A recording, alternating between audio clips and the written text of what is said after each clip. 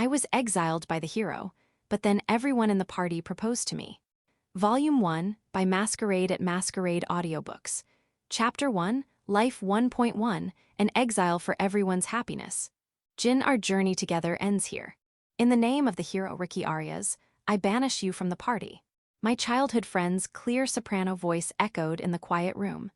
The two sitting on either side of her seemed to have no objections, watching silently. Yuyuri, Ryushika. Like me, they were comrades who had supported Ricky. The fact that there was no argument from them meant this was already a decided matter. I also felt that this was about the right time, so I have no objections. I understand. Thank you for everything, all three of you. With me was Ricky, who received the divine protection of the hero, and I, who possessed the blessing of precocious growth. Our journey began in a small village.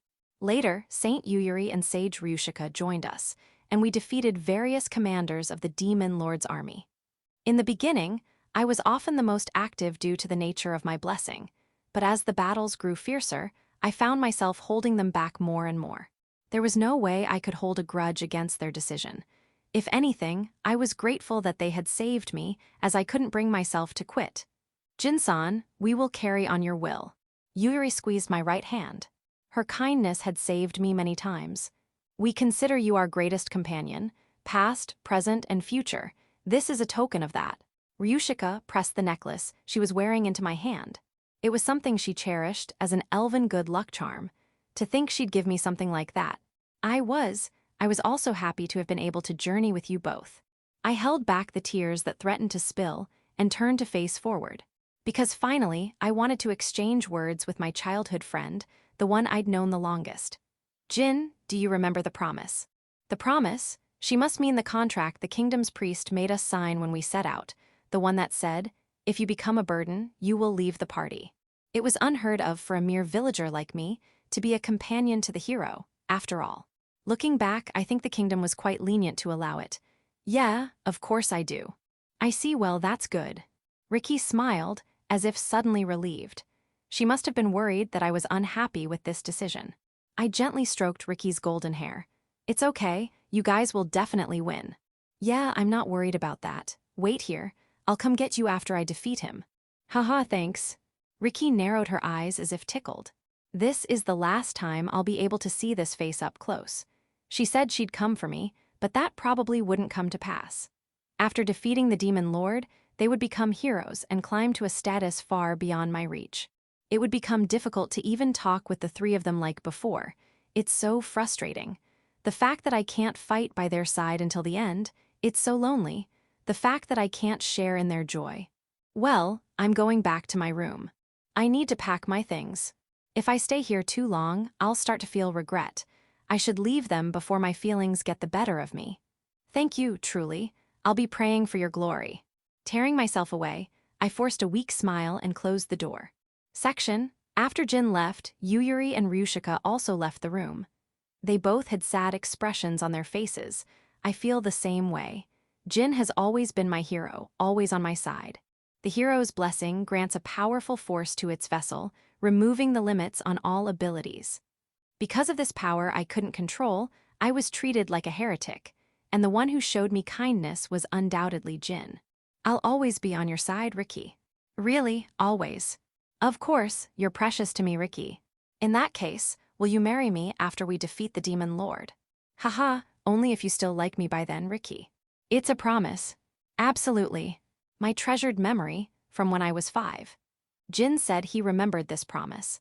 The reason I'm a hero isn't for those hypocrites who changed their tune the moment they found out I was the hero. It's because the Demon Lord who threatens the peace is in the way of me having a happy married life with Jin. It was a happy miscalculation that Jin also had a blessing from the goddess. Getting to travel with him was killing 2 birds with 1 stone, but that has to stop for now. The Demon Lord is apparently strong, and it would be terrible if something happened to Jin. My ultimate goal is to marry Jin, have about 10 children, and live happily ever after. So, I need Jin to step away for a bit. I can probably defeat the Demon Lord within a day. That's how much fighting spirit I'm filled with right now. Defeat the Demon Lord and get married. Defeat the Demon Lord and get married. It's only natural that my breathing gets a little heavy. I have to go buy a wedding dress. I want to match everything to Jin's tastes. When I return after defeating the demon lord, I'll go out on the town with Jin. Just the two of us, for the first time in a while. I don't dislike Yuyuri or Ryushika, but compared to the beginning, the time I get to spend alone with Jin has decreased. And that, of course, is lonely. Jin, I love you. I turn off the light and lie down on the bed. I fell asleep, dreaming of a happy future. Section. Hess, what a cute thing to be thinking about, Riki-chan. It was easy to see right through the thoughts of the still childish hero, who is both my travel companion and my rival in love. She was always so clingy with Jin-san. So when she suddenly said she was kicking him out of the party right before the demon lord battle, I wondered if this Riki-chan was an imposter. But if you think about it from her position, you understand immediately. The best way to ensure the person you love most doesn't die is to not let them participate in the battle with the demon lord. I feel bad for Jin-san, but whether he's there or not, it doesn't really affect the fighting strength of the three of us. In fact, the certainty that he is alive will grant us more mental stability. The only way our hero party could lose is if he were to die, and we were to be thrown into turmoil. Riki-chan probably intends to finish off the demon lord tomorrow and confess to Jin-san. But I won't let that happen. I'm sorry, Riki-chan. We're friends, but I can't give in on this. He was the first one to understand the suffering I endured, being revered as a reincarnation of the goddess, because I received the saint's blessing. Every day, every single day, since I was a child, I have healed gruesome wounds. I have listened endlessly to the troubles of strangers. With no time for leisure, I had killed my own heart. I have never forgotten that one scene when he reached out to me. Won't you tell me your story, Yuyuri? Happy things, painful things, anything is fine. Why would you ask such a thing? Because we all pray to you, Yuyuri, as if offering ourselves to the goddess, but you have no one to lean on. I thought that was strange. If someone like me is okay, I want you to rely on me. When you're in pain, when you're about to break, I want to be by your side and support you. Is such a thing permissible? If anyone says it's not, I'll punch them out. I want to be a source of strength for Yuyuri, not for the Saint-sama. Fufu, Jin-san is such a kind person. Being appealed to with such passionate words and eyes like that, it's enough to melt my frozen heart. To want to be by my side and support me, Fufu, you fufu. That was without a doubt a proposal. I was crying at the time and couldn't give a reply, but the perfect timing has finally arrived. That lonely look in his eyes as he left the room. He must be heartbroken, thinking he's been rejected. Please be at ease, Jin-san. I will not abandon you. From this moment, I, Yuyuri, will use my everything to heal you. The virginity required of a saint? What is that? If I can't be a saint without being a virgin, then I'll quit being a saint. Because tonight, I'm going to have a passionate first night with Jin-san. Besides, this is for our sake as well. Once we defeat the demon lord, we won't be able to meet like we used to. However, if I get pregnant here, it will elevate Jin-san to the position of the saint's husband, and the kingdom won't be able to treat him poorly. It'll be easier for Riki-chan and the others to meet him too. Well, by then he'll be my husband, but it's better than not being able to see him at all. Riki-chan is a heavy sleeper, and Ryushika-san is a serious person, so she's probably preparing for tomorrow. My strategy is to cross the line with Jin-san in the meantime. What a perfect plan, if I do say so myself. Well then, I shall cleanse myself before I head over. I headed to the shower room in a cheerful mood, unbefitting the eve of the final battle. Section. The room assigned to Jin-san was now empty. On the bed, a single letter was placed. I'll be taking him, so please take care of the demon lord, Ryushika. Fufu fu fu fu fufu. That ancient elf hag. I tore it to shreds, then rushed to Riki-chan's room to wake her up. Section. A magic circle unfolded in the middle of the forest, where the trees grew so thick that not even the moonlight could reach. A dazzling light flashed, and the scenery before us changed completely. Teleportation magic. Using the lost ancient art available only to a sage, Jin, and I moved from the inn to a point he had specified. Are you sure about this, Ryushika? Having you really send me off? Ah, don't worry about it. We're friends who have shared our hearts. Something like this is no trouble at all. I see, Ryushika, you really are kind. Thank you. With that, Jin shouldered his packed luggage, turned his back to me, and started walking. At that moment, a sly smile spread across my face. Ah, it's almost time. Soon, this strong yet gentle boy will become my husband. Riki and Yuyuri are naive. Especially Yuyuri, she probably thinks she's already won. By now, she's probably seen the letter I left in the room and is rushing off to defeat the demon lord, Ryushika Elrischa. It has been 28 XX years since I was born an elf. In human years, I'm 28. I have both feet firmly planted in the category of old maid for both elves and humans. In a world where it's normal to marry at 15 or 1500 for elves, I, who had been absorbed in my research, had no interest in marriage. However, as those around me started building families one after another and I was invited to their weddings, I began to feel a sense of loneliness. The happy smiles I saw over and over during the marriage rush of my friends from my student days. Cooking together, having a baby and buying a new house, going on family trips and making memories. That's the kind of warm family they'll build. What awaited me on my way home from an invited wedding, my imagination running wild, was a dark entryway. The hollow sound of my "I'm home" echoing with no reply. The piled-up, bulging garbage bags. The countless research documents scattered not just in my study, but all over the living room as well. Ah, this is painful. Even I finally got my act together and asked my parents for help, but it was already too late. Even with the sage's blessing, there was no man who would want an old virgin like me. No, it was probably because I was the sage that I was avoided. I look younger than my age, but that can be said for all elves. Thus, unable to even get a marriage interview, I chose to take this opportunity to travel with Hero Riki and the others.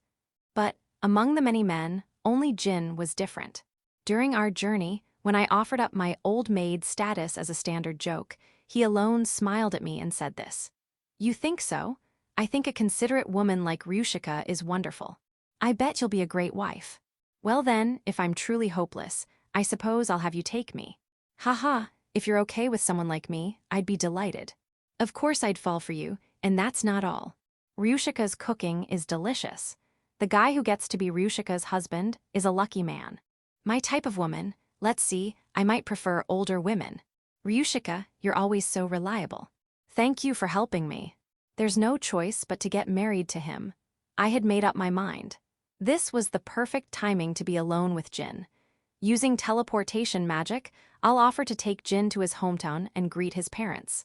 From there, things will naturally lead to us sleeping together, whispering words of love and a happy ending. It's perfect. My own intellect frightens me. Ryushika. Ah, it's nothing. Now shall we head to your family home? My family home. Ah, right. I want to brag to my dad and mom about my reliable companion. Greetings, you can leave it to me. I have learned all the proper etiquette. Will we make it in time? There's no problem as long as we're back by tomorrow morning. Travel is instantaneous with magic. So, would it be wrong of me to want to deepen my bond with you, even a little, before the battle? No, I'm really happy. To be honest, I was feeling a little down about my own powerlessness. I see, in that case, I shall comfort you. Thoroughly, over the course of one night, that is. I've scoured through countless reference materials for this moment.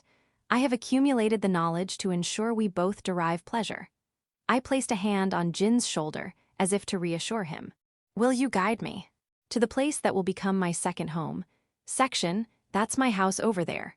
Walking out of the forest, the view opened up. I could see a wooden fence erected as a minimal defense and scattered old houses. At the very back, that's my family home where my parents who support the village as its chief live. I see, even I am getting nervous. She crisply tidied her appearance. You don't have to be so formal. My parents are pretty easygoing, even if I do say so myself. I can't do that. A first impression greeting happens only once in a lifetime. Haha, you're so dramatic. But Ryushika's level of enthusiasm was incredible. It was almost as if she were about to challenge a high-ranking officer of the Demon Lord's army. I'm starting to get nervous myself. It's been 3 years since I left the village. That's right. I haven't seen them in 3 years. They sent me off cheerfully, saying I was going to save the world. I wonder what kind of face they'll make when I tell them I've retired. Disappointment? I want to believe there won't be any. But knowing my dad, he might give me a fist to the head. Especially since I've come back alone, leaving Riki behind. I'll accept it humbly. Jin. Ah, sorry. I started to feel a little strange myself. Don't worry. I will attest to your deeds. Jin has certainly helped save the world. You should walk through that door with your head held high. Ryushika. She's the sage. Maybe she saw this far ahead and came with me. Well, I can't offer much of a reception, but come on up. I said, opening the door. Inside the house were my mom and dad, with more wrinkles than when I last saw them. They looked over at us and shot up from their seats. Jin. Is that you, Jin? Yeah, I'm home, Dad, Mom. Welcome home, Jin. My parents, who welcomed me with gentle voices, were smiling. Seeing their faces, my worry that I might not be accepted was needless. I barely held back the urge to jump into their arms from sheer happiness. There are many things I want to talk about, but before that, there's someone I have to introduce. One of the comrades who traveled with me to save the world. Dad, Mom, this person here is. Pleased to meet you, father-in-law, mother-in-law. My name is Ryushika, and I am engaged to Jin. I look forward to our long and happy future together. My parents' screams, loud enough to cut me off, echoed throughout the village. Section, Kyukuku, so you are the heroes of this generation. Before me and Yuyuri stood the demon lord, who had long plunged this world into chaos. He certainly radiated a presence, an intimidating air incomparable to the monsters we've fought so far, making me brace for a tough battle. No, that was making me brace. My more precious-than-life married life is about to be stolen away by a companion. That fact filled us with motivation, because after we defeat this guy, an even more fierce battle awaits. I am the great demon lord who rules over all demonkind, Kaiser Raluel and Gyu. She missed. You cur, a surprise attack, how cowardly. I don't have time to waste on you, I'll give you a choice. Die now or die later. Kyukuku, such magnificent bloodlust for one so young. But do you truly think such a threat would work on me? The demon lord was, as expected, on a different level. The commanders of his army that we defeated until now never surrendered, but none had laughed back at my killing intent. In that case, I will fulfill my mission as the hero, so I can live a lovey-dovey newlywed life with Jin. Come at me. I shall meet you with all my might. The demon lord before me seemed to be having a great time. Does he still think he can win, even though he's the one who's about to die? O war goddess smiling in the heavens. Return all evil spread before my eyes to nothingness, holy sword of judgment Excalibur. O goddess, salvation, judgment, execution, grant it unto him, song of soul annihilation. See nothing, hear nothing, feel nothing. Just embrace your body like a babe and perish. A curtain of eternal darkness for the weak, illusory, void world zero phantasm. The three of us unleashed our ultimate techniques simultaneously. The holy light from our blessings and the sullied darkness from the demon lord clashed, vying to consume one another. The holy sword of judgment's power increases with the user's emotions. I've always had little emotional fluctuation, but I've been suppressing them for this very moment to unleash them and gain explosive power. I love Jin. I love him more than anyone in the world. Because I promised we'd marry and live a happy life. If I lose here, it will all end as my dream. I absolutely refuse that. Refuse it. Refuse it. Wah! Its power is increasing steadily. In the end, the power of love wins. The darkness was completely swallowed by the radiance, and a holy light enveloped the entire area. Iguayaza. For the demon race, holy light is a corrosive poison. Swallowed by the torrent of light from the attack Yuyuri, and I released, the fiend writhed on the spot, screaming. I cautiously approached and prodded the demon lord's body with my sword. He jumped like a caterpillar each time, which was a little amusing. Now, demon lord, in this war between humanity and demonkind, who do you think was in the wrong? Kyukuku, that would be us demons, our actions are justy. No, it is the victory of all humanity, of course. The demon lord was shocked by the words he himself had spoken, covering his mouth with his hand. He must be surprised that his body was acting against his own will. That is the effect of the holy light bestowed upon us heroes. It seems the holy light from our blessings is steadily purifying his spirit. Then, from now on, the demon race will serve for the sake of humanity, won't you? Who would accept such a proposal? I understand. As the loser, I accept, damn it. What in the world is happening? The demon lord was terribly confused by his current state of rapid change. His body is no longer his own. It belongs to the goddesses who are surely blessing us from the heavens. But, from the looks of it, there shouldn't be a problem. He's being properly purified. Then let's go quickly. Please guide us to the location. Yeah. Once you cast a body enhancement spell on me, I'll head out immediately. Understood, O goddess. Grant us your blessings, celebration song. Yuyuri used the power of her saint blessing to further boost my strength. After checking the feeling with a few flexes, I extended my hand. Hold on tight. The place he definitely went to is our hometown. Are you sure? Don't underestimate a childhood friend's intuition. I believe you. Let's go. Turning our backs on the demon lord, who had lost consciousness at some point, I crouched down as if to build up power. And then I kicked off the ground, soaring through the sky. Section, am I dreaming right now? Oh my, oh my. Ryushika-san, you truly do love our Jin, don't you? It's embarrassing to state it so plainly, but my feelings are genuine. I was so eager to greet you both today that I used magic to get here. Is that so? Well, Jin is a lucky man to have caught such a beauty. My companion and my parents are getting all excited, leaving the person in question behind. And what's more, it's a marriage talk I have no memory of. Aryushika. What's the matter? I wanted to talk about our future together. No, that's what's weird. There are too many things to point out, but let's start with that. What is that all? I can explain it simply. Ryushika shrugged her shoulders and shook her head as if to say, good grief. May I? I want you to listen without being surprised. Got it. I'm in love with you, Jin. Wait. Impossible. It's impossible not to be surprised. I wave my hands frantically to stop her. However, she grabbed my hands, squeezed them tight, and immediately resumed talking. Jin, back when I asked, if I really can't get married, will you have me? You said, I'd be delighted. I did say that. I certainly had a memory of exchanging such words with her. But wait a minute. Just because of that, I never thought she'd actually make a move on me. Besides, she still has a job to do. What about the demon lord? Without Ryushika the sage, even those two will have a hard time. You can rest easy about that. After I spend one night with you, Jin, I'll head there immediately. One night, that far. I am serious.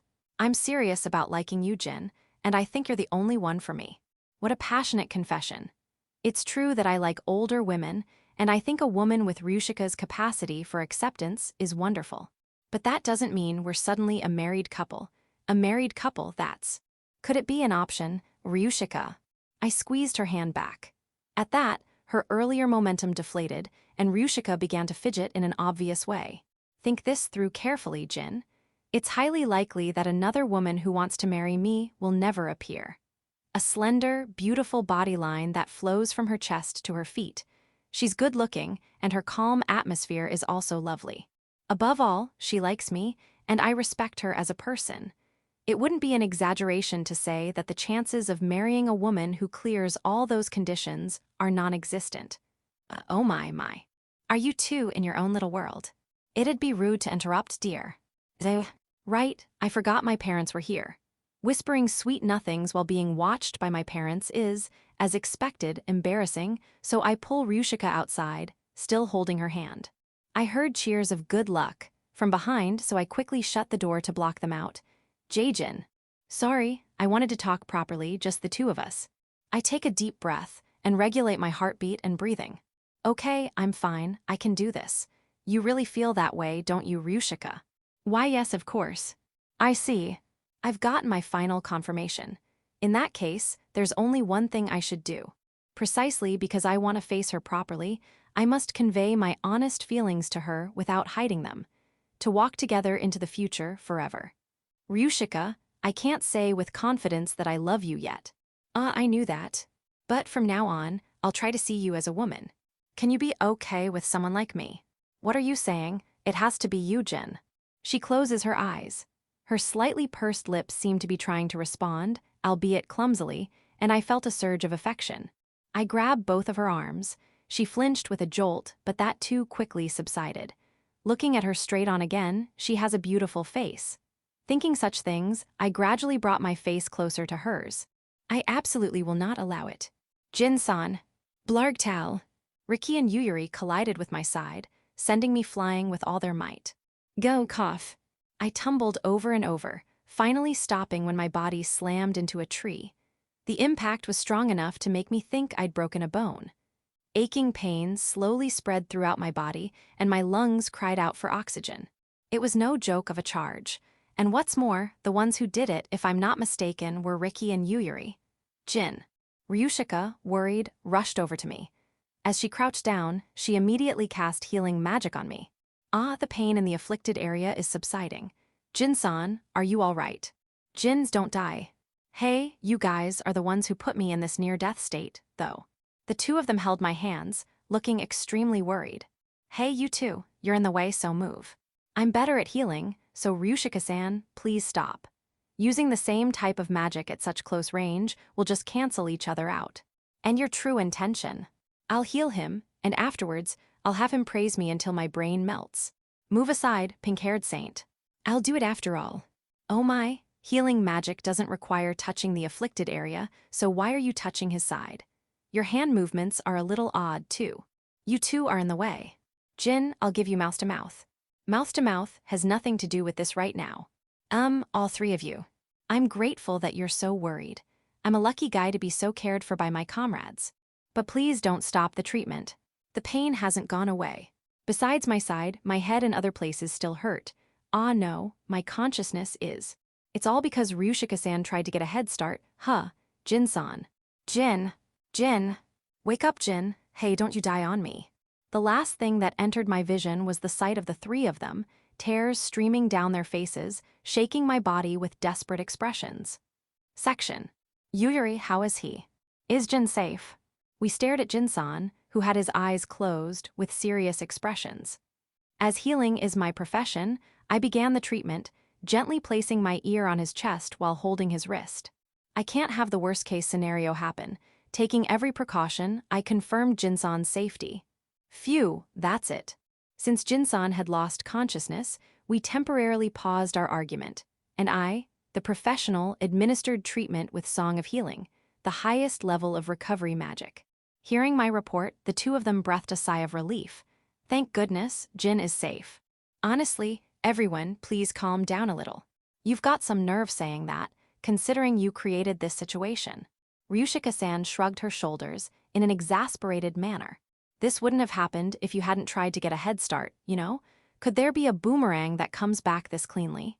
Riki-chan closed the distance as if to interrogate her. And you, Ryushika, what were you trying to do, getting so close to his face? That's a. In the first place, wasn't it you, Ryushika-san, who got a head start, pushing the demon lord subjugation onto us? It can't be helped. If I miss this chance, who knows when I'll get another opportunity to be alone with him. An old hag elf who only knows things from books has no right to make a move, so please behave yourself. What? Then Yuyuri, do you have experience? No, I don't. For some reason, Ryushika-san looked at me as if she were looking at an unbelievable idiot. What a horrible person. I have heard countless raw accounts of experiences from my followers. I'm different from Ryushika-san, who just buries herself in books, you know. As a punishment, I'm leaving the subjugation report to Ryushika. Riki-chan said so, and scooped Jin-san up in a princess carry. Wait a minute. It's no good without Riki the hero. You're coming too. No, Ryushika-san has a point. I will look after Jin-san, so you two please go to the capital without worrying. Lewd saint. The woman whose nutrients all went to her chest. I can't hear the ramblings of a muscle-brained hero and a flat-chested elf at all. Ryushika, you want to get a little exercise with Yuyuri first. What a coincidence. I was just thinking I wanted to try out a new spell. Isn't what you're saying, despite your smiles, far too dangerous? Where has the bond of comrades who traveled together for 3 years gone? Besides, Ryushika-san, you have instant teleportation magic, so it's just a moment, isn't it? I'm worried about what you might pull in that single moment, so no. Are you perhaps confusing me with a succubus or something? Am I wrong, Sex Saint Sama? I've been thinking for a while that I need to settle things with all of you. Both of you, that's enough. Riki-chan's anger-filled eyes pierced us. Seeing her serious face, I was brought back to my senses. That's right. We knocked Jin-san unconscious, and on top of that, we're having an ugly argument. What are we doing? We just wanted to laugh with him, that was all. We wanted to share those fun times for a little longer. This won't do. We need to properly reflect. At this rate, my time to spend the night with Jin will be reduced. All right, fine. Rock, paper, scissors will decide with rock, paper, scissors. The winner gets to stay. Got it. The other two, seeming fed up with the endless argument, readily nodded. As we each raised our arms high, I kicked things off. Okay, here we go. Rock, paper. Scissors. Immediately after, a single, thick, joy-filled roar of victory echoed throughout the village, and it seems a rumor spread for a while that a monster had appeared. I wonder who that could have been, Yufufu. Section. The chirping of little birds plays a tune. Sunlight illuminates the room from a window not quite covered by a ragged piece of cloth. My consciousness begins to awaken, drawn by the signs of morning, and the first thing I feel is something wrong. So heavy. My lower body felt constrained as if tied to the bed. What in the world, eh? When I somehow managed to move my neck, I saw Yuyuri was sleeping, using my crotch as a pillow. WHY is Yuyuri here? NGH and an NGH. She is currently leaning against me. She shifts as if she's uncomfortable in her sleep. Because of that, the softest parts of Yuyuri's body were being pressed and ground against me. And not good. This position is extremely not good. Yuyuri, wake up, or else the other me is going to wake up. However, she showed no signs of waking up at all. She's usually the best at waking up, helping me make breakfast, so why, of all times, is she in such a deep sleep? If it's come to this, I'll have to use force. As I tried to gently move her, my bandaged hands and feet came into view. At that moment, memories of last night flooded back like a torrent. Right, I remember now. I was about to kiss Ryushika after she confessed to me, when Riki and Yuyuri suddenly appeared and sent me flying. And then, while the three of them were arguing, I passed out from the pain I see. Yuyuri was probably nursing me and fell asleep, something like that. It also makes sense that I woke up in my nostalgic room. However, just because I understand the situation, the current predicament of where to look doesn't change. If I move carelessly, I'll definitely hit them. Even if she's hugging me of her own accord, it's probably best not to carelessly touch her chest. Su. I slowly extend my arm toward the rhythmically breathing Yuyuri. I lift her body just a little and escape from her hold. The chest is off limits, somehow her shoulder. But if my parents were to see me like this, they'd surely misunderstand, haha. Hey, time to get you. Come downstairs slowly. No, Dad, you've got a huge misunderstanding. I shouted to stop him, but my father wasn't listening. With a fixed smile, he slammed the door shut and returned to the living room. Are he and Mom now lamenting their son's infidelity, or are they rejoicing that there's a new bride candidate? Knowing their personalities, I feel like it's the latter. In the first place, it's not like Yuyuri has any romantic feelings for me. Fwa. A sweet voice echoes in the now silent room. Her breasts are emphasized as she arches her back to stretch. The only one with such deadly weapons was Yuyuri. Good morning, Jin-san. How are you feeling? No problems so far, I think. You healed me, didn't you, Yuyuri? Thanks. No, I'm the one who caused you trouble. What do you plan to do now, Jin-san? If you'd like, I'd love to join you. Okay. Today, I was thinking of praying for everyone's success in defeating the Demon Lord. Wait, that's it. The Demon Lord subjugation.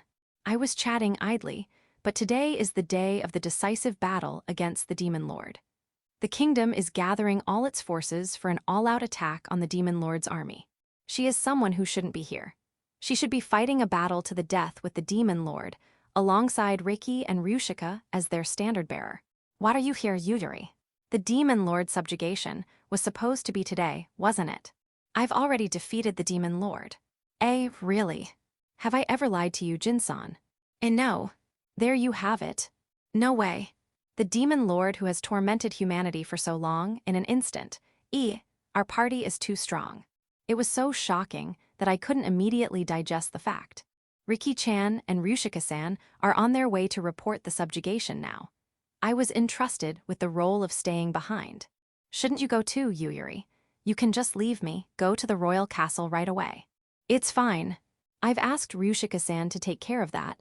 About our future, you know. And besides, she continued, please don't say someone like me. If my important person speaks ill of themselves, it makes me sad. But. No buts. Okay, please promise me. Yuyuri gently took my hand and clasped it in front of her ample chest. In her eyes, I could see sadness and, unusually, anger. I reflect on my own weakness, realizing just how serious she is. I'm sorry, I won't belittle myself in front of you again. Yes, it's a promise. Whenever she makes a promise, she always links her pinky like this. She says it's a ritual she learned from the goddess. I don't know the details, but it's probably some kind of secret passed down only to those who hold the qualification of a saint. Yuyuri seemed to be in a good mood after making a promise with me, but upon seeing the bandages on my arm, a shadow fell over her smile. Again, I'm sorry about last night. Seeing you two in that kind of scene, I got carried away. Yuyuri apologized, looking downcast. Even though she's accomplished such a great feat, she's worried about someone like me. I guess that's what makes her the saint. She has been exposed to more pain than most people, so she understands the pain of others well. That's why she has this habit of blaming herself more than necessary. It's okay, Yuyuri. Thanks for worrying about me. Yes, thank you very much. When I patted her head, she gave me a bright smile. Yuyuri's smile illuminates people like the sun. I want to feel ashamed of myself for having had wicked thoughts about such a wonderful girl. What will you do now, Jin-san? Are you going to rest some more? No, I'm getting up. I'm too surprised to go back to sleep. Then let's have breakfast. As an apology, I'll make it today. I'll help too. I can't just keep relying on you, Yuyuri. At my words, Yuyuri jumped as if to express her joy and pulled my hand. The companion I had braced myself to part with is still by my side. The fact brought a smile to my face. Oh, Jin-san, that's a very lovely smile. Could it be? Could it be? Are you happy that I'm here? Haha, yeah, that's right. I'm happy to be able to chat with you like this again, Yuyuri. Jin-san, is that a love confession to me? Can I go for it? Can I push you down now? Well, let's go to the living room. Mom and Dad should be there, probably. Yuyuri stopped in her tracks and muttered something, but when I called out to her, she followed me down the stairs. Mornin', nobody's here. You're right. I wonder if they've already gone to work. Maybe. Oh, there's something on the table. I picked up the wooden board on the table and read it. To Jin and Yuyuri-chan. Your father is taking your mother out to gather wild vegetables for dinner. Everyone in the village has gone out hunting or to fetch water. Don't worry, no one will be back for a while. You can have fun and make noise with your travel companion. No one will hear you, so you don't have to hold back your voices. P.S. You can use any ingredients in the house, so build up your stamina. From Mom and Dad. This kind of consideration hits the hardest. Reading the text, it was clear my parents were being unnecessarily considerate. Don't abuse your authority as village chief in weird ways. What on earth did my parents tell everyone in the village? What did father-in-law and mother-in-law say? Yuyuri tried to peek from behind, so I hurriedly hid it so she couldn't see. If she saw this, she'd definitely look at me with contempt. That my parents are trying to create that kind of situation. It's nothing, just that they're going out to get ingredients for dinner. Is that so? They should have told us, we would have gone. They probably wanted us to rest after our long journey. Let's accept their kindness. Fufu, you have a point. Phew, it seems she bought it. Yuyuri stood up, took a cloth, and tied her long hair back into a single ponytail. Now, let's have breakfast. Any requests? Let's have a sandwich with fried egg, ham, and vegetables. I'll cut the ingredients. Can you fry the eggs, Yuyuri? Understood. I mentally chanted wind blade, and a wind blade shot from my fingertip, cutting the wooden board into 4 pieces. Okay, evidence destruction complete. I rolled up my sleeves and we started working, standing side by side at the cooking station. The rhythmic sound of a knife hitting a cutting board. The sound of beaten eggs sizzling and popping. A quiet space where the sounds of daily life, which I had never paid attention to before, were clearly audible. Yeah, it's kind of. Times like these are nice. No need to be on edge. During our travels, there was always a part of our consciousness on alert, wasn't there? And an NGH, it's so relaxing. I averted my eyes from her dangerous assets that jiggled with her slightest movement and concentrated on my hands. The demon lord is really gone. It doesn't feel real. There was a reason we removed you from the party. Jin-san, you know. We all didn't want you to die. Thinking I was angry about being kicked out, Yuyuri hurriedly started to explain. Sorry, I'm not bothered at all, so don't worry. Emmu. When I patted her head, She narrowed her eyes as if tickled. Come to think of it, it's been a while since I've seen her not in her usual saint's vestments. She usually wears a black-themed dress, but now she's wearing a completely opposite white apron over it. The well-worn apron I lent her from my mother also seemed to suit Yuyuri, who had a maternity that enveloped all. If I had a wife like this, my life would be so colorful, not that I have a chance. Jin-san. Sorry. Your current look is so fresh, I got caught up staring. Fufu, it's all right, you can look all you want, now and from now on. True, I've got one more thing to look forward to. As we were chatting and laughing, breakfast was ready in no time. I cut the hard bread we had in storage into 4 pieces, making space to stuff each with fillings. Lettuce, leaves, ham, and there. So it doesn't spill, gently, it's done. The finishing touch was Yuyuri placing the egg on top. We poured drinks into cups, carried them to the table, and sat down side by side again. Thank you for the food. Yeah, this is delicious. Simple is best after all, right? The vegetables are crisp and delicious too. The bread is a little hard, but that's also part of its charm. We, in our growing years, wolfed it down. It was gone in no time. It's been a while since I could focus on a meal so slowly, maybe that's why it tastes extra delicious. A morning where we can catch our breath like this. When was the last time? There were times we were attacked mid-meal, or had to march right after eating. I have a bitter memory of my stomach going wild, because I wasn't used to it at first. That won't happen anymore, Huz. Peace is nice, isn't it? Yeah. Now that it's peaceful, what did you plan to do after returning to your hometown, Jin-san? Vaguely, I was thinking of living a laid-back life. Grow vegetables, hunt, occasionally take food and go on a day trip.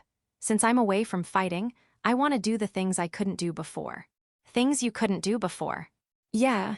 Do you have anything you want to do, Yuyuri? Making babies. Sorry I bit my tongue, Yuyuri stuck her tongue out embarrassedly. Ha, right? There's no way that Yuyuri would say, making babies, first thing in the morning.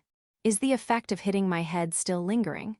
To get back on topic, just being able to calmly talk about the future like this. Don't you think it's a wonderful time? Yeah. If I could wish for it, I'd want to spend time like this forever. Just now, I even found myself thinking, if I were to marry Yuyuri, would we be able to spend our mornings together like this? Yeah. Yuyuri's face turned beet red. The redness spread to the tips of her ears. I messed up. Because of Ryushika's confession, I've started to become conscious of weird things. It would be gross for someone like me to suddenly say something like that. I said I wouldn't belittle myself, but I have to apologize for this. Sorry, I said something weird. Jin-san, are you still half asleep? I'm really sorry. I'm just going to wash my face. We're already newlyweds, so we can spend as much time as we want together from now on. Right. Yuyuri and I are already married, so we can do whatever we want. Wait a second. A sudden marriage story I have no memory of. This development, I've experienced it recently. And no way, right? That day, I haven't forgotten it for a moment. The words of your passionate proposal, Jin-san. Pass me, you did something again. Her entranced, heated gaze pierces me. I'm responding with a smile, but inwardly I'm screaming. Not yet. Don't panic, Jin Geist. Maybe circumstances have become complicated and Yuyuri is just misunderstanding. Be calm, don't make a hasty decision, and listen to what she has to say. You said it, Jin-san. When you're in pain, when you're about to break, I want to be by your side and support you. It's no use, I'm already checkmated. I have a clear memory of that day. But does this count as a proposal? Wanting to be by a close friend's side to support them is a normal thing, isn't it? That's right. I suppose I have to put my feelings into words, too. Perhaps sensing my unenthusiastic reaction, she turned to face me.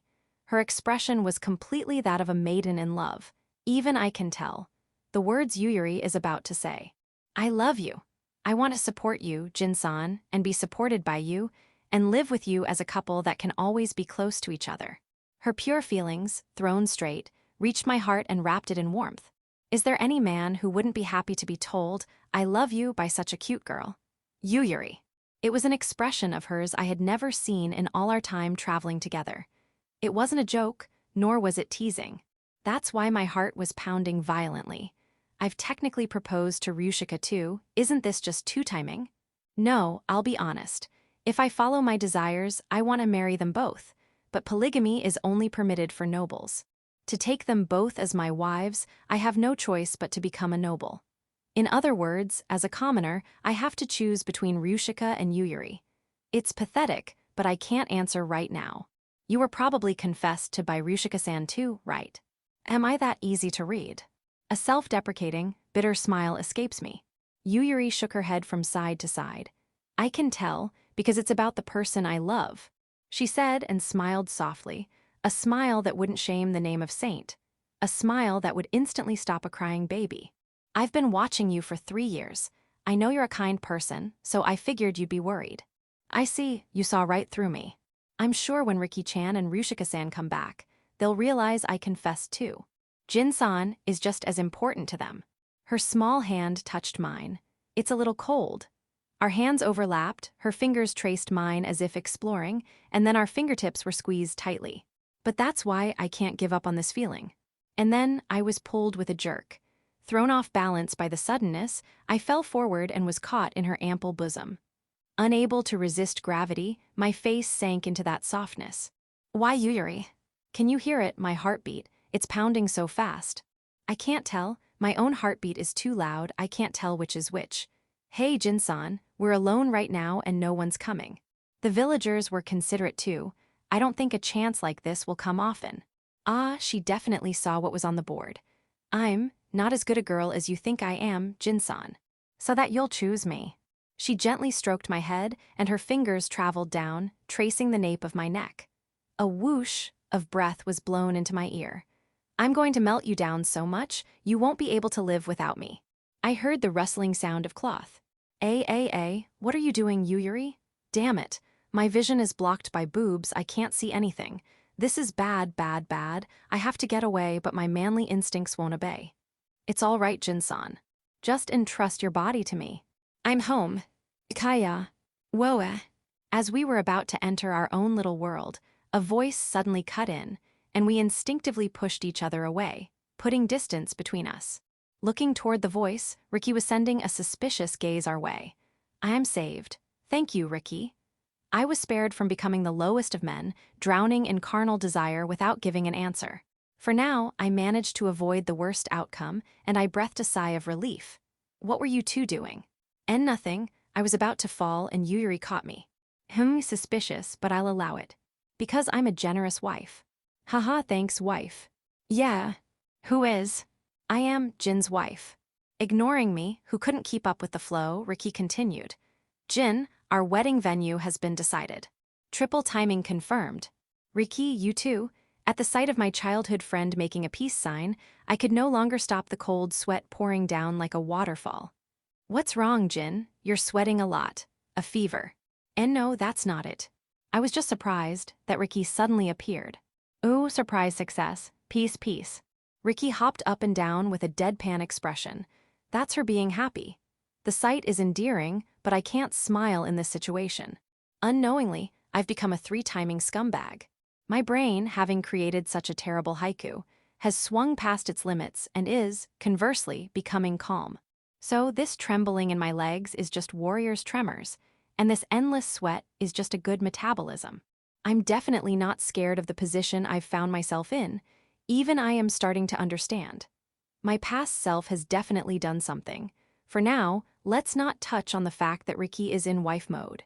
I'm more concerned about the wedding venue. There's a possibility that other people are involved without my knowledge. I get it. Let's hear the details. Let's just sit down and talk about this one thing at a time. I said and sat down in a chair. The two of them flanked me on both sides as if it were the most natural thing in the world. An empty room spread out before my eyes. That's not how this is supposed to go. I couldn't hold back the retort anymore. It's natural for a wife to sit next to her husband. Even a wife talks face to face in a situation like this. It's hard to talk while being sandwiched. Then, Riki-san, please move to that side and explain properly. No, you do it instead, Yuyuri. Isn't that asking a bit much? It's fine, I believe in you, Yuyuri. I would have preferred to hear that in a different situation. The conversation is going nowhere. Also, I wish they'd stop arguing while sandwiching me. It's really making me feel claustrophobic. Having lost my patience, I stood up and moved to the opposite side. All right, you two don't move, just sit there nicely side by side. When I checked them as they tried to immediately change seats, they reluctantly sat down. So, you've decided on the wedding venue with me, was it? Yes, I think you'll be happy too, Jin. I see. Well, can I ask where? The royal castle.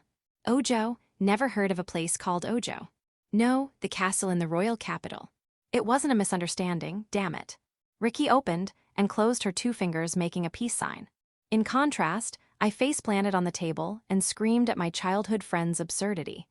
I got the king to approve it too.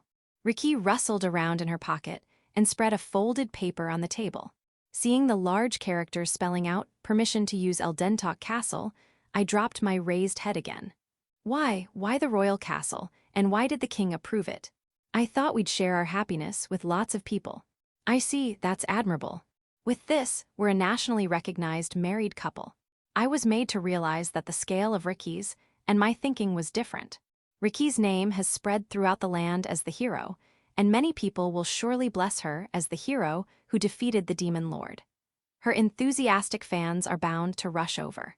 I'm starting to worry if I'll have stones thrown at me when they find out her partner is me. Wait, the conversation is proceeding in the direction of me marrying Reki, but isn't this an uninteresting story for you, Yuri? I hurriedly straightened my posture and looked at the girl who had just confessed to me. Is there something on my face? However, there was no sign of anger at all. On the contrary, she was leisurely chatting with Ricky, saying, "That's nice." Huh.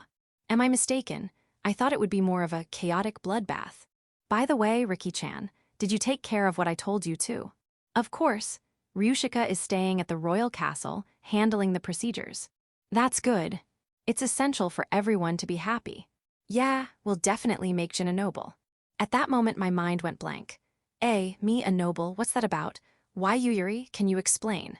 What's going on? Actually, as one of the rewards for defeating the demon lord, we demanded, please make Jin-san a noble. She said, giving a practiced wink.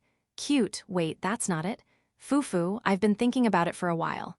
What would I do if all of us were in love with Jin-san? If we fought seriously, the damage would be greater than an attack from the demon lord's army. I'd want to have you all to myself, if possible, you know. Of course, I was confident you'd choose me, but I can't imagine a life without Jin by my side. So, the three of us talked last night. And what we proposed was the make Jin-san a noble plan.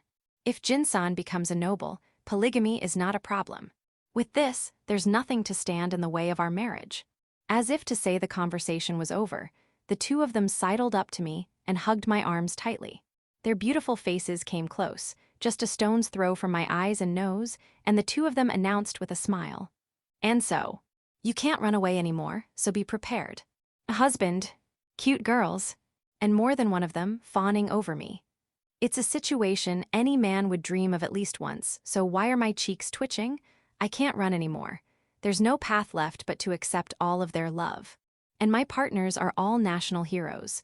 Realizing my own future, I was troubled by a stomachache that was starting to get worse. Meanwhile, at the royal castle. Damn it, that Ricky. Just because she can't do head work, she pushes it all on me. And I was woken up in the early morning, and am being made to work in my sleepwear, though. Move your hands more than your mouth. While I'm away, the relationship between the three of them will progress. I'm the king, right? An errand boy. Being with you guys always makes me feel like I'm going insane. Marriage. Once this is over, I'll finally marry Jin. Someone bring me Jin. He's the only one in the heroes' party who's nice to me. Before Ryushika, who was tackling a mountain of documents with a demonic expression, the king's laments echoed emptily in the office. Chapter 2, Life 1.2, this time from me. So nostalgic, I feel like a kid again. The scene changes to my room.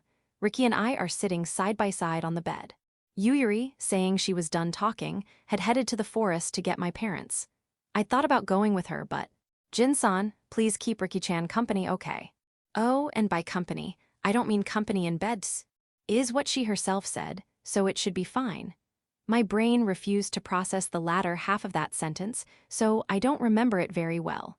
I like Yuri, she's kind at heart. It's hard to hate her. Yeah. She's a good cook, and she helped me study too. Yeah. Also, her boobs are bigger than mine. Yeah, Could you please stop saying things that are suddenly so hard to agree with? But when it comes to my feelings for Jin, I haven't lost. Riki spreads her arms and falls backward onto the bed. She pats the space beside her, and I follow, lying down next to her. It's a cheap bed. It creaks loudly, and my back hurts a little. But having Riki next to me like this feels incredibly nostalgic and comforting. We used to sleep together all the time. This brings back memories. I was just thinking the same thing. You'd wake me up in the middle of the night to take you to the toilet, and you'd just crawl into my bed afterward. It's warm sleeping with you, Jin. For you, maybe. You'd cling to me at first, but once you fell asleep, you'd toss and turn so much you always stole my blanket. I lightly flick her forehead, but Riki doesn't even blink. Hee hee. My body is now immune to such light damage. The hero's divine protection is really something, huh? I might not be a match for you anymore. Of course, I'm stronger than you now, Jin. I could beat you with my pinky. Wanna arm wrestle like old times? Haha, I'm not falling for that kind of provocation. Running away, you've become a coward, Jin. It's not cowardice, it's a strategic retreat. Weakling, small fry. Less than my pinky. Did you become such a chicken you won't even get on stage because you're scared of losing? How lame. You're on. Just as Yuyuri taught me. I can't quite make out what she's mumbling, but it doesn't matter. If I back down after being ridiculed like this, it'd be a disgrace to my manhood. Even I have a shred of pride. I'll take you down easy. Don't just use your pinky, come at me with everything you've got. Are you sure? You could get seriously hurt, you know. Just come at me with your pinky. And so that last shred of pride was shattered. Okay then. I grip Riki's little finger tightly. It's so small and slender it practically disappears in my hand. Normally, this would look like a man bullying a helpless little girl. But my opponent is Riki, the hero.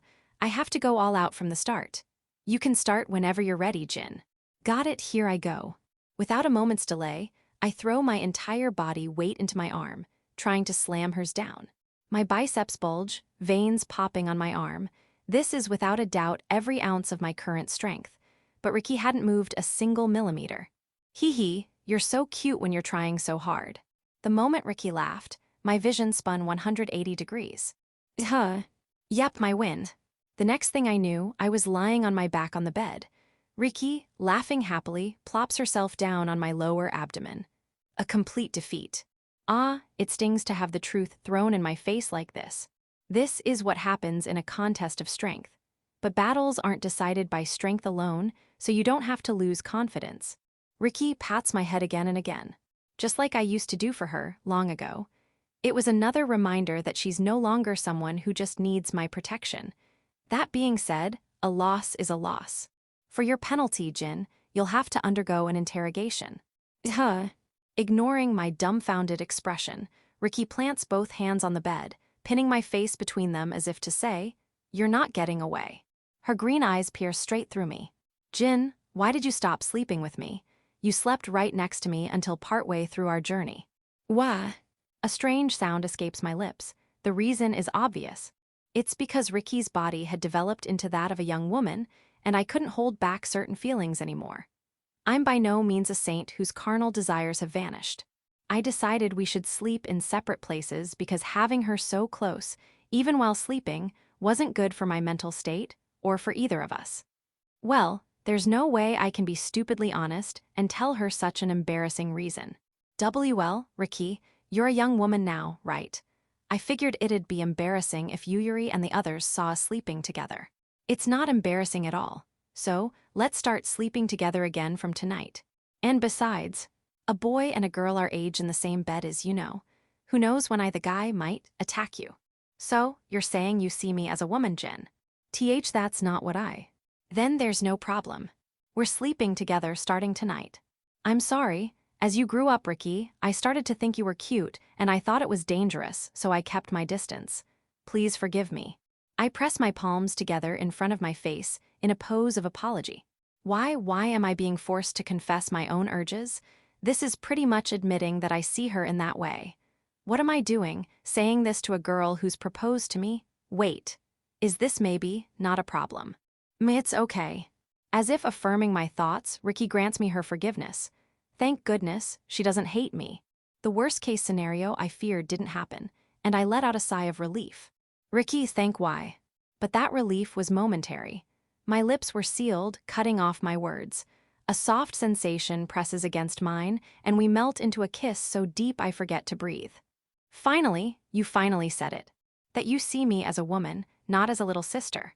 Ignoring my speechless state, Ricky lifts her face and traces her own lips with a finger, looking satisfied. I've finally graduated from being your little sister. I'm so happy. Now I can stand beside you, Jin, not behind you, in terms of strength, spirit, and status. Now that I know that, I'll forgive you with this for now. The smile Ricky gives as she says this seems like the most beautiful one I've ever seen. After that confession, our bodies flushed, we return to the living room in search of a drink. We both drain our glasses in an instant, and they sit empty. The ticking of the second hand marks the time. The reason it sounds so loud, when I normally don't notice it, is because we're wrapped in a silent atmosphere. If I had to describe it in one word, it was super awkward. But it wasn't an unpleasant feeling. It's a mix of shyness, embarrassment, and joy from our first kiss, creating an indescribable feeling. I steal a glance at Ricky, only for our eyes to meet, as if she was checking on me too, and she immediately turns her face away. She had projected such a mature aura when she kissed me just now, but her mental side is clearly not fully mature yet. Knowing that Ricky was trying her best to act grown-up makes her seem cute, and that fact makes me happy, too. Her expression usually changes so little, but I'm sure a storm of emotions is raging inside her chest right now. Even I haven't been able to process it yet, so it can't be helped for Ricky. So I decided to wait until she got used to it, and didn't take any particular action, just taking it slow. We're home, huh? Did you two perhaps cross a line? I'm exhausted, Jin comfort him, huh? What's with this atmosphere? The two of them return at the same time and give us puzzled looks. On behalf of Ricky, who was frozen stiff, I decided to explain. Haha, well, it's the same as with you two, Yuyuri, Ryushika. Ah, I see. So Ricky-chan has her age-appropriate side after all. While I was away, but you did well, didn't you, my dear maiden Ricky-san? Uwa. The two of them affectionately ruffle Ricky's hair. Ricky doesn't resist at all, just looks down, her cheeks flushed red. She's looking down so hard her forehead is digging into the table. Oh crap, crap, crap, it's creaking. Uwa. Ah. Ricky-chan. With a loud crack, the table split in two. Ricky's head is embedded in the floor, and Yuyuri is just staring, dumbfounded. Ha ha ha. It seems she's let the power of the hero run wild. I haven't seen it recently, but in the past, she often had trouble controlling her strength and would break things. Most likely, the embarrassment from being teased by Ryushika and Yuyuri got the better of her. Ugh, I'm stuck in deeper than I thought, I can't get out. Haha, Yuyuri isn't strong enough, I'll do it. Ricky, can you hang in there for a second? Not you, Jin. Huh, why? Having you touch my bare feet is, well, kind of embarrassing. Any guy who'd say, isn't kissing more embarrassing, is an idiot who doesn't understand a maiden's heart at all. She must have mustered all her courage to directly convey her years of feelings. I might have ignored Ricky's words before, but now that I know how she feels, I can't just dismiss her. In that case, the only one who can handle this is Ryushika, who's in high spirits at the sight of this rare side of Ricky. My, so even the ever-eager Ricky is still a child after all. Yes, how fresh and lovely. A pipsqueak like you, who's only loved Jin for 3 years, can't understand my feelings, Ryushika. Shut up. That's not scary at all when you're saying it, with just your head sticking out of the floor. Are you sure about this? I could just leave you there, you know. In that case, my rampaging self will just force my way out. Are you okay with the house collapsing? Your future father-in-law and mother-in-law will be sad, you know. My, what a novel way to make a threat.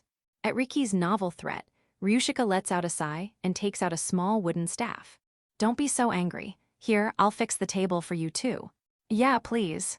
Phew, I guess that settles that. Now, if only no one else had seen this, it would have been perfect, but we're home, ha, today's a feast. Your dad got a little carried away. Oh my, to think Jin would bring home 3 brides, your mother is so hap. Is this a battlefield? The smiles vanish from my parents' faces as they return in high spirits. Seeing this disastrous scene, I can't blame them for misunderstanding.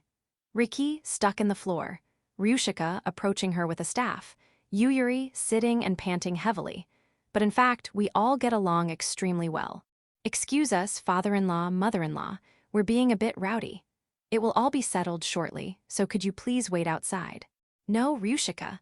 I mean, your explanation isn't wrong, but your wording is off. Settled sounds like you're going to take care of Ricky. Are you three perhaps not on good terms? Not at all, we've been through thick and thin together, so we're very close. Right, Riki-chan? Ryushika-san. Yeah, they're my precious, irreplaceable friends. Saying so, Riki spreads her only free limbs and presents them to the other two. As if understanding her intent, Yuyuri and Ryushika grasp her feet as if shaking hands. Isn't that the opposite of what you do to show you're good friends? No, wait, does this actually make them look like good friends? Oh, is that so? I'm so glad you've made new friends, Riki-chan. I see. Well, that's a relief.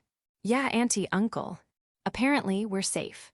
Riki, who was treated poorly by her own parents, was raised in our house like one of our own. Thanks to that, their parental bias filter kicked in and saved us. Should I start calling you mother-in-law and father-in-law now? Either is fine. So you're really going to be Jin's bride, Riki-chan. Auntie is so happy for you. It is not just Riki-chan, mother-in-law. We will also do our utmost as Jin's wives. Fufu, that's right. But I think Jin can only marry one person. Is that going to be all right? Of course, that issue has already been resolved. We will explain it to you both later. Oh my, how reliable. They're all beautiful, wise, and dependable. They're all too good for my boy. Don't you go getting dumped, Jin. Everyone, please take good care of our son. Rest assured, there's no way we would ever abandon Jin. Of course, we'll do our best to show you the faces of your grandchildren as soon as possible. Though I am a long-lived elf, I swear he is the only one I shall take as a partner in my life. Laughter from everyone, but me echoes through the room. Can't we talk after we get Ricky out of the floor? The mood made it impossible to say such a thing, and so the greetings with my parents came to a close. Section. The greetings with my parents are over, and our report to the king about the demon lord's subjugation is complete. For now, everything we had to do is finished. No, I suppose I still have one important role left to fulfill. In any case, there are no more stuffy duties, which means there's no reason not to celebrate such a joyous occasion. To my son Jin and his marriage to Riki-chan, Yuyuri-chan, and Ryushika-chan, to the birth of Baron Jingeist, and to the defeat of the hateful demon lord, cheers. Cheers. At my father's call, everyone in the village raised their cups of ale. I don't remember ever seeing my hometown this lively. The tables are crowded with colorful salads, a perfectly roasted bird, spicy skewers, stir-fried wild vegetables, all sorts of dishes. The ale is high class, and the spices aren't cheap either. But the reason it's all so luxurious is that we bought everything in the royal capital. With Ryushika's magic, travel is instantaneous. So it was only natural that the entire party agreed to make this banquet an even better memory. By the way, as for the explanation to my parents afterward, we have received informal approval from the king, so in the near future, Jin will be granted the rank of baron, and a fiefdom centered around this village. He will be treated as a noble from now on. Considering his achievements as a member of the party that subjugated the demon lord, it is a reasonable reward. The fief is in a place with poor transport, surrounded by forest, so there will be little opposition. We are with him too. Other nobles won't be able to make a careless move. Therefore, please feel at ease passing on the role of village chief to him. Please give us your son. Yale. And with that, it was settled. What incredibly dependable brides they are. Yes, so dependable that I've just been going with the flow this whole time. What's wrong, Jin? Does your stomach hurt? No, it's not that. Then you want this, it's delicious. Riki offers me one of the skewers she was holding. Are you drunk? I will take care of you. Yuyuri rubs my back gently, a worried look on her face. You must not push yourself. I have a potion I mixed earlier if you need medicine. Can you drink it? Her expression turning sharp and serious, Ryushika takes out water and a compounded potion. They are all charming in their own ways, so unique that I haven't gotten tired of them even after 3 years together, wonderful girls I want to be with forever. If they're the ones asking, my answer is already decided. Accepting is the only option. Could any man's heart remain unmoved after being hit with that much, I love you? I have to show my manly side too. No, it's not that. Everyone, will you come with me? When I say that, the three of them follow me without a single complaint or question. Away from the noise to my room. I gesture for them to sit, and they all sit down on the bed. So, what did you call us for gin? It was Rushika who broke the ice. She probably has an inkling. Before I passed out last night, I had told only her that it was a misunderstanding. Now that things have come this far, I have to steel myself. Just like that day, I resolved to go on a journey with Ricky, ready to face death so she wouldn't be alone. Today is the dawn of a new life for me. I slap both my cheeks, psyching myself up. First, let me apologize for one thing, the proposal you told me about, Yuyuri. It didn't have any romantic meaning. When I tell her this, Yuyuri just looks at me blankly. As for you, Ricky, I remembered. The promise you mentioned before the subjugation, it was about marriage, from when we were kids, I'm sorry. At that time, I answered you without knowing just how much it meant to you. Ricky has a similar reaction to Yuyuri. Is this anger or sadness? I'll accept any insult they throw at me, as long as it's after I've properly conveyed my own feelings. But after the battle ended and I spent time with everyone in a new light, I began to see the three of you as women. I've always thought that I'd love to spend the rest of our lives as a party, laughing together at the dinner table, sharing memories. I press my forehead to the floor, showing as much sincerity as I possibly can. I swear I'll make you happy. Ricky, Yuyuri, Ryushika, you're all so precious to me I truly can't choose between you. So, if you'll have someone like me, please marry me. I said it all. I'd always been on the receiving end of their feelings, but I'd never been able to properly answer them. I'm sure that even if we'd gone ahead with the wedding without me addressing this, all three of them would have forgiven me.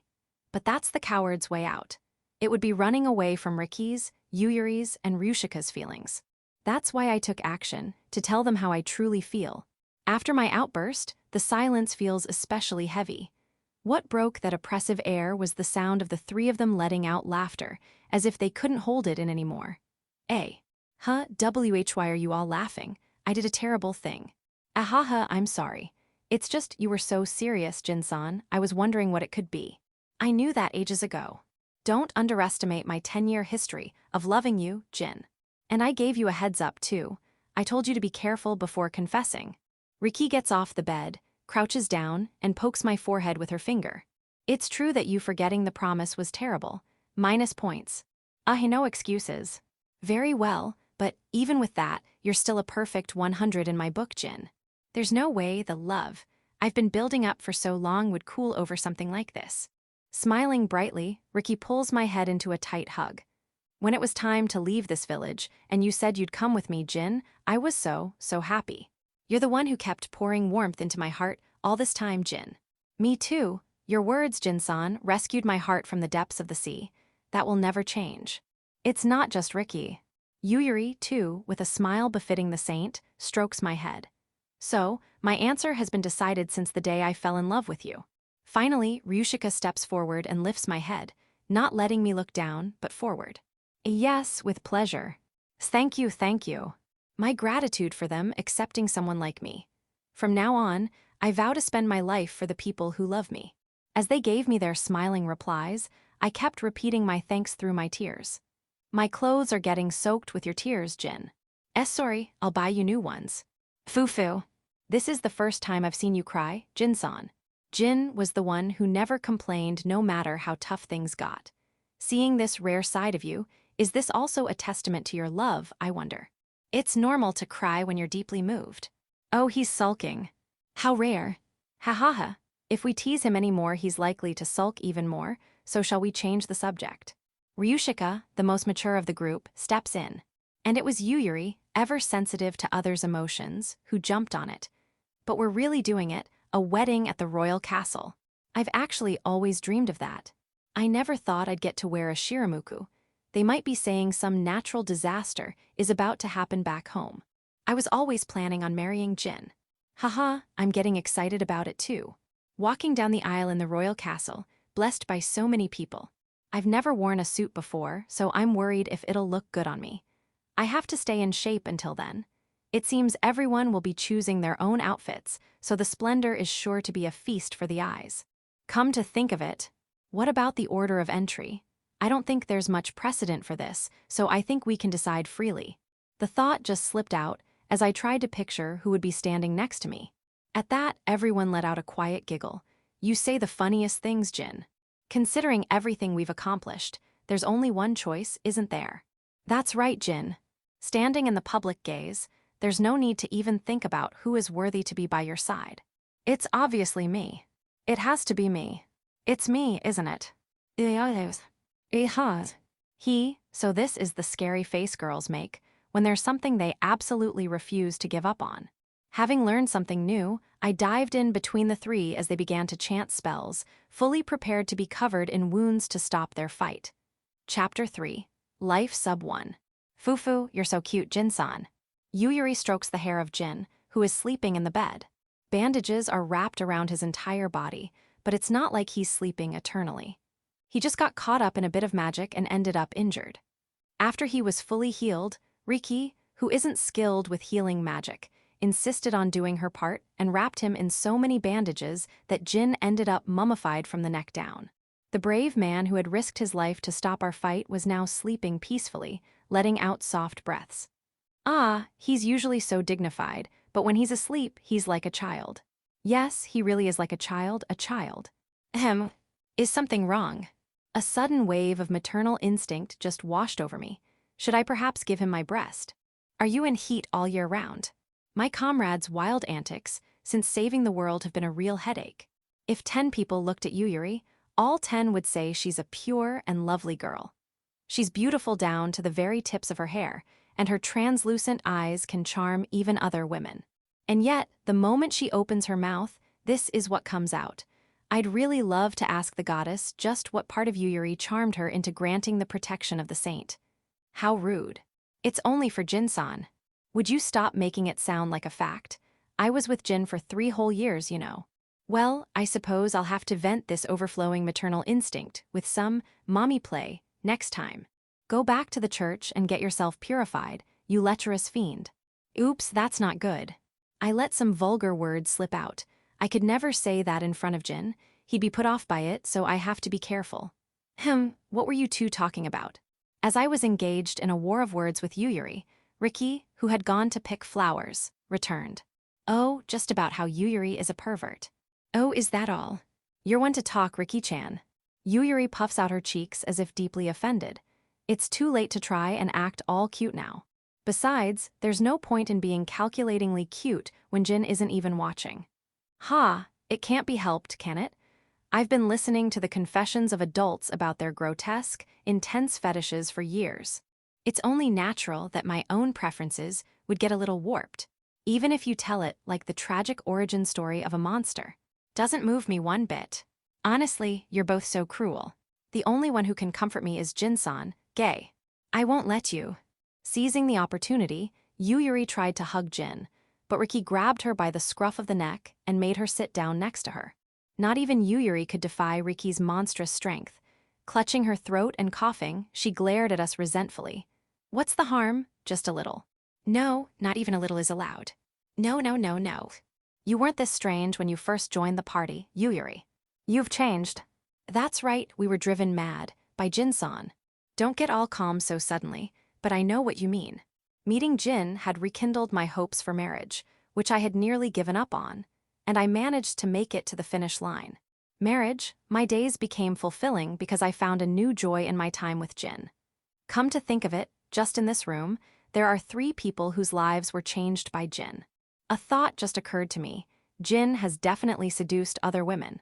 There was Floria from the Dragonkin and Rudy from the Beastkin who traveled with us for a while. And also, Lilishuna from the Undead, I think. Come to think of it, it's a crazy story in itself that he made a commander from the Demon Lord's army switch sides. Jin-san is a natural charmer, after all. And I think it's not just limited to women, but men as well.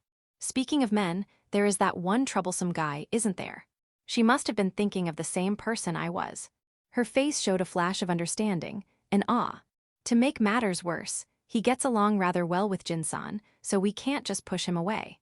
Well, he's not a bad guy, but it's just that he seems likely to oppose our marriage. I can imagine that easily. If that happens, I'll shut him up with my fist, so don't worry. Right, but Riki-chan, you're the source of the problem, you know, so you can't do that, okay? I can only agree with Yuri's words. How many times does she think she's resorted to violence? If she weren't the hero, I'm sure she'd have been executed, even though he's in an incredibly high position. Anyway, once word gets out that the demon lord has been defeated, they'll surely visit under the guise of celebration or some other pretext. They were all chieftains or people in positions of responsibility, after all. No doubt about it. Which means they'll try to make contact with Jin.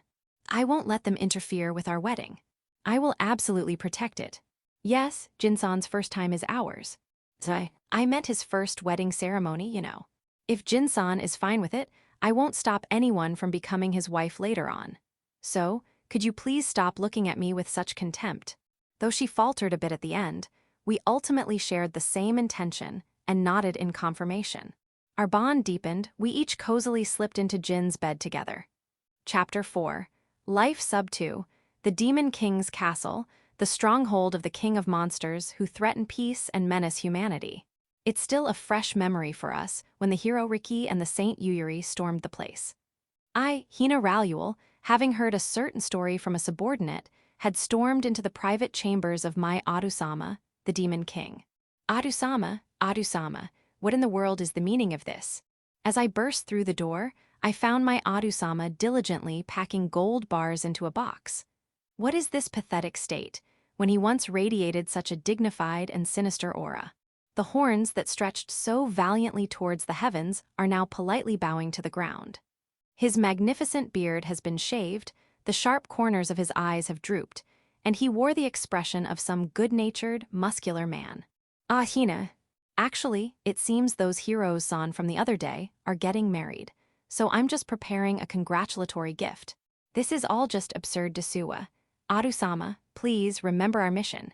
Did you not speak of it with such passion? And to top it all off, his attire. What was once as black as an abyss is now bleached to a spotless, pure white. Ah, the Adu-sama who once proudly declared the bloodstains on his armor as my pride is no more. Hina, forget about that. Adu-sama, world conquest is nothing but a dark chapter in my history. We must take each other's hands, support one another, and coexist. What did you say? I can't believe it, coexist. After all this time, he was all conquest, constantly devising strategies day after day. This is all their fault. Until they appeared, the demon tribe held the upper hand. But the heroes, brandishing the sacred power bestowed upon them, struck down our brethren.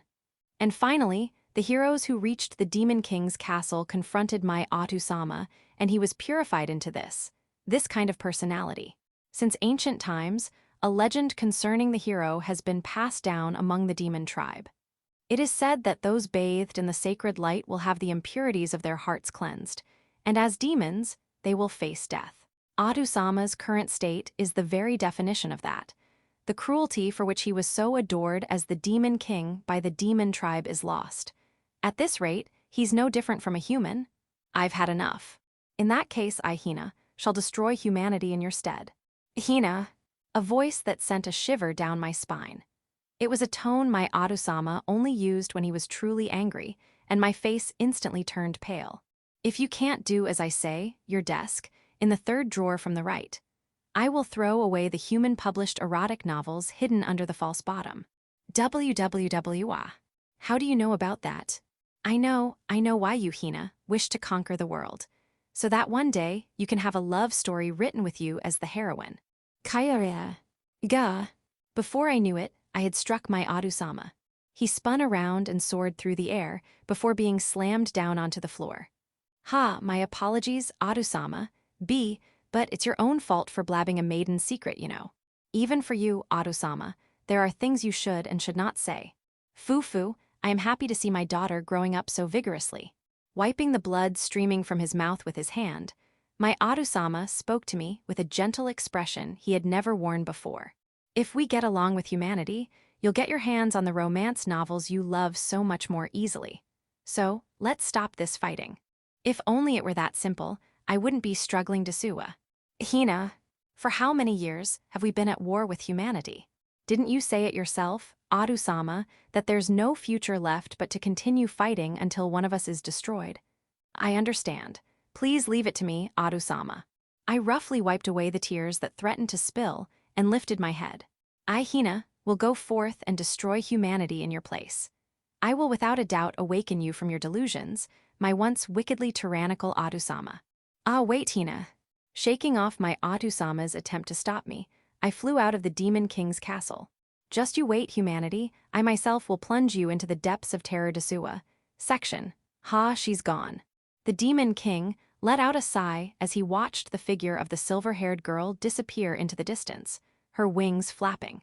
His back, which was 3 times the size of a grown man, now exuded the sorrow of a single father. Pararuka. Yes, Mausama, you called.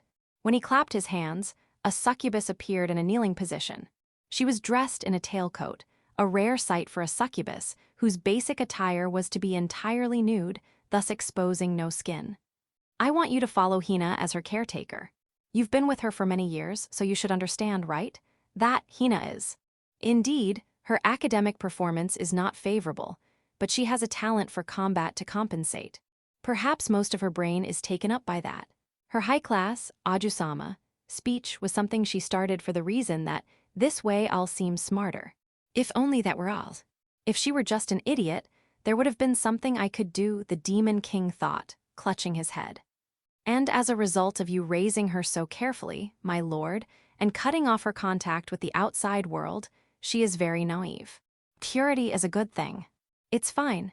As her contact with humanity increases from now on, Hina should also grow. Pararuka didn't get angry upon hearing the words of her master, the Demon King. The executives of the Demon King's army had mostly been disposed of by the hero. The only ones left alive were her, who hadn't been on the battlefield, and one who had betrayed them along the way. With the Demon King also defeated, it was a future where even if they retaliated, they would only die in vain. Therefore, it was a natural conclusion to bet on the next generation, Hina. As a succubus, you must be knowledgeable about humans, Pararuka. I'm counting on you to support her so that the worst-case scenario doesn't happen. The worst-case scenario here meant losing Hina, or her causing harm to humanity. As you command, I shall depart as soon as preparations are complete. I have an idea of where Hina-sama might be heading. As expected of you. By the way, where is that?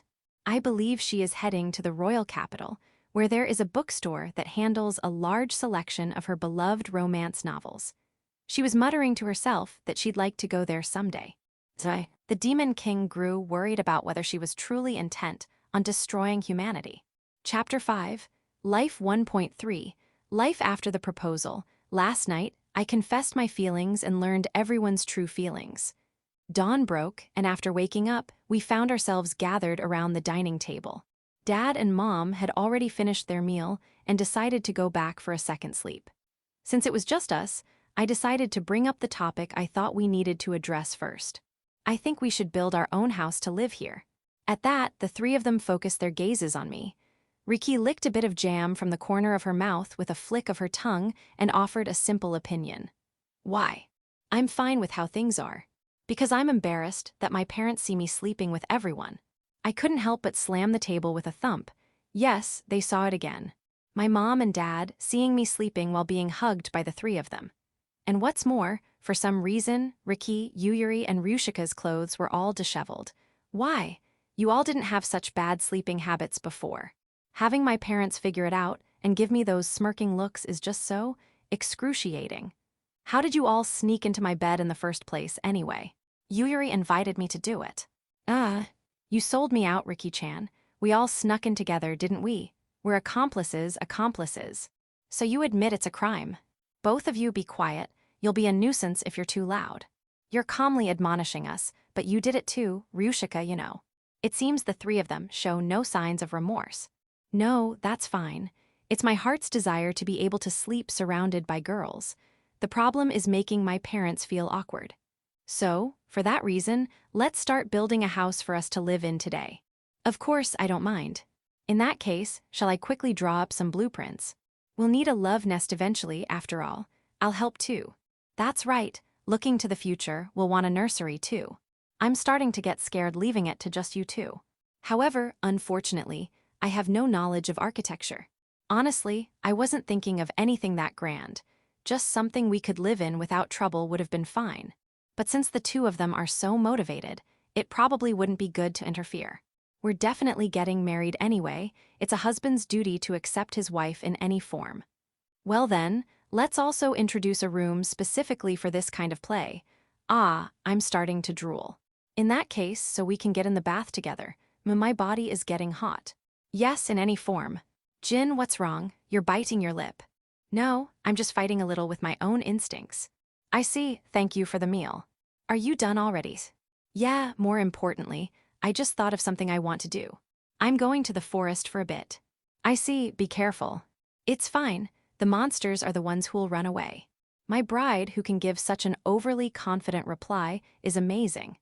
Even monsters can understand a difference in class.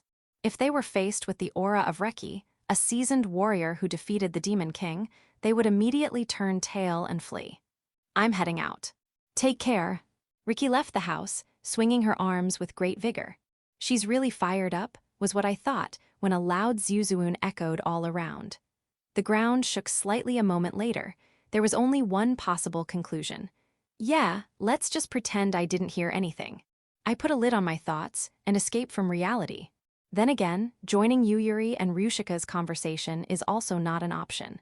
I sometimes find myself thinking, I want to become a chair.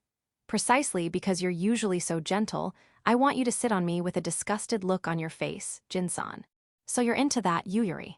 I, on the other hand, want Jin to pamper me until I'm completely gooey. Because I want to escape from their conversation, too. How did the topic go from building a house to lewd talk? And I'm definitely getting dragged into it. Because my name came up in their conversation. Phew. Honestly, Yuyuri and Ryushika are so mischievous. They must be excited now that we're getting married. Getting a glimpse of their true selves, something I never saw during our adventure, makes me a little happy. I have to think that way, or I won't be able to handle it. It's okay, I'll properly accept it. Even if their fetishes are incredibly peculiar, as their husband, I will respect that. Yeah, the air is delicious. But for now, please just let me rest a little. My stomach has been twisting and turning since this morning, I'm begging you. This is strange, this isn't the newlywed life I imagined. Seeking a place of peace, I stagger out into the garden. That's right, I'll have some tea. I walk past the two of them, who are proceeding with their lewd talk meeting without giving me a second glance, and grab the tea leaves we have stored. How many children's rooms should we make? Even thinking of 2 per room, we'll probably need 15, I suppose. As I thought. I want to demand what she means by, as I thought. It's only natural when you consider the depth of our love with Jin-san. If anything, it might not be enough. In that case, this will be quite a large-scale construction. I'll arrange for the manpower. I might be better off worrying about my own future life expectancy. Since Ryushika is all for it instead of stopping it, it's probably useless for me to say anything. I guess there's no point in overthinking it now. My future self will surely handle it. Haya delicious. A gentle warmth spreads through my stomach. Having escaped the hell inside the house, I was relaxing and drinking tea outside when Riki came back. I'm back. Welcome back, Riki. You were really fired up. Yeah, it was kind of fun. I see. So, what's with the holy sword you're carrying on your shoulder? Did a monster show up? Nope, I used it to cut down trees.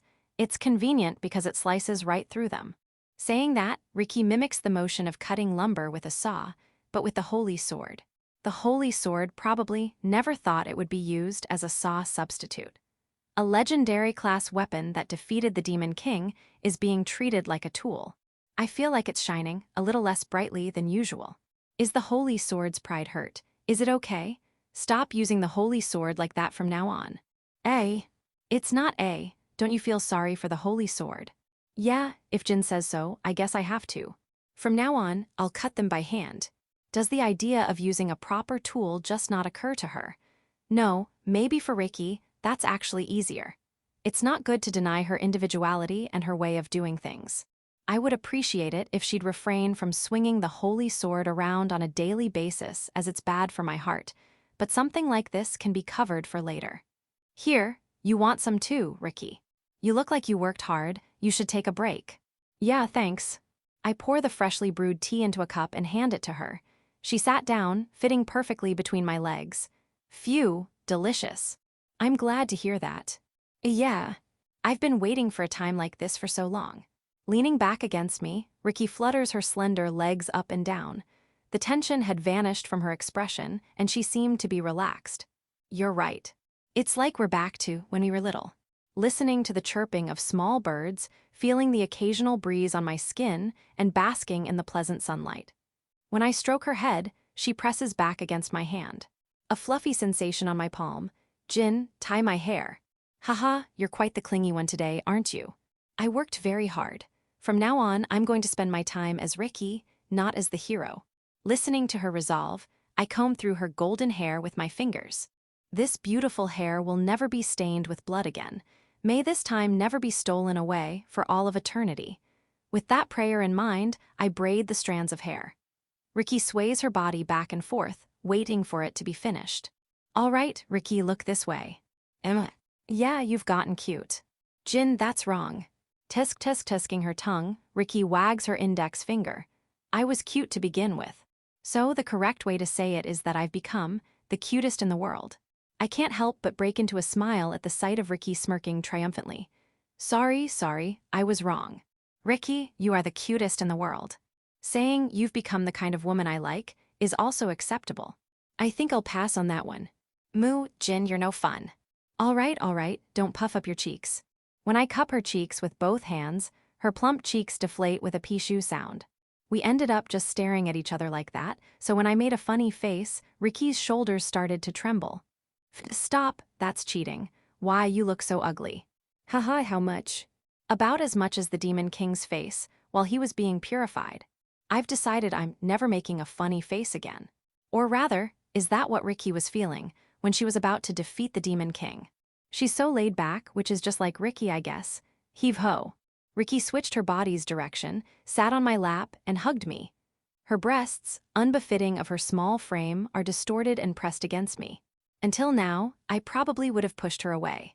While realizing the effect of our changed relationship, I wrap my arms around her waist just as strongly as she's holding me. Warm. The warmth in my arms is so dear to me. Our distance is 0, I feel like I can even hear Ricky's heartbeat. We're that close. NGH, I've decided. From now on, hugging you tightly after you tie my hair will also be part of my daily routine. For you, Ricky, that's a surprisingly gentle demand. Actually, day and night. I get to hug you whenever I want, because I'm selfish. That's fine, you don't have to hold back. Besides, I want to be like this with you too, Ricky. Jin's being so aggressive, that's rare. Did you not like this side of me? No. I love every part of you, Jin. Right now I'm happy. Perhaps out of shyness, Ricky buried her face in my chest after saying that. She was rubbing her forehead against me, but then her movement stopped abruptly. Jin too. Me too. Jin, you're a happy man too, for being able to marry me, the cutest girl in the world. You're right about that, Ricky, no doubt about it. Satisfied. Jin. What is it, Ricky? Fufu, I just felt like calling your name. I see, you just felt like calling my name. Yeah. When I nod with a smile, Ricky starts rubbing against me again. All right, that's enough. I felt the vibes of you two flirting, so I came to check, and just as I thought, you're having fun. No cutting in line, no cutting in line. What kind of vibes are those? Yuyuri and Ryushika start a protest as soon as they jump out of the house.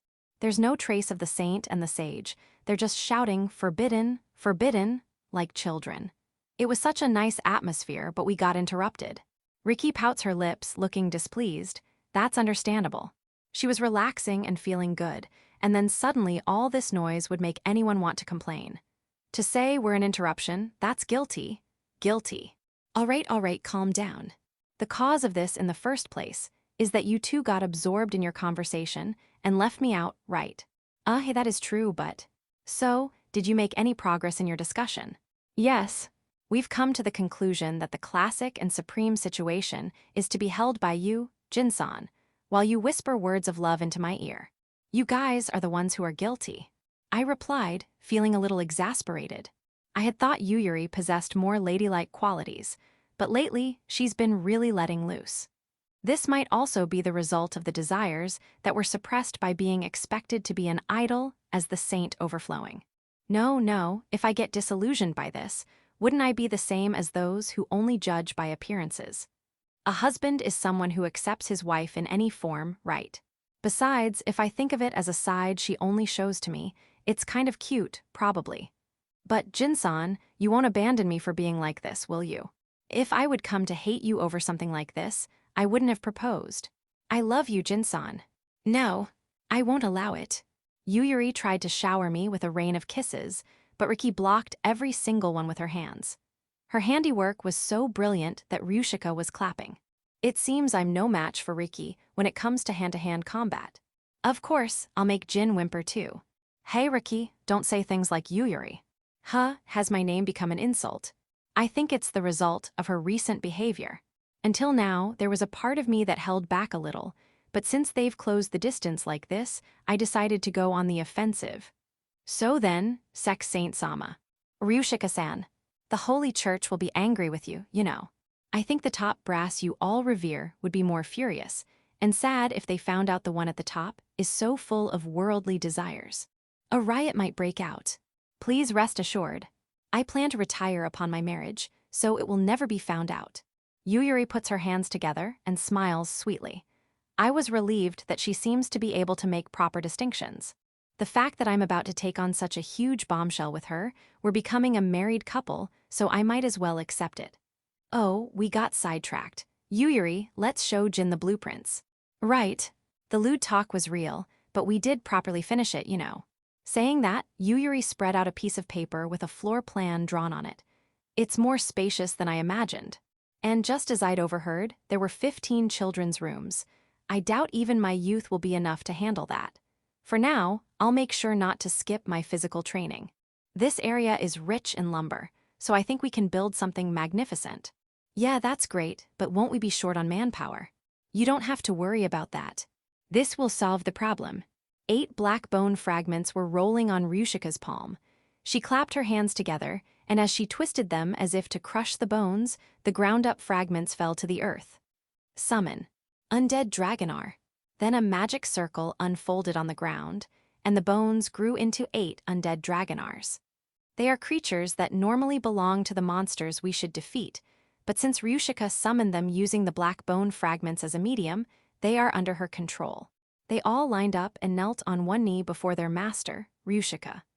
The undead Dragonars don't feel fatigue and have the intelligence to understand detailed instructions. They should be perfect for this kind of work. Yeah, that's a huge help. Thanks, Ryushika. Fufu, supporting my husband is the duty of a good wife. Don't worry about it. I'm here too. I have the makings of a good wife, and wise mother too. If that's the case, then so do I. I may have been joking around until now, but I will work properly, you know. Riki and Yuyuri tugged at both of my sleeves. Not to be outdone, they are also full of motivation. Of course, I am too. All right, if that's decided, let's start assembling at once. Jiraruru. An exceptionally loud noise made everyone's gaze focus on one spot. The girl being stared at by everyone held her stomach with both hands, looking a little embarrassed. For me to use my full power, Jin should first make some food. Haha. In that case, I'll have to put my best skills into it. Well then, let's have a meal. Come to think of it, it's about that time. That's right. The weather is nice, so why don't we eat outside? Then, Yuyuri and I will be the cooking team. Riki and Ryushika, can you move the table and stuff? As I said that, everyone started moving to do their assigned jobs. This division of roles is the same as when we were traveling, so everyone worked efficiently. Yuyuri. Sorry, but could you get the cutting board? I think it's drying outside. Understood. Cutting board, cutty. Ah, Ryushika-san. Hold on, let me hear the reason why you called me. I don't have any ulterior motives, you know. It's just that the set of washed cooking utensils was near you, Ryushika-san. Well, fine. Thank you very much, Miss Cutting Board. So it was intentional after all. I thought I heard a retort like that from behind me. Now. Keep the teasing in moderation. Okay, if you say so, Jin-san, I'll do that. You're about the only one who can irritate me this much, Yuyuri. Ryushika's cheek was twitching, which was rare for her. Still, the fact that she doesn't resort to violence makes me realize once again how mature she is. She let out a single breath and went back to helping the hardworking Riki. So, what kind of lunch are you going to make for us? Riki, who was lifting the table, turned a gaze full of unconcealable excitement towards me. As the one in charge of the kitchen, I can't serve up anything half-hearted. Let's see. I rummage through the ingredients while peeking into my magic box. With this, right, that would be good. I was thinking of making fried four-limbed bird. Yay. Ricky, I love that.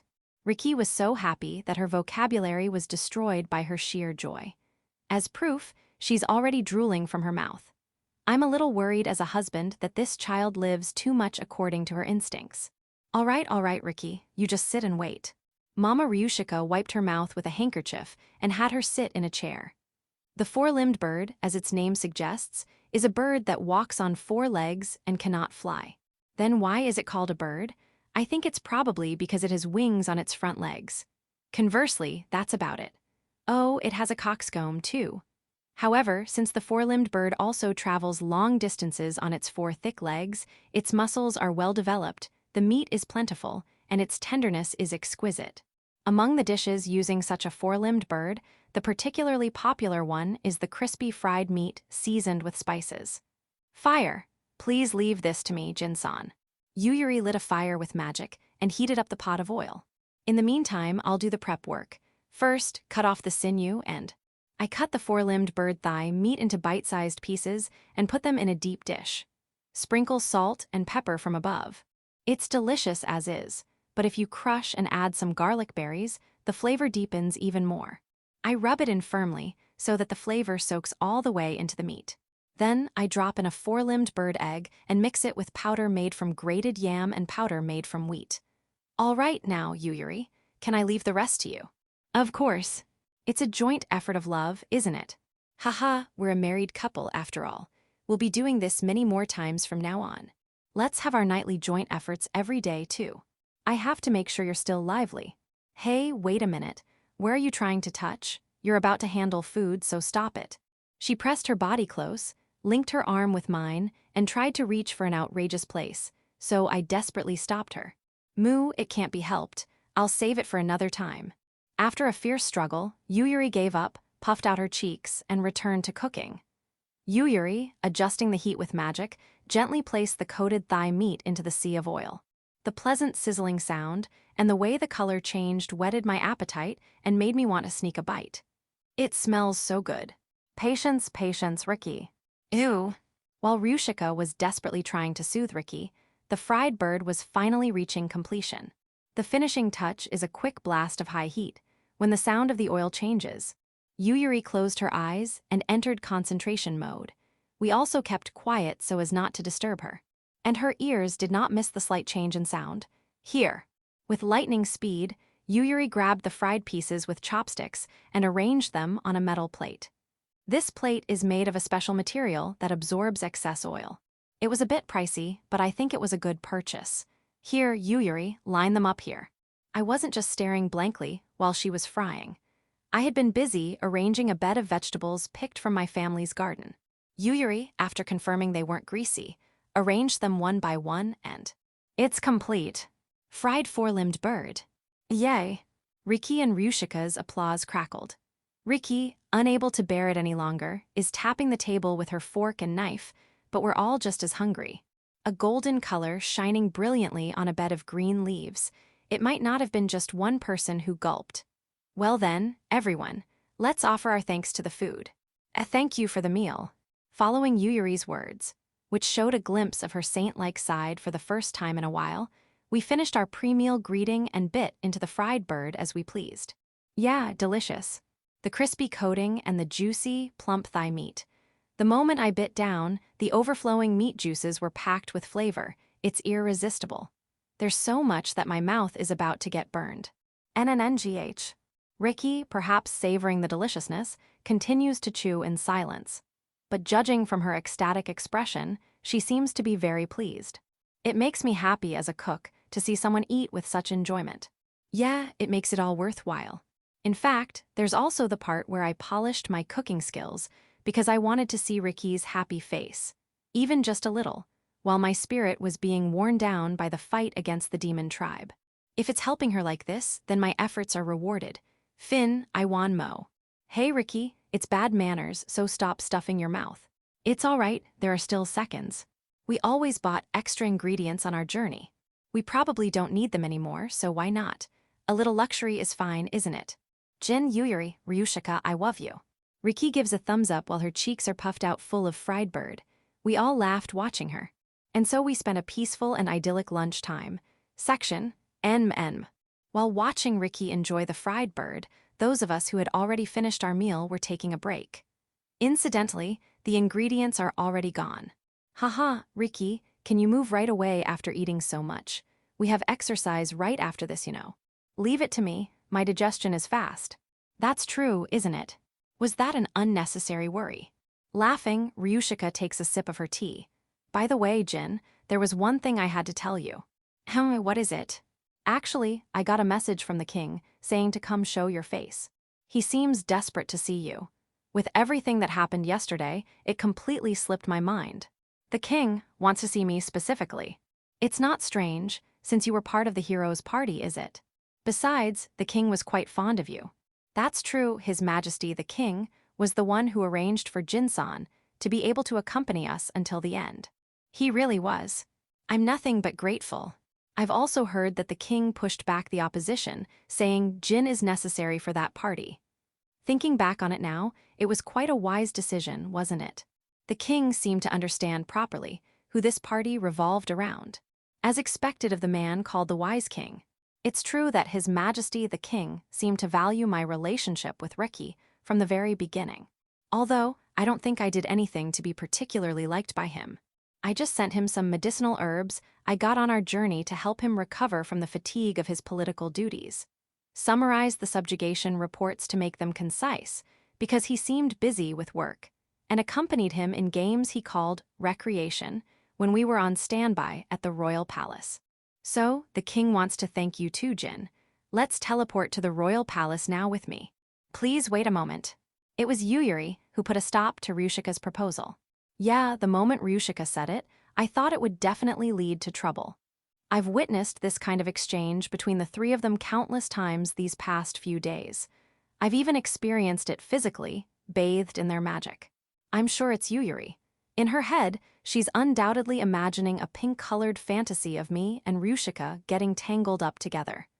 I'm happy she feels that strongly about me, but she doesn't need to worry. In that case, you should take me with you as well. Oh my. I seem to recall you leaving the report to me and Riki the other day. Am I misremembering? That's because I was also nursing Jin-san. And His Majesty the King must surely want to see me too. No, there was no mention of you at all, Yuri. That goatee. I thought to myself that she's probably the only one who can badmouth the king so freely, as I drained the tea from my cup. All right, it's a husband's duty to settle these kinds of situations, right?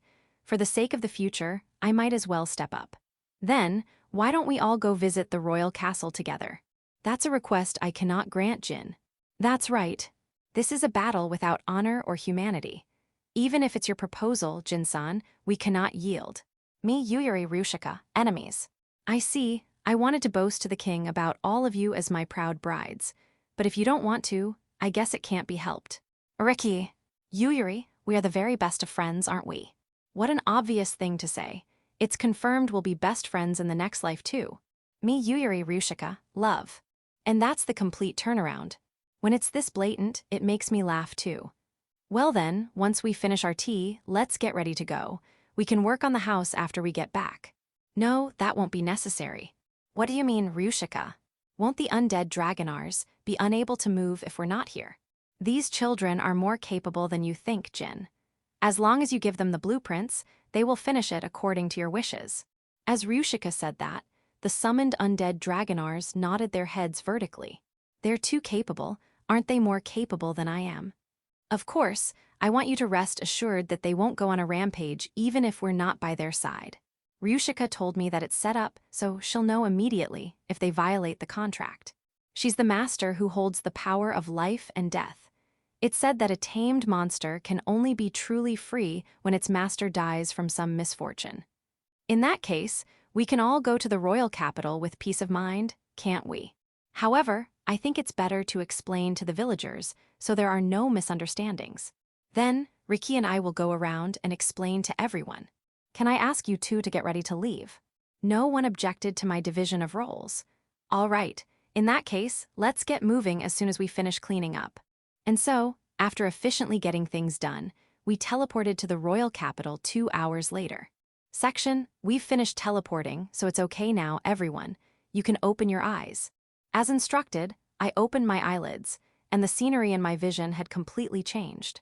From my hometown full of lush nature to a dazzling, civilized capital. How do you feel? I'm not dizzy, no problems here. Ryushika's magic is second to none, so there's no need to worry. Fufu, I'm honored by your praise. Depending on the user, teleportation magic can have side effects like making you feel sick. A carefully woven magic circle. Regulation of the amount of magic power used during activation. A first-class magic user is also required to have fine dexterity. I've traveled for a long time, but I have no memory of seeing a magic user more skilled than Ryushika, and that's without any bias, of course. Well then, shall we go? With these robes, no one will know we're the heroes' party, so don't worry. Ilakai. With Ryushika in the lead, we walk down the road leading to the royal castle. Jin. Look at that. Yeah, let's see, hahaha, to think they've even made something like this. At the end of the arm, I was pulled by an excited Riki. There was a product being sold called Hero Manju. It's so cute. Riki's face was skillfully drawn on the skin of the white manju. Comparing it to the real person, I think it expresses her cuteness very well. Oh my, you're right. It seems there's merchandise of us too. In the direction of Yuyuri's gaze was a sign that said, Saint Buns for sale. Looking at the product, it's just a dish of seasoned meat and vegetables wrapped in a skin and steamed, but where is the Yuyuri element in this Fufu, did you notice? It seems to be about this. Saying that, she poked the large bulge on her chest over her clothes. Her sinking fingertips spoke of a softness that would accept anything and a seemingly pleasant elasticity. It's certainly as big as Yuyuri's, I see. Won't you get in trouble for Lee's Majesté for this? Are you sure? There's one of you too, Jin. It's called Staff Officer Pencil. Apparently, writing with it will make you smarter. Isn't mine the only one that's kind of half-assed? I've never been a staff officer, and it's just a pencil. Maybe because my presence is fainter compared to the three of them, I've ended up with an image of working behind the scenes. Oh, well, I should be glad there was a souvenir of me at all. It's proof that I haven't been forgotten as a member of the heroes' party. It makes you feel the impact of what we've done when things like this are made. Merchants wouldn't start selling products like this for no reason. They're selling them because they anticipate a demand, and that fact is also proof of our popularity among the people. It just means that people were eagerly awaiting the Demon King's subjugation. We're popular. Haha, it's a little embarrassing though. By the way, what in the world is Ryushika's? Since there are items for the three of us, there must be a product based on her too. Thinking that, I called out to her and regretted my choice. I should have at least checked what the product was before speaking to her. Sage senbei looks delicious. Yes, it was a thin, straight rice cracker with a green dough, the same color as her clothes. Oh my. This is certainly perfect for you, Ryushika-san, isn't it? I'd like to hear what you mean by that, Yuyuri. Depending on your answer, I will unleash my magic upon you. Calm down, Ryushika. This is, look. It represents Ryushika's straightforward personality. As if, let go of me, Jin. I won't be satisfied until I beat up that shopkeeper over there. Whoa. Riki and I held down the raging Ryushika. Yuyuri. Magic. Okay, please calm down. Emotion suppression. When Yuyuri chanted the spell, Ryushika, who had been flailing about, became quiet. It seems Yuyuri's magic worked properly. Have you calmed down, Ryushika-san? Hey, you there. Stop lifting your chest by crossing your arms under it in a provocative way. And Ryushika, no matter how dissatisfied you are with the general perception, you should stop rampaging. Hey, Jin. Ryushika, held in a full Nelson by me, turns a pleading gaze up at me. Do you like me even with small breasts?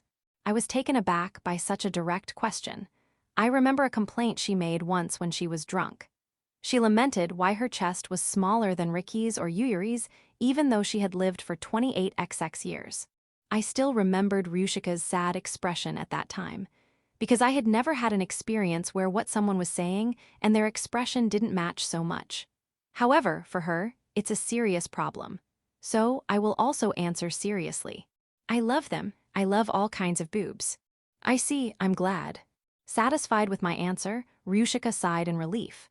HMPH, my pride is a small price to pay for everyone's sake. Besides, no one around me can hear my voice right now, so it's not a problem. As Ryushika said earlier, the robes we are wearing have a special mechanism. The magic of recognition impairment has been woven into them by Ryushika's own hand. Just by wearing this, our presence becomes null, and we are automatically excluded from people's conscious awareness. That's why we won't be found out even if we talk about the products in front of the store so much, or even if we get excited. As expected of a first-class item crafted by the sage, Ryushika. If this were put up for auction, countries all over the world would pay a fortune for it, and she provides it for us like this, so I really can't thank Ryushika enough. Is there something on my face? No, your face is as beautiful as always, Ryushika. No matter how close we are, I personally don't like just receiving the other person's goodwill. I still want to return the favor for acts of kindness. What would make Ryushika happy? Oh my, thank you. I see, could it be that? As I was lost in thought, she pulled me into a narrow alley next to the shop and pinned me against the wall with a thud. What? Is this revenge for me touching on the subject of her breasts? Have you been so captivated by me that you're at a loss for words? Ryushika's face is so close I can see every one of her long, delicate eyelashes. Her sharp eyes are beautifully clear and draw my consciousness in. If she took even one more step, our bodies would touch. A truly princely and handsome act, like something out of a story. Incidentally, I know that she has no romantic experience and that all these actions are knowledge gained from novels. Come to think of it, Ryushika was complaining about this before when she was drinking, wasn't she? The reason I like to read romance stories is because I long for that kind of love, she said. Ah, I just had a good idea. Are you so captivated you can't even speak? It seems you're head over heels for my charms too, Jin. And what about you, Ryushika? What do you mean by that? What do you think of me? And Naya. Following the example of the novels she often reads, I lift her chin with my finger. At that, Ryushika's face turns beet red in the blink of an eye. I also feel embarrassed by the cheesy line, but seeing this through is what makes a man. Of course, I love you, Ryushika. Isn't it your turn to say it next? I recall a passage from a romance novel she lent me during our journey. I think after this, you get close to their ear and... Come on, say it. Hi. Ryushika collapses to the ground, her legs giving out. Her voice, which is usually clear and dignified, is trembling. As I was wondering whether to press my advantage on this rare sight of her. Have you two forgotten about our existence? Jin, it's not allowed to flirt by yourselves. An terrifyingly cold voice came from behind me. That's right, I got carried away and did it, but Riki and the others are here too. I was so absorbed in my acting that it completely slipped my mind. Ignoring your other brides to engage in public play? Don't you think this is terrible, Riki-chan? I agree with you, Yuri. We cannot be satisfied unless we have the same thing done to us. Don't you agree, Riki-chan? I strongly agree. Riki nods her head vigorously up and down, with enough force to lift off the ground. So, with that said, Jin-san. Yes, please go ahead. With the two of them saying that much, I couldn't choose the option of running away. NGH, this is quite intense. I love you too, Jin. Needless to say, the flow of events led to me doing the same thing to both of them. My mentality was being steadily chipped away by the embarrassment. Section. The cooperation of the country is essential in subjugating the enemy of humanity, the Demon King. Even Riki has the powerful blessing of being the hero, but she was originally a girl from a countryside village. She has no combat intuition, and she doesn't even know how to handle a weapon in the first place. The country provided a place for her to learn. She trained hard, and finally became a warrior who could stand on the battlefield. Of course, that's not all. The optimal weapons and armor necessary for the fierce battle against the demon tribe, the money needed for the journey. The country bore the cost of it all. And the current king who prepared and supported all of that, Ulvalt Mion, can undoubtedly be called a benevolent king. Ulvalt-sama has helped me out a lot. The reason I was able to accompany Riki as a member of the hero's party was because Ulvalt-sama pushed back the opposition. Ulvalt-sama correctly understood the pressure placed on a single girl. He didn't see Riki as the hero, but treated her as a girl who happened to have the blessing of the hero, and told me, The party will need you as her emotional support. You can quit if you feel you've reached your limit, but for now, walk with her. Perhaps because of that history, I feel quite indebted to Ulvalt-sama. And when I was at the royal castle to heal my battle wounds, I actively helped out. It's true that if it weren't for that king, our subjugation of the Demon King might have been much later. The Reingot Empire attempted to subjugate the Demon King with their Dragon Knight and Greatsword Master at the forefront, but they failed. I hear His Majesty, the king, also coordinated with the Holy Church and even visited the Elven village himself. The king is a good person because he doesn't make fun of me. That is the assessment of the three. The Reingot Empire that Yuyuri mentioned only intended to provide support for 1 year, and they were required to subjugate the Demon King immediately. Because of that, they couldn't get proper rest, and they faced the final battle with the Demon King's generals while exhausted, and of course, they were defeated without being able to exert their full power. The silver lining was that we were able to join them. After a lot of things happened, they entrusted the role of subjugating the Demon King to us, left the Empire, and returned to their respective hometowns. I wonder how Dragon Knight Floria-san and Greatsword Master Rudy-san are doing. After our wedding ceremony is over, we can go see them again. I'm sure they'll be happy. I would be glad if that's the case. And they'll probably be surprised when they find out we're all married. No doubt, in many ways. In many ways, what does she mean by that? Before I could ask, Yuyuri poked my chest and continued. Phew, you don't have to worry about it now. You'll understand eventually. If Yuyuri says so, I'll put it aside for now. More importantly, right now is the audience with Ulvalt-sama. Seeing the excitement in the commercial district of the capital earlier, we probably won't be able to stroll through the city until the people's excitement subsides. The specialty products named after us are one thing, but also the numerous voices of praise for us that reach our ears. From small children to old couples, the topic is all about the hero's party, so it's understandable that specialty products would be created for any reason. I feel like I've once again been made aware of the impact of the great achievement of subjugating the Demon King. For that reason, or perhaps I should call it the price of fame, we cannot enter the royal castle from the main gate with our faces exposed. However, Ulvalt-sama had arranged things so that we wouldn't have to illegally trespass while invisible. I like this, it's like a secret base. Haha, it's a bit too big for a secret base though. This is another entrance prepared for us out of consideration, installed on the back side of the royal castle after a full circle. I think it was around here. Oh, there it is. Limited unlock, Jingeist. As I touched the one brick on the castle wall that was a slightly different color and uttered a spell known only to a few, the space warped with a squish. What appeared was a dark space just large enough for one person to pass through. A jet-black darkness that would make one hesitate to even touch it if they didn't know the circumstances, greets us with its mouth wide open. There is no one around, it's okay. Hearing the words of Ryushika, who had checked just in case, I stepped inside. As our bodies melted completely into the darkness, the special teleportation magic circle drawn by Ryushika on the floor activated. My vision was dyed black for only a moment, and we immediately emerged into an open space. So that darkness was camouflaged to hide the existence of the magic circle. Well, that doesn't really matter. We teleported to the center of the royal castle. It wouldn't be an exaggeration to call it the heart. The grand hall for audiences with Ulvalt-sama. A crimson carpet that speaks of history is laid on the floor, and at the end of it is a chair that only the master of this country is allowed to sit on. And now, too, there was a person wearing a crown decorated with gold, red, and blue jewels. You have come, Jin, Reki, Yuyuri, and Ryushika. His low voice had the weight and dignity to make people bow their heads, and it was more than enough to make one recognize that this person was indeed the king. His sharp, three-wide eyes captured us, and the old man stood up and slowly approached us without haste. Realizing what was about to be done to me, I stood at attention and faced him. It has been a while, Ulvalt-sama. Jingeist, here to report my safe return. Oh, really now? Ulvalt-sama's strong, warm hand was placed on my head.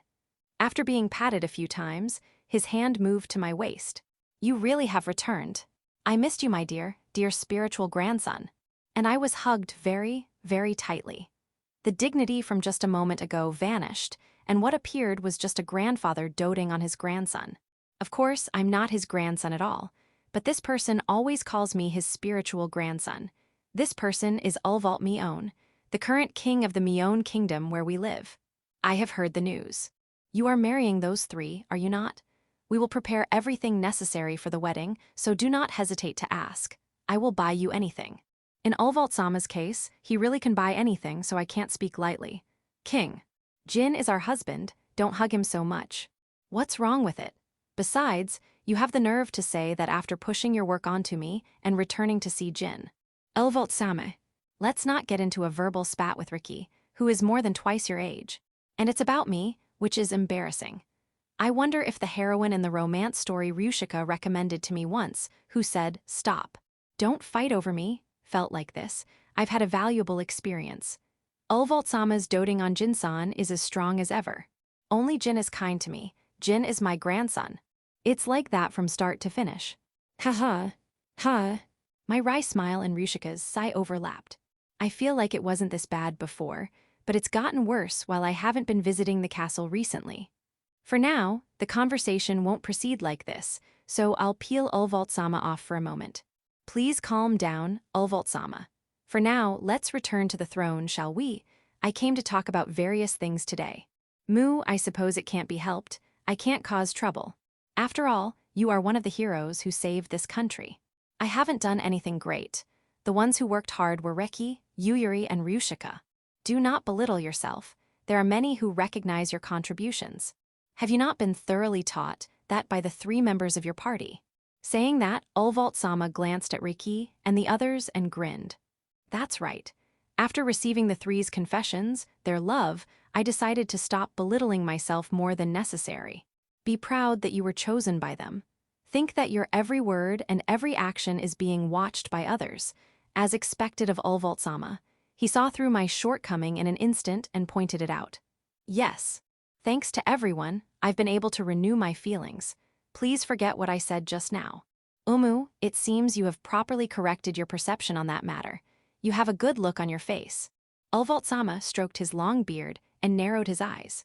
Apparently, that was a satisfactory answer.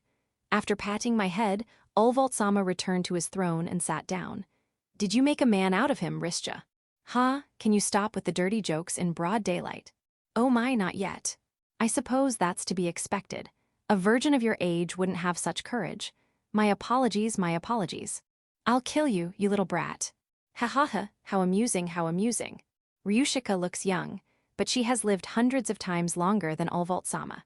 And since she was originally in a representative position among the elves, she has had exchanges with Ulvault-sama since long ago. They've known each other since he was a child, so they're casual enough to trade barbs. Incidentally, Riki also has this kind of relationship with him. I didn't feel alive when I first met them. I have nothing but gratitude for the magnanimity of Ulvault-sama. That's right, Ulvault-sama. Please stop with the not-so-funny jokes. I will be the one to take Jinsan's first time. Yuyuri-san, you do realize that I'm the one who's most embarrassed by that statement, right? You say that for a virgin. A little girl who only knows things by hearsay will only embarrass herself when the time comes. HMPH, don't underestimate me. I have already completed over 100 mental simulations. Having been told that, how am I supposed to act around Yuyuri from now on? Perhaps pushed back by Yuyuri's strangely proud pressure, Ulvault-sama could only reply, I see. Come to think of it, this should be the first time Ulvault-sama has seen Yuyuri in this state. I see, no wonder he's taken aback. Now then, let's get back on topic. The reason I summoned you all is none other than the hero's party's wedding, and about the wedding ceremony using the royal castle that comes with it. But before that, there is something I must say. Ulvault-sama's applause echoed through the hall. Congratulations on your engagement once again. I am very happy that you have been united. It really does feel good to be congratulated by someone. At the same time, being told this by a third party made me realize once again that we are really getting married. I'm glad that Jin accepted Riki's confession sooner than I expected. With this, the bloodline of the hero will not be cut off. King, what do you mean by that? Exactly what I said. For generations, the blessing of the hero has only appeared in those who carry the blood of the first hero. Then, does that mean Riki also has that blood? Yes. After all, records show that the first hero sired over 100 children to deal with the demon tribe. Although it has thinned, Riki must have that blood mixed in as well. A100. My voice cracked at the sheer scale of it. It's a level that makes the talk of children's rooms that Yuyuri and the others were having the other day seem cute. Just how virile was the first hero-sama? It is a story from a long, long time ago, and the kingdom has not been able to keep track of all the descendants. However, we are now able to help with the wedding of this generation's hero, Riki. This is an honor for us as well. I see.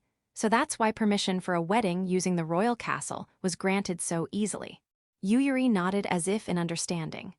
Of course, we plan to provide generous support after the marriage as well. This is an extreme argument, but as long as you all live happily and have children without thinking about difficult things, it would be a great help to the country. Because you can secure children who may have the blessing of the hero.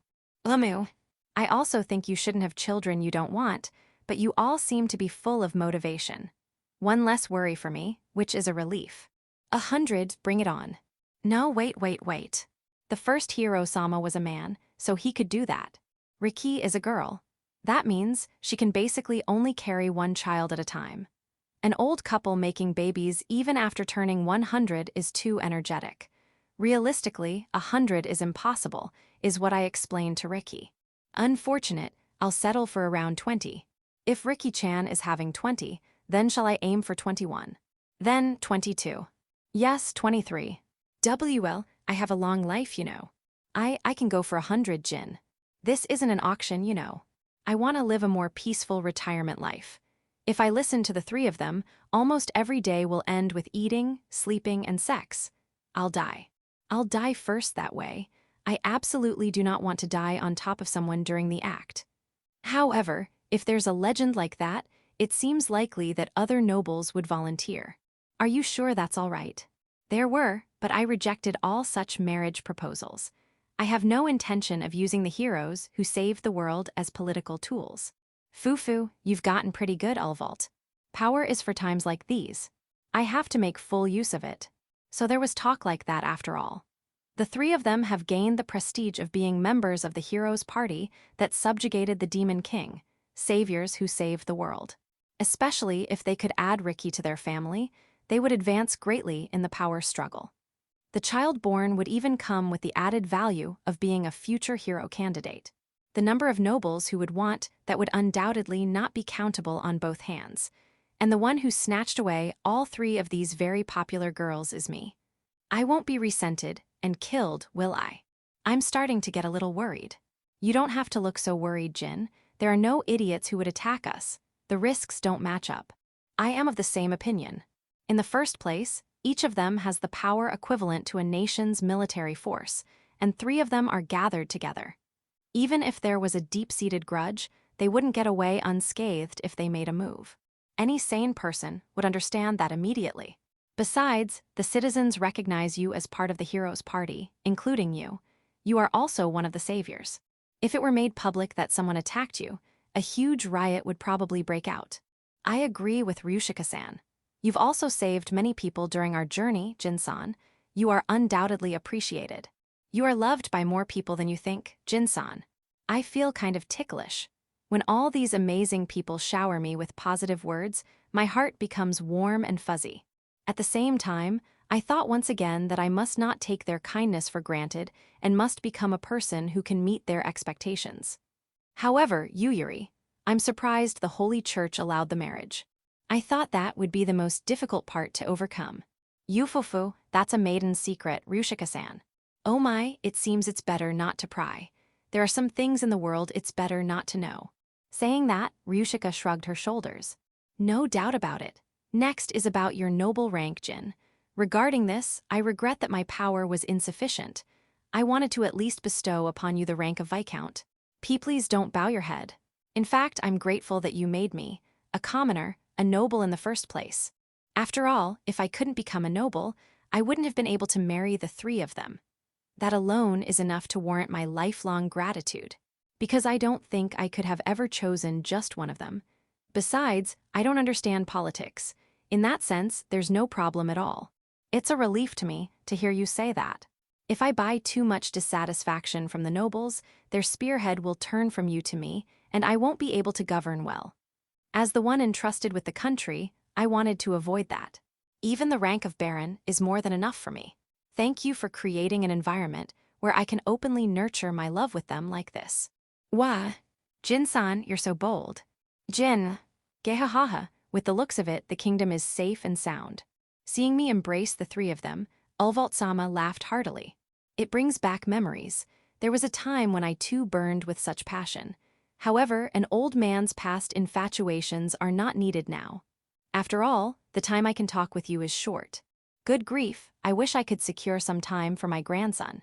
Ulvalt-sama is, of course, a busy man. The very fact that he is setting aside time for us like this is something I'm truly grateful for. Considering that, asking for more would be greedy. Now then, let's get to the main topic. The main topic, in other words, the wedding ceremony, which is the reason he called us here. This is probably the most important thing for you all. To use the royal castle for a wedding ceremony, kyukuku. To think you'd come up with something so interesting. Ulvalt-sama is laughing cheerfully, but I can only manage a dry laugh. I really think it's a crazy proposal. However, it seems to be a very efficient plan. Actually, I asked Yuyuri and Ryushika about it afterward, and they said there are various merits to the country celebrating the marriage in a grand manner. 1. It serves as a check to other countries that the couple was mediated by the Mion kingdom. 1. By holding it amidst the joyous topic of the Demon King's subjugation, it can silence the negative opinions of opposing forces. 1. By holding it simultaneously with the hero's triumphant return for the citizens, costs can be suppressed, and it can give a positive image to the country. These are all perfectly logical, and that's why permission was granted to use the royal castle for the wedding. In reality, there are probably the circumstances that Ulvalt-sama just talked about, but the two of them who boiled it down to a stage where there was a chance of victory are truly amazing. Is the plan proceeding smoothly? Do not worry, Yuyuri. After all, this is a wedding that the whole world will be watching. I will absolutely not make it something half-hearted. I promise on the prestige of the Mion kingdom. I'm glad to hear that. How much time do you expect it to take? It will take about a month for the wedding preparations to be completed. Due to the time frame, we won't be able to invite dignitaries from various countries, but that should not be a problem. Indeed, it would be worse if the wedding preparations dragged on and gave each faction an opportunity to take advantage. Ulvalt-sama nodded in agreement with Yuyuri's opinion. So, you'll have to wait for a while. In the meantime, you should heal the fatigue from your journey and spend some time relaxing as the four of you. I'll lend you a few rooms in the royal castle. Thank you very much. Perfect. It's a bit much to live at my parents' house while we're preparing a new home. My parents will tease me, and my small room was definitely not enough for 4 people, both in terms of space and my sanity. I still have the feeling that we should wait until after we're married for the first night. I might be ridiculed as effeminate, but I think it's better after I've properly pledged my love to them. I had no intention of changing my opinion on this matter. As I mentioned when we talked about the bloodline, it is an honor for us as a kingdom to be involved in this wedding. We get to be of service to the heroes of the world. Honor, I'm embarrassed. You have done that much, and the successive kings have all thought the same way. Ulvalt-sama, what on earth do you mean by that? The bride's gown, the groom's attire used in the hero's wedding ceremony, and the wedding rings. The Mion kingdom has all of them in its custody. Yes. In its custody, does that mean the outfits used by the past heroes are still here as they were? Is such a thing possible? Yuyuri's question is a valid one, but to state the conclusion, it is possible. Because not only humanity, but all races except the demon tribe were involved in its creation. All races, that's such a thing. Yuyuri's surprise is a natural reaction. The long-lived elves, the steel-bodied dwarves, the draconic dragonars, the beastly beastmen, the aquatic merfolk. It's true that they are cooperating under the banner of Anti-Demon King. But it shouldn't be easy to get them all on the same page. Considering that all these races were involved in the creation, the value of that set of wedding articles is immeasurable. Are you sure it's okay for us to use something so precious? Of course. It is a masterpiece made for that very purpose, you know. Just in case, I have contacted the kings of each race. So we're waiting for a reply. Ulvault, if permission is not granted, then at that time, I will absolutely make them grant it. So, you can just look forward to the wedding with peace of mind. HMPH, I see. You've gotten quite assertive, haven't you? Ryushika didn't press any further at his statement, which carried the dignity of a king. Don't treat me like a child forever. Now then, Jin, Riki, Yuyuri, Ryushika. Ulvault-sama straightened his posture once again, and then bowed his head. You have all fulfilled your duty splendidly. You have endured suffering, pain, and hardship, and literally bet your lives. Now it is our turn to repay you. And then, Ulvault-sama showed a kind and gentle smile. From now on, you may live slowly and love each other in the world you have made peaceful. Hearing those words, I felt as if the fact of the Demon King's subjugation, which had seemed like a phantom because I hadn't participated, had finally become real. The room Ulvault-sama prepared for us was the largest I have ever experienced.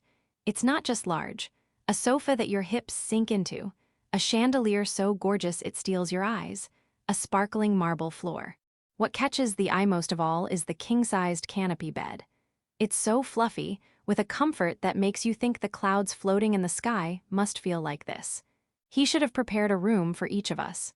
No matter how big the bed is, it's still cramped for 4 people. I'm fine with this. That's right. It just means we can squeeze together more, doesn't it? It's a good thing to feel someone's warmth beside you, right? That might be so, but all of us were in the same bed. Yuyuri and Ryushika flanked me on both sides, and Riki was even on top of me. Thanks to that, I'm unable to move. I can't move carelessly for another reason, too. I can't quite get into the best position. Riki, could you not squirm around so much? Jin, something's getting hard. My muscles might be tense. Well, that's not good. I'll check it for you. I also need to touch the affected area to treat it. Both of you, stop trying to stick your hands in there. I'm fine, I said. I grabbed the hands they joyfully extended and somehow prevent them from reaching their destination. But in the meantime, Riki didn't stop moving. Her warm breath on my chest is ticklish.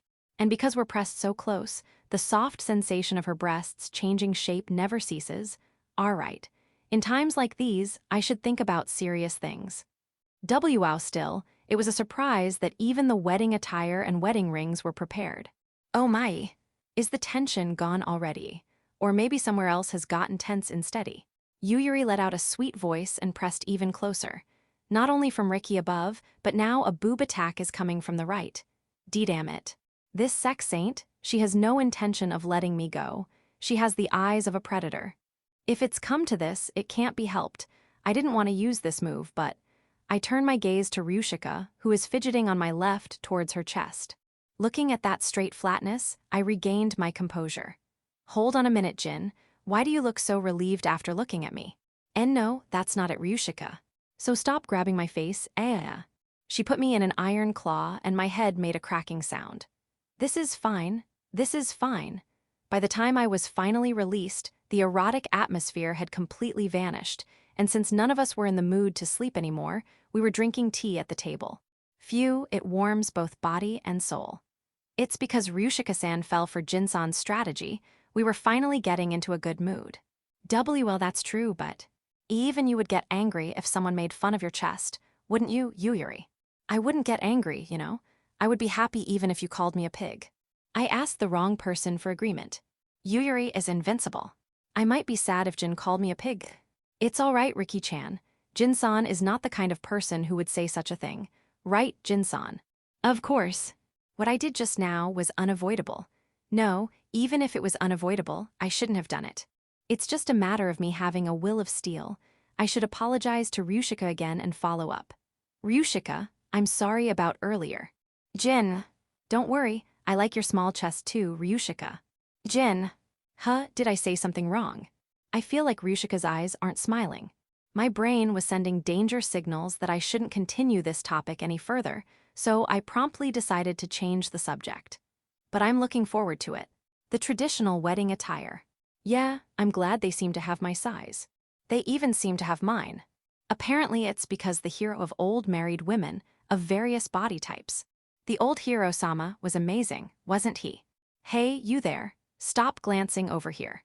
The one who is amazing was the hero Sama, and the one who inherits his blood is Riki, so don't get the wrong idea.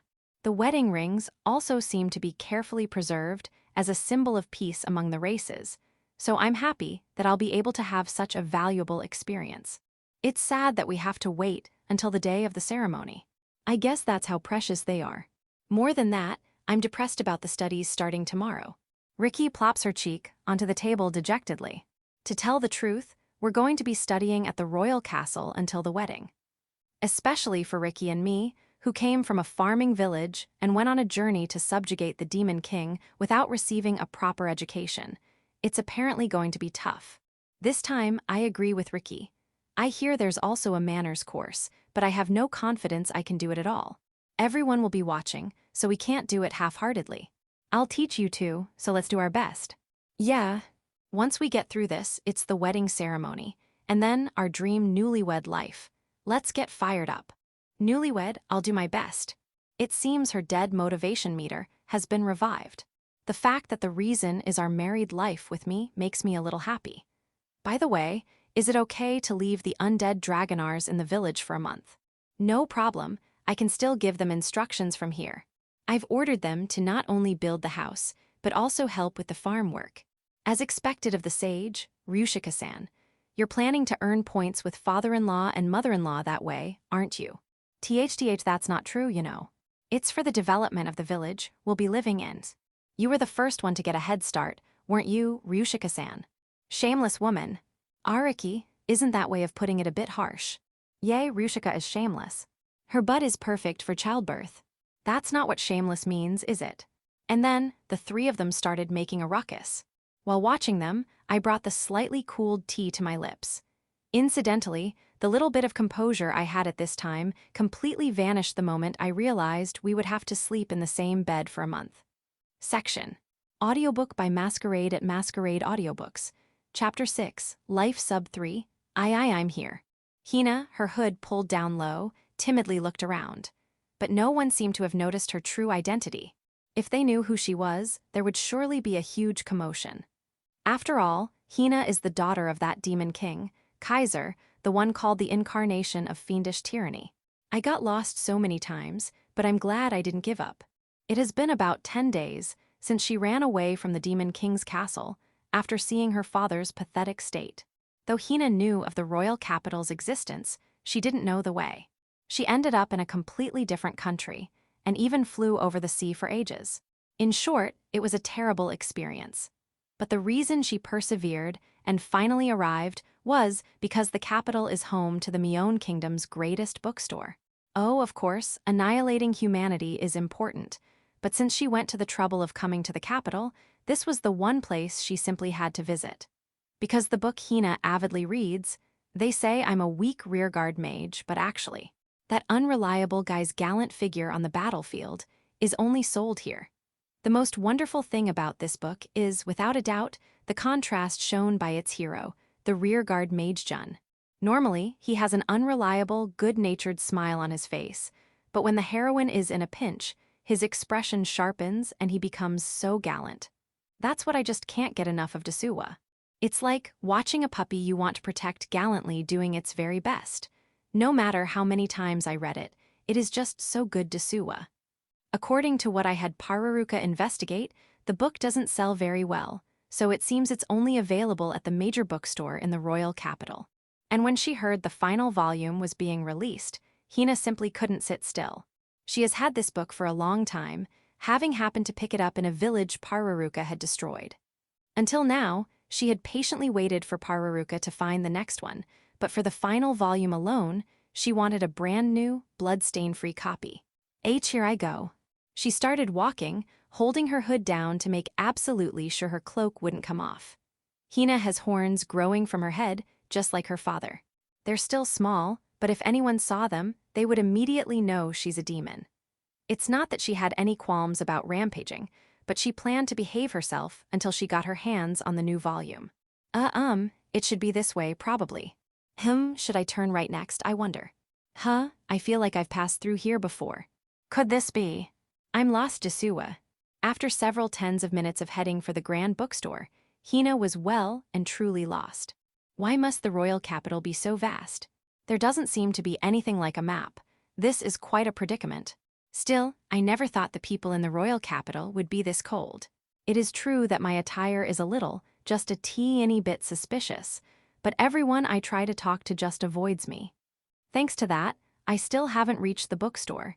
It seems humanity is truly best off being destroyed after all Dasuwa. What should I do, I wonder? As she was pondering her next move in a back alley to avoid attention. Hey you, where are you from? You've been mumbling to yourself for a while now, looking suspicious. A large, scruffy-looking man was talking to Hina. You're just some poor sod from the countryside, ain't ya? That robe's pretty worn out. Seeing the man's lewd, smirking grin, she understood. Ah, this man looks down on me, thinking I'm weak. It was very similar to the expression her comrades wore before they tormented humans. In that case, this has become a bother. It's not that I mind making a bloody example of him, but the cleanup would be a pain. If this man's blood gets on my cloak, I won't be able to walk through the city anymore. Which means I won't be able to get my book.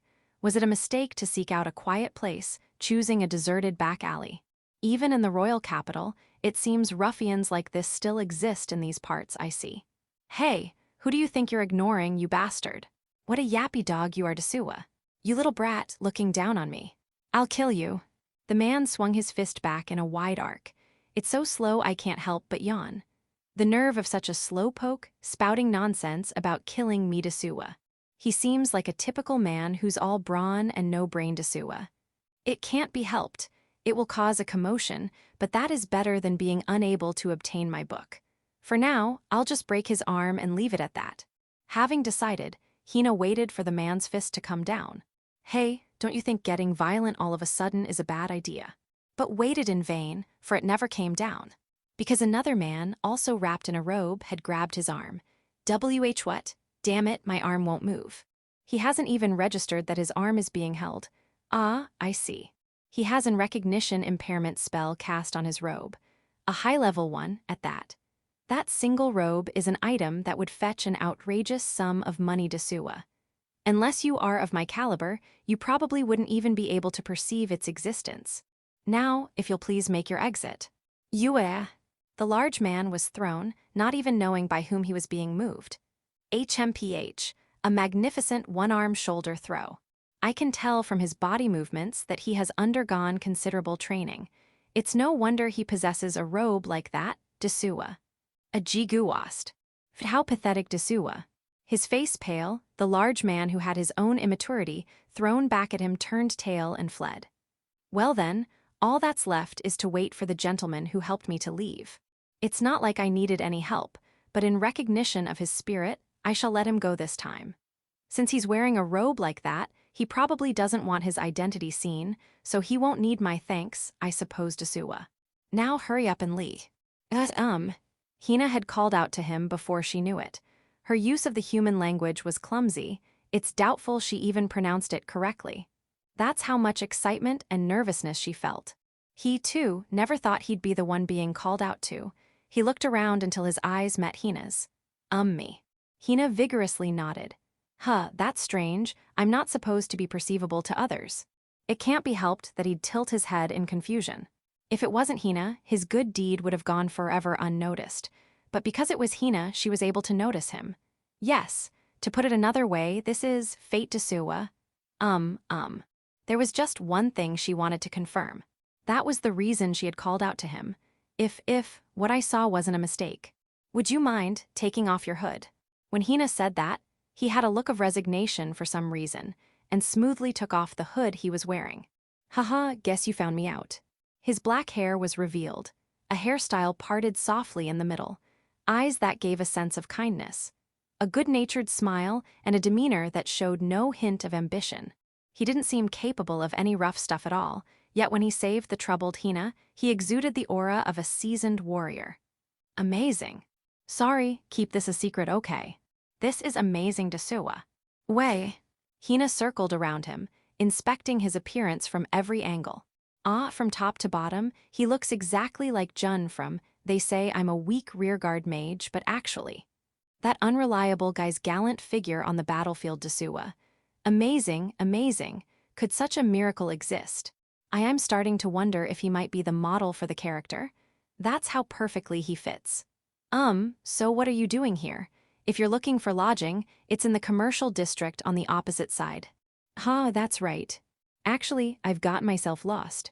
So that's what happened. If you'd like, shall I guide you? What a kind person he is. Could this person really be Jun's model? He's so different from the other humans. However, having been saved by him, I cannot possibly trouble him any further. After all, I'm a walking bomb right now. If we were walking together and it was revealed that I'm a demon, he would come under suspicion as well. In the worst case, he might be persecuted by the humans. If that happens, wouldn't it be fine if I just whisked him away to the Demon King's castle? And no, Hina, you mustn't Desua. Such an act of repaying kindness with malice would be a disgrace to the demon royalty Desua. If I'm to take him, it must be done honorably, face-to-face Desua. I could never deceive this person, who looks at a suspiciously dressed person like me with such pure eyes. Do you know the name of the place you want to go?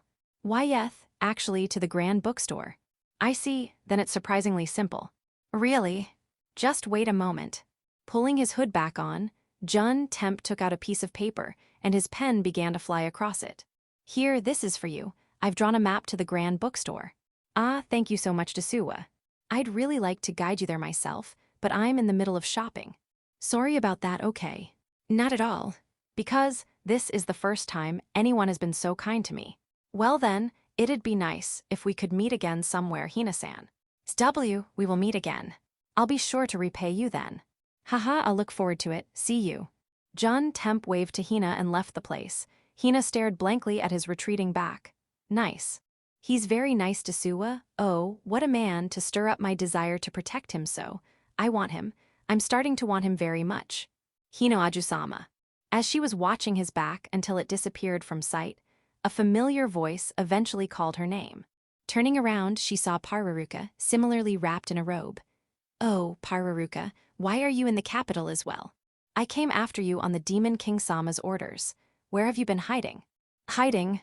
I only just arrived today, Desua. I was lost. I may have underestimated the extent of your foolishness. Ajusama. No wonder I couldn't find you no matter how I searched. Pararuka muttered a word or two under her breath. She has a habit of getting lost in thought. It's obviously best to just act on one's thoughts. But that doesn't matter. Is there anything unusual about your condition? Unusual? Of course not. What a strange thing to say. You are the one who is strange, Ajusama. That man just now, his name is Jin, and he's a member of the hero's party, you know. What did you say? Even his name is so similar. His name. I misspoke. That wonderful person is in the hero's party. Wonderful person. I did not misspeak about that. Hino Ajusama. This can't be. No matter how I think about it, he's the complete opposite of the women who defeated Adusama. Don't tell me. Now, Hino Ajusama, once you have bought the book you're looking for, let's return to the Demon King's castle. The Demon King Sama is worried. No, Pararuka, there is one more thing that I want.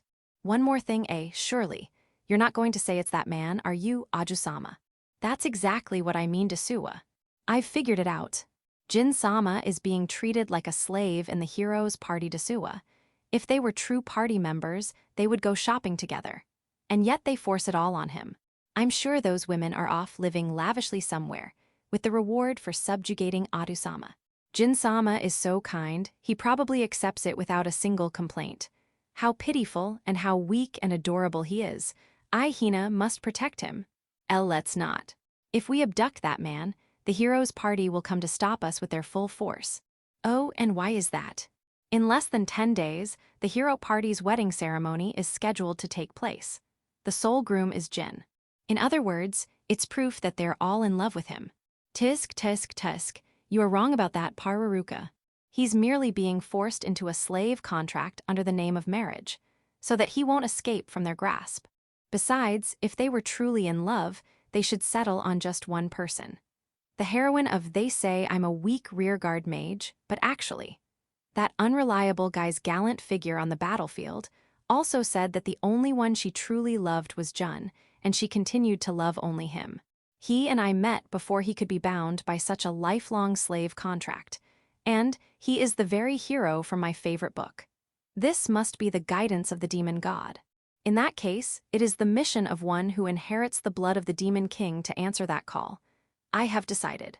I can mostly predict it, but what is it? I will be taking Jin-sama back to the demon king's castle as well.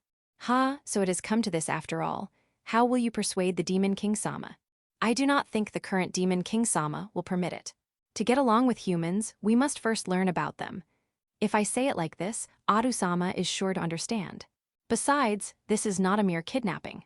It is a rescue kidnapping for Jin-sama's sake. With this, even if Adu-sama complains, I can completely refute him.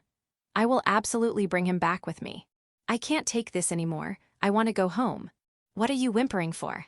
Now that it's decided, we will immediately hold a strategy meeting, Dasuwa. Lead me to the place you were hiding. Yes, that's right, Dasuwa. This is my first campaign, so I want to make a grand entrance worthy of the Demon King's daughter Dasuwa. Wouldn't it be perfect to do it in the middle of the wedding ceremony? I'll jump down from the sky just before the vow kiss and gallantly sweep away the captive Jin-sama. It's perfect, Dasuwa. I can feel it. You're definitely thinking of something reckless.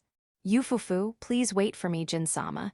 I, Hina, the daughter of the Demon King, will save you in return for the map. Ah, I have to go buy the new volume first. Section. I wonder if that girl made it there okay. Jin, is something wrong? No, it's nothing. Shall we continue? You don't need to hold back. Come at me with everything you've got. If I went easy on you, Riki, you'd beat me in an instant.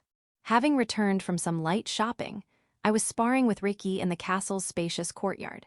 The plan was to help Riki release some of the stress that had been building up from studying these past few days. It seems to be a good refresher. The dazed, melted look on her face from her brain shorting out is returning to normal. A horizontal slash, its speed unimaginable from the cute shout, was unleashed. In response, I brought the dagger I was holding against the blade of the holy sword, letting it slide to deflect the trajectory and disperse its force. My divine protection, precocious growth, carries the handicap of having less room for growth in exchange for a faster growth rate at a younger age than others. However, the amazing thing about this precocious growth is that it exhibits its effects in any field. If I learn magic, I can quickly master what's known as intermediate magic. And if I learn martial arts, I can learn enough body movement to be effective in combat, though not on the level of a master. If I can't master one thing, then I just have to increase the number of cards in my hand. That was the path I chose, wanting to be useful to Riki and the others. Not bad. Well then, how about this? Whoa! Ice Blade Summon. As Riki increased the speed of her sword swings, I used magic to create a sword of ice and parried all of her strikes in a dual-wielding style. A flurry of attacks where a single mistake in sequence would shatter the balance in an instant. Riki must have really wanted to move her body. Yeah, as I thought, you're better with smaller, more agile weapons, Jin. After I had received a few dozen blows, Riki stopped her attack. It seems she's satisfied. Seeing that, I also let out a big sigh. It may be a light exchange for Riki, but for me, it's an interaction where I can't let my guard down. A single opening for a breath, and the tide would be turned in an instant. Being dexterous is my only strong suit, after all. But you should be more aggressive. From the start, you're too passive, Jin. I can think of too many instances. I'll be careful. What Riki says is true. Perhaps because I'm always fighting opponents stronger than myself, I feel like I naturally go on the defensive. After all, to beat a stronger opponent, counters are effective. But it's true that if I don't show any offensive intent, it will only embolden my opponent, and there's no need to put myself in a difficult situation. I'll make a conscious effort to maintain a good balance between offense and defense. Good boy, good boy. Riki stood on her tiptoes and patted my head. When I crouched down just a little, she seemed satisfied, as it became easier for her to pat me. You too, thank you for your hard work. Here, please have a towel. I've also made some rice balls for lunch. Yay! Yuyuri and Ryushika joined us, and it turned into lunch on the lawn. Being within the royal castle, it is well maintained, and so fluffy and pleasant we don't even need to lay out a sheet. Riki, wash your hands before you eat the rice balls. Ah, right, please, Jin. Here, water current. It's cold and feels good. After washing her hands, Riki splashed her face with water to wash off the sweat. Jin, do that thing. The one with the wind that feels good. I'm sure, clear wind. Ah, it's so cool, I feel alive again. Riki's reaction to the magical breeze is cute, like that of an innocent child. I used to do this a lot with my dad back in the day, too. On hot days, we'd pour water over our heads and cool each other off by fanning with wooden boards. One person was staring at us with a heated gaze. Is something wrong, Ryushika? Ryushika, you want me to do it for you too? I haven't broken a sweat, so I'm fine. No, I was just thinking how truly skillful you are, Jin. I'm sure you could use other magic attributes as well, right? Yeah, it's better to be able to use more if possible, though I can't use advanced magic. So saying, I conjure magic of different attributes, one after another in the palm of my hand. Fireball, thunderball, sandball, lightball. Each attribute has its own characteristics, and the more you can use, the more situations you can handle. The one I particularly favor is light attribute magic. It excels more in support than in attack, which makes it a perfect fit for me. Normally, you'd specialize in one, or at most two, to avoid becoming a jack of all trades, master of none. But if you can use them all to your level, Jin, you'd be a threat to your opponent. Why? Because they wouldn't know what kind of magic is coming at them. For an opponent, not being able to read your means of attack must be a struggle. I see. So that's another way of using them. I know you were always acting for our sake, Jin, but you can be more free, you know. Haha, to think I'd be able to learn something after the Demon King's subjugation is over. Thanks for telling me. Not at all. I was also guilty of depending too much on your support. Now that the subjugation of the Demon King is over, I thought it would be good to try a new fighting style. This might be a little late, but the reason we removed you from the party was strictly because the opponent was the Demon King. You're more than a match for any of his commanders. Yeah, you should be more confident, Jin. As she said that, Riki sat down on my lap while I was sitting cross-legged. Could there be any man who wouldn't gain confidence after being told that by this group? The more I listen, the more I'm made aware of the fact that my thinking had become rigid. I wonder when it started. When I began to think only of acting in a support role for everyone. It's not that I disliked it, and there was joy in being useful to everyone as a member of the party. But from now on, it might be good to act without being bound by such thoughts. You know, after hearing you two's advice, I'm starting to feel like I want to take on a quest. I agree. After the wedding, let's register as adventurers and go take a quest. We haven't been moving our bodies much recently, either. I'm worried we might be out of shape. That sounds nice. I think it will be fun, like a little picnic if I make a bento. Then it's decided. How exciting. For that to happen, Riki-chan, you need to do your best with your studies this afternoon. Hey Jin. Haha, I'll do them with you. So let's both do our best, Riki. Okay, I don't like studying, but I'll do it properly. You're a good girl, Riki.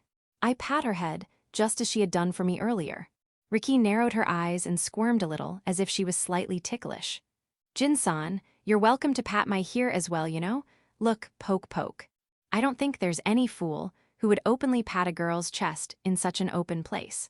If you want to be patted that badly, shall I do it for you instead, Yuyuri? Wait a minute, Ryushika-san. You can't be so rough. They'll come off, I tell you.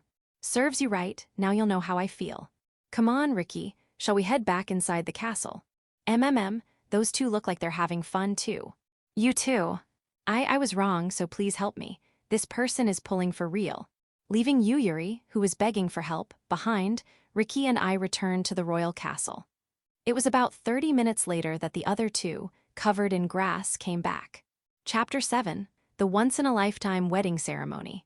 For us, who had spent all our time fighting, studying at a desk and staring at books was something we weren't used to. The days passed by in a flash, time feeling like it moved faster the more we used our concentration. In between our studies, we also discussed the arrangements for the wedding ceremony.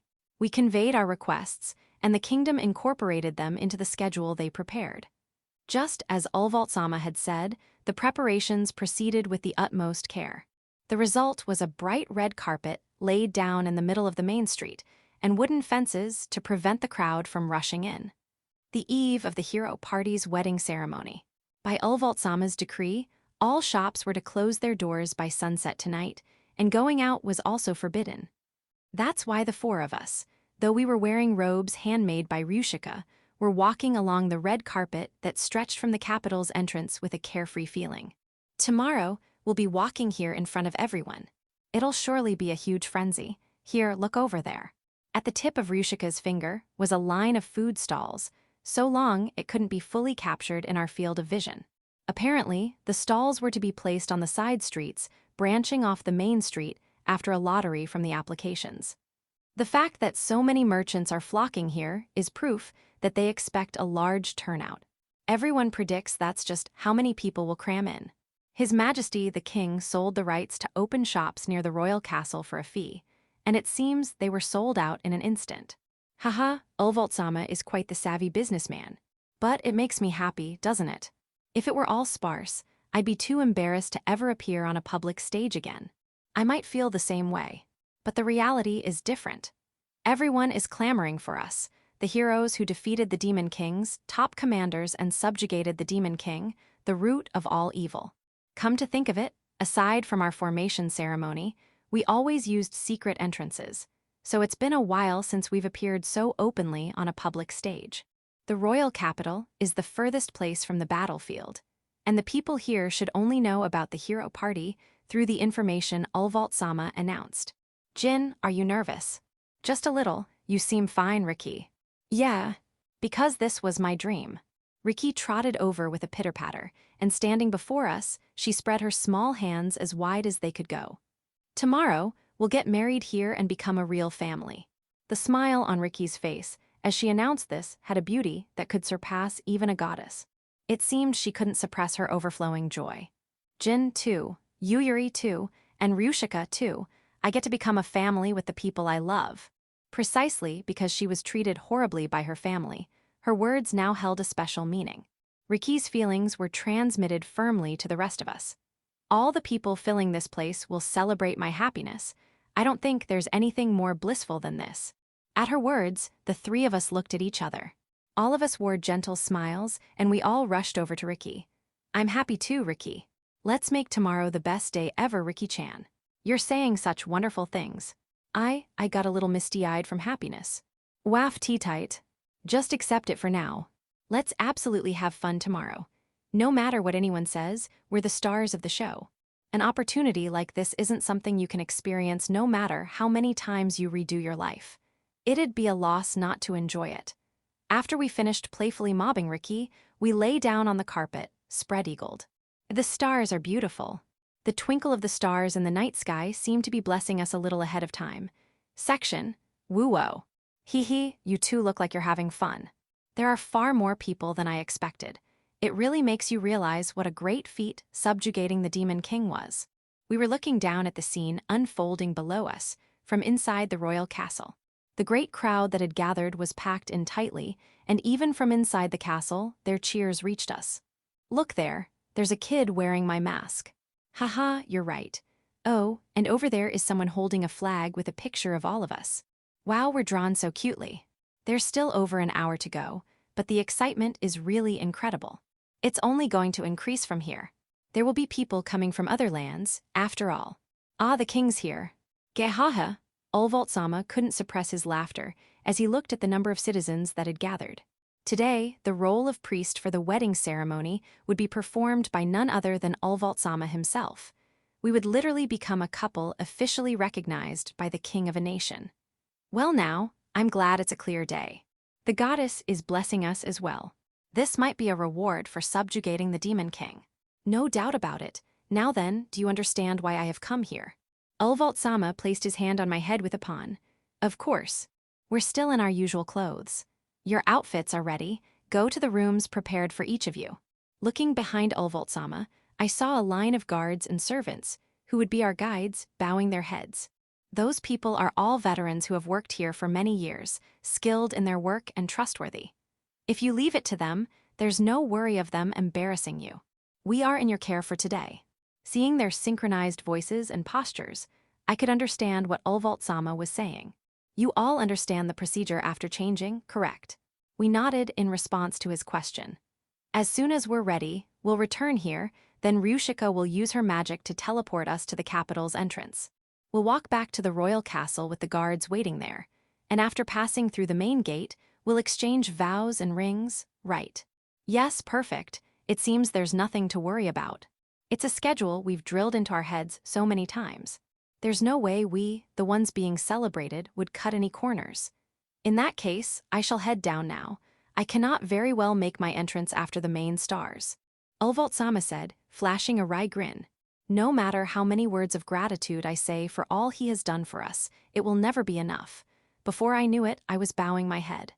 Raise your head, Jin. Today is your big day, one that connects to the future of the Mion Kingdom.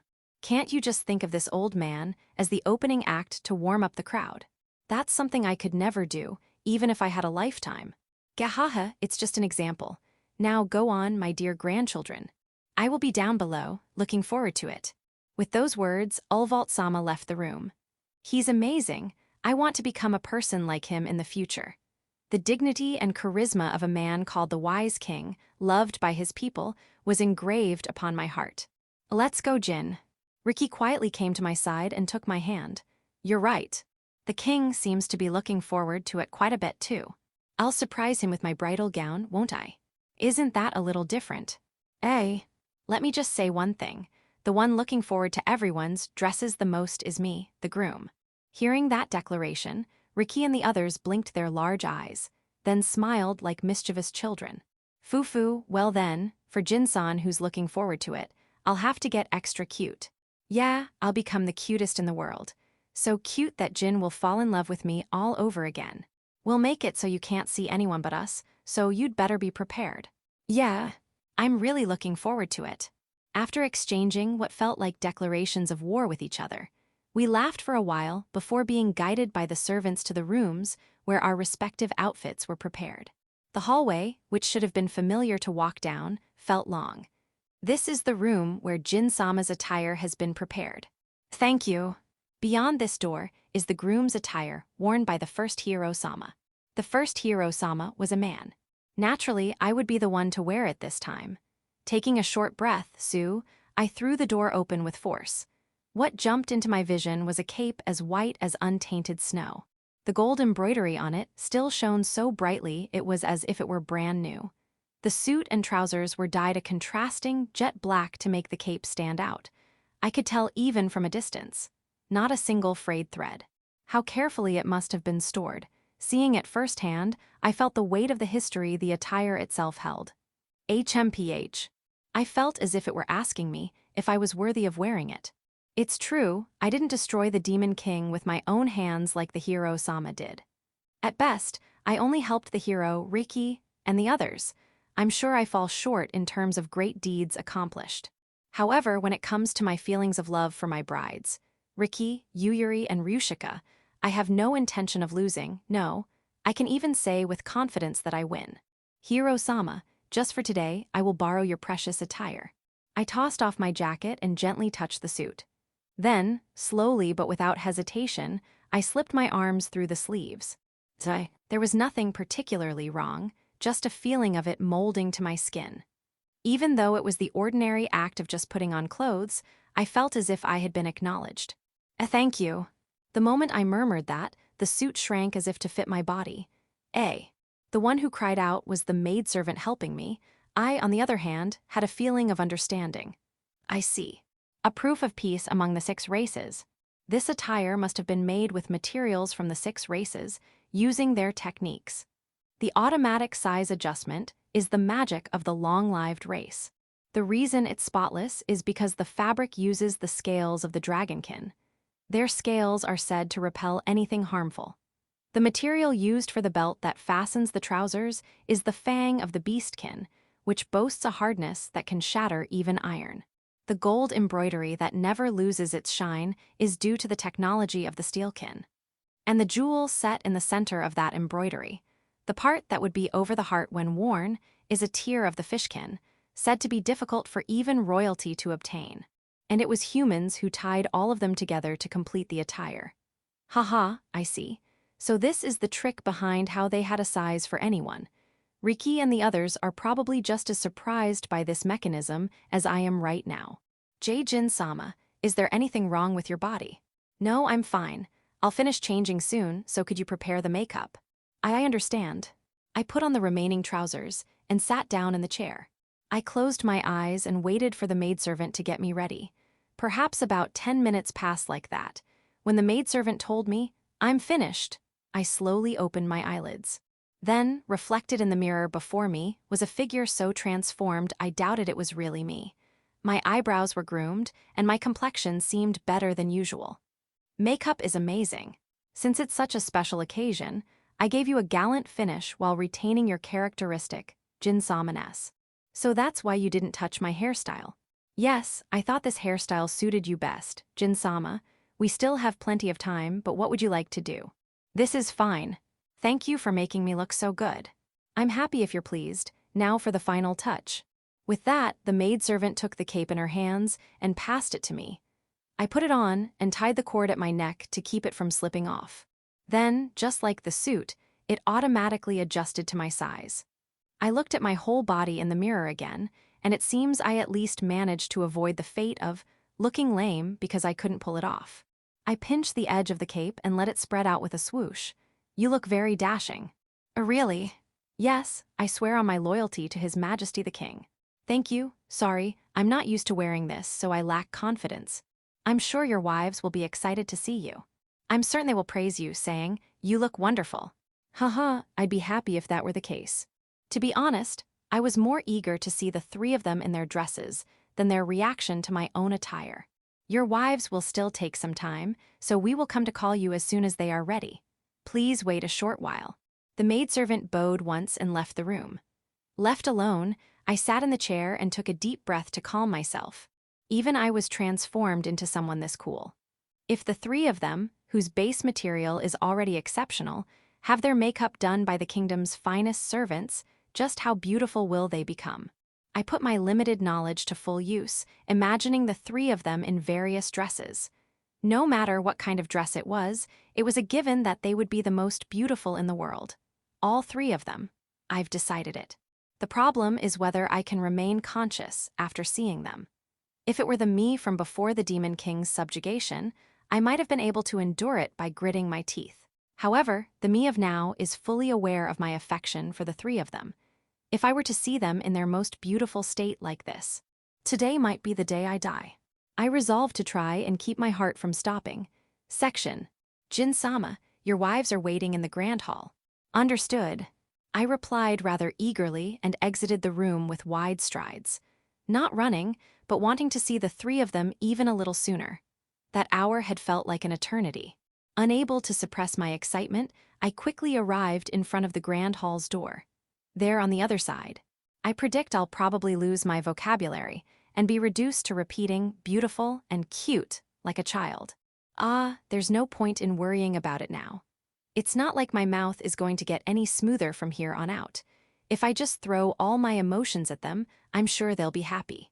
Because the ones I fell in love with are wonderful girls like that. Knock, knock, knock. I knocked 3 times. It's Jin. May I come in? Yes, please do. Permission to enter was granted. Phew. All right. I lightly tapped my cheeks to steel my nerves and opened the door. On the other side of the door were the three of them, clad in pure white dresses. Duh. And my heart was stolen in an instant. What do you think, Jin? I'm not really used to this sort of thing, but... Ryushika bashfully clutched the hem of her dress. The dress, which brought out her charms to the fullest, was tightly cinched at the waist, clearly defining her beautiful silhouette. Partly due to her tall stature, she had a very cool and stylish aura that would be admired not just by men, but by women as well. However, the fluffy and sweet design of the skirt part might be a reflection of the maidenly side within Ryushika. This outfit, which expressed not only her coolness but also the figure of the girl inside, was surely a perfect match for her. I think you look incredibly wonderful. Truly, to the point I want to preserve it in a painting. This feels kind of ticklish. I haven't had many opportunities for people to praise my clothes. Hey Jin-san, look at me too. I'm super cute, you know. Yuyuri puffed out her cheeks and took my hand. In contrast, she was an assault of cuteness. The moment I saw her in her dress, I found myself murmuring cute. That's the kind of impulse that washed over me. A draped skirt with such a presence that it wouldn't be an exaggeration to call her a princess. A large ribbon flower bloomed at her waist, making it clear from any angle that Yuyuri was a princess-like bride. It suited her so well that it would be no exaggeration to say it was made just for her. I think your charm has been amplified many times over. You're very cute. Oh my, Jin-san, staring at me like that, you're making me blush. You really are cute. It makes me want to look. Last is me, Jin's true love. Riki, tugging at my hem with a little pull, now asserted it was her turn. I looked at Riki, wrapped in her dress from the front, and involuntarily looked away. I thought I had properly recognized how cute she was, but I have to admit I was naive. Seeing her with proper makeup and a wedding dress was so cute it made my heart flutter. A simple and classic wedding dress. A type that hangs on the upper arms, slightly emphasizing her chest. It was adorned with lace from top to bottom and was without a doubt the most gorgeous of the three. Perhaps because she was wearing heels, her face was closer than usual, making me all flustered. What's wrong, Jin? Does your stomach hurt? Fufu, that's not it, Riki-chan. Jin-san is surely. Yeah, I was captivated by Riki's appearance. Is that so, Jin? Riki peeked up at me from below. Her jade eyes were filled with expectation. Yeah, you're very beautiful, Riki. I'm glad that you like it, Jin. Her smiling face truly made her a beautiful bride. Not just Riki. Yuyuri, too, and Ryushika, too. They're all wonderful girls that I truly don't deserve. I will make them happy. I don't know how many times I've thought that already. A feeling that will never disappear is lit within my heart. But we fell in love at first sight, too. You're always cool, but today you're twice as wonderful. Yeah, you're not losing to the outfit at all. It suits you so well. This is kind of embarrassing. It's thanks to the outfit and the maids. Yeah. So, is the reason we're cute also thanks to the outfit and the maids? No, it's absolutely because the three of you are cute and beautiful to begin with that my eyes were stolen. Right. We feel the same way, you know. Taha, you've got me. I've been completely talked into a corner, but it's not a bad feeling. But there's no doubt that we've been polished even further thanks to the servants. Yeah, I can't do makeup. Riki-chan, you know, she was about to go out without any makeup at first. We were so surprised. Because I'm cute even as I usually am. Saying that, Riki struck her usual expressionless double peace sign. Perhaps due to the atmosphere, she was more than twice as cute as usual. If people see them looking like this, someone is bound to fall in love. Ah, it's an ugly feeling, but I want to keep them all to myself. I want to, but there are a lot of people who have come wanting to see. I extend my hands toward the three of them. Well then, shall we go? To make our vows of love, we started walking to appear before the crowd. Section. The main street leading to the royal castle. People had flocked there to get a glimpse of the hero party. The royal guards were standing guard along the Virgin Road, but the crowd was so dense it seemed even they were being overwhelmed. Then, as they noticed us appearing, the cheers grew even louder. It's the hero-sama. Kaya, Ryushika-sama, please look this way. Saint-sama, thank you always. Thanks to you all, my family is getting along well. Jin-san, thank you for your long journey. As we walked down the Virgin Road, cheers rained down on us from all over. Among them were voices calling my own name, and I almost stopped in my tracks. What's wrong, Jin? You have to wave to them properly. Ah yeah, you're right. I waved back to the child who had cheered for me. Likewise, Riki and the others were bestowing smiles upon the crowd who had gone out of their way to celebrate. Hearing their voices of gratitude directly makes me realize that what we've done has borne fruit. I left the party before the final battle, but if I say that, Ryushika will get mad, so I won't say it. In that case, I'm disqualified from the hero party too. Riki and Yuyuri were the ones who defeated the Demon King. That's right, so Ryushika can't be a bride. Bye-bye. The penalty is too harsh.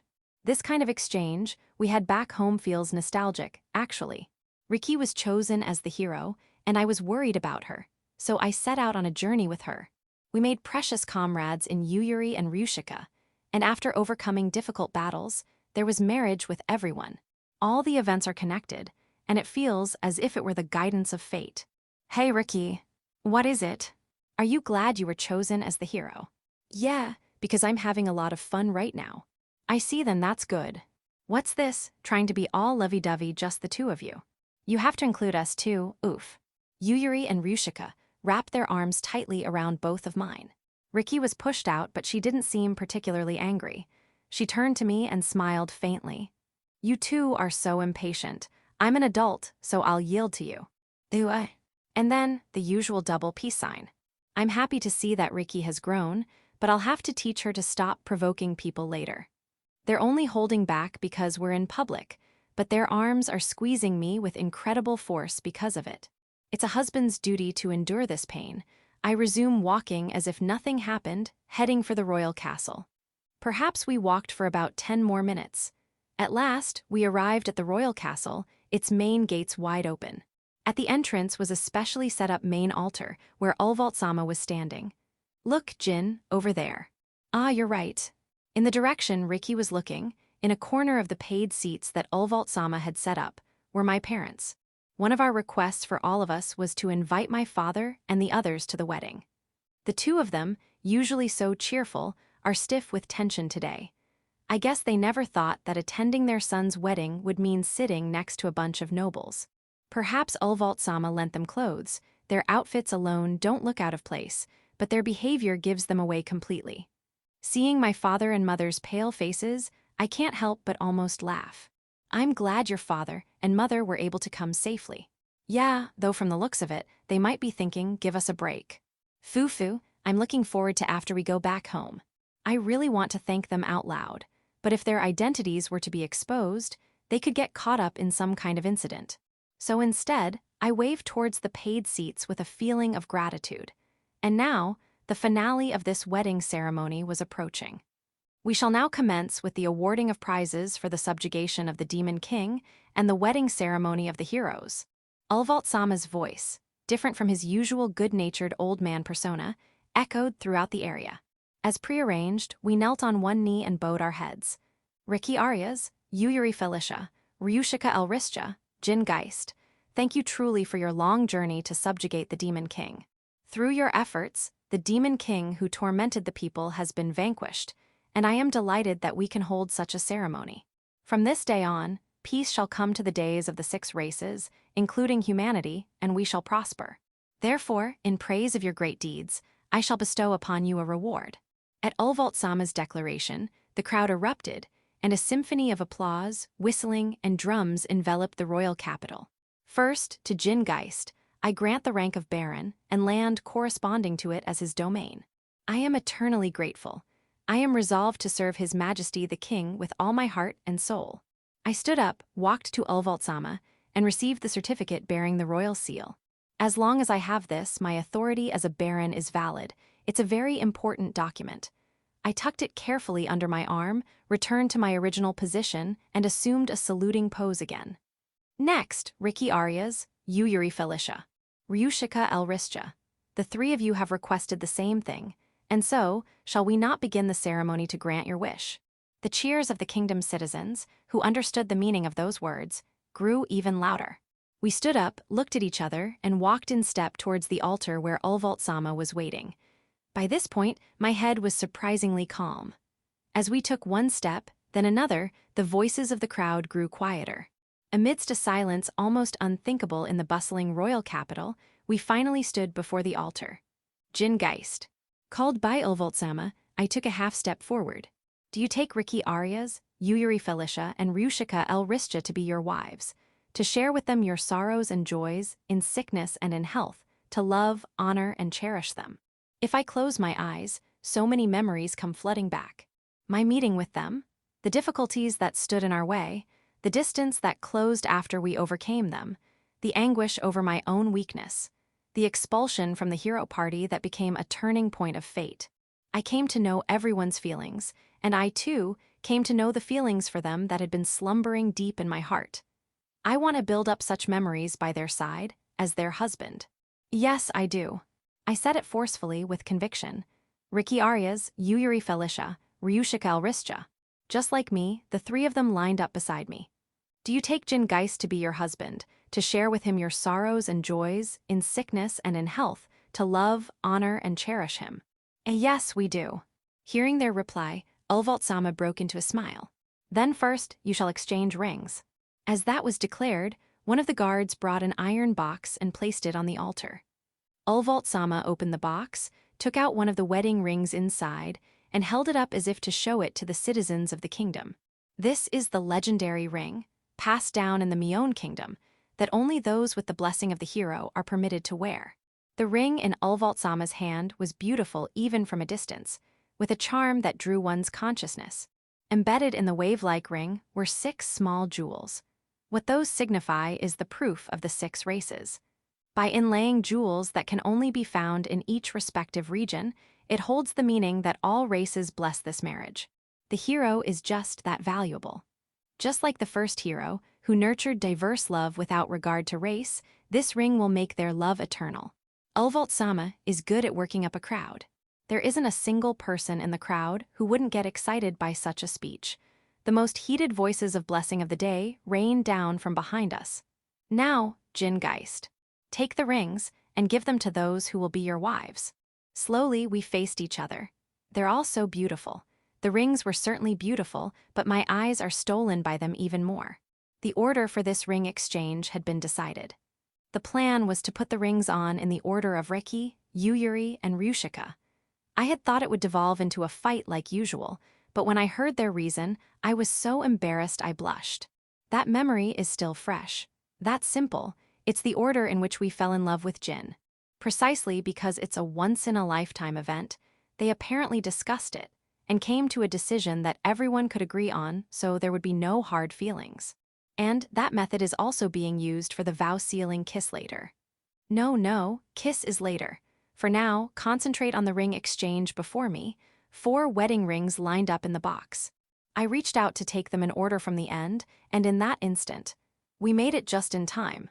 Along with a high-pitched voice, something came flying, and the altar split in 2. Instantly judging it as an emergency, we moved at once. Teleport Ulvalt Mion. Ice Blade Summon. Holy Sword. After Ryushika secured Ulvaldsama's safety with teleportation magic, Riki and I simultaneously summoned our swords and swung them down at the writhing shadow. However, before our attacks could land, the shadow had moved behind us. Oh my, such violent women won't be popular, you know. A girl twirled the ends of her hair as she complained. 2 horns grew from her forehead, and I immediately knew she wasn't human. A demon? Why are you here? It's simple, I've just been lying in wait this whole time. Huh? The answer was completely unexpected. But now that she mentions it, her body, aside from the horns, is no different from a human's. We defeated all the Demon King's commanders. I've never seen this one, but Riki's grip on her holy sword tightened. This woman is strong. But of course Dasuwa. After all, Hina is the daughter of the great Demon King. The ones who reacted first to her statement were the citizens gathered here. The Demon King's daughter. Does that mean she's here for revenge? This is bad. We're gonna be killed. Our ruin. After a moment of silence to comprehend the situation, the screams of the crowd echoed. Everyone, please calm down. Don't panic, don't run. Please follow our instructions. The guards are also trying to guide the citizens to safety, but there are simply too many people, and they can't maintain control. This is a very bad situation. But what's dominating my mind are the words she just said. I feel like I've heard that somewhere before. Could you be Hina-san from that time? Hooray! The gazes of the 3 pierced into me. Yeah, sorry. I'll explain the situation properly later. So please, don't look at me with such scary eyes. Please. Jin-sama, you remembered Hina. Cheating. I'm not. I just happened to meet her in town when she was lost and helped her. Even though your opponent is a demon. No. She was wearing the hood of her cloak at the time, and I couldn't see any horns. It's just as Jin-sama says to Suwa, you ugly vixens. To not even believe the words of the person you're marrying, just as Hina predicted, it was a false love after all to Suwa. This girl is bad news, bad news, bad news. Why has she been so accurately stepping on Riki's and the others' landmines since a moment ago? Can't she feel the swelling bloodlust, or does she not even consider it a threat? Thanks to her, even though we're supposed to be comrades, I couldn't look at my friends' faces. Hey, you. Riki, in a voice filled with an unfamiliar rage, pointed her holy sword at Hina. For what purpose did you ruin our wedding? To take Jin-sama away to Suwa. What did you say? For certain reasons, Hina has come to want Jin-sama very much. Please rest assured. Hina will properly make Jin-sama happy. I see, I understand completely. You understand, then let us. That you and I are incompatible. In an instant, Riki closed the distance and swung her holy sword, but Hina dodged by bending her upper body back. Using the momentum from her dodge, she kicked Riki away. Gah! Riki-chan, I'll heal you right away. Yuyuri rushed to Riki's side and cast healing magic. Even during that time, Hina didn't press her attack, looking completely at ease. How cruel of you to attack so suddenly. Hina was still talking, you know. You're Hina, was it? Let me tell you the conclusion first. We have no intention of handing over Jin. Therefore, your story is not worth listening to. Do you understand? In that case, it will have to be by force. Hina has no intention of rampaging, though. No matter what threats you make, our opinion won't change. We will absolutely not hand Jin over to anyone.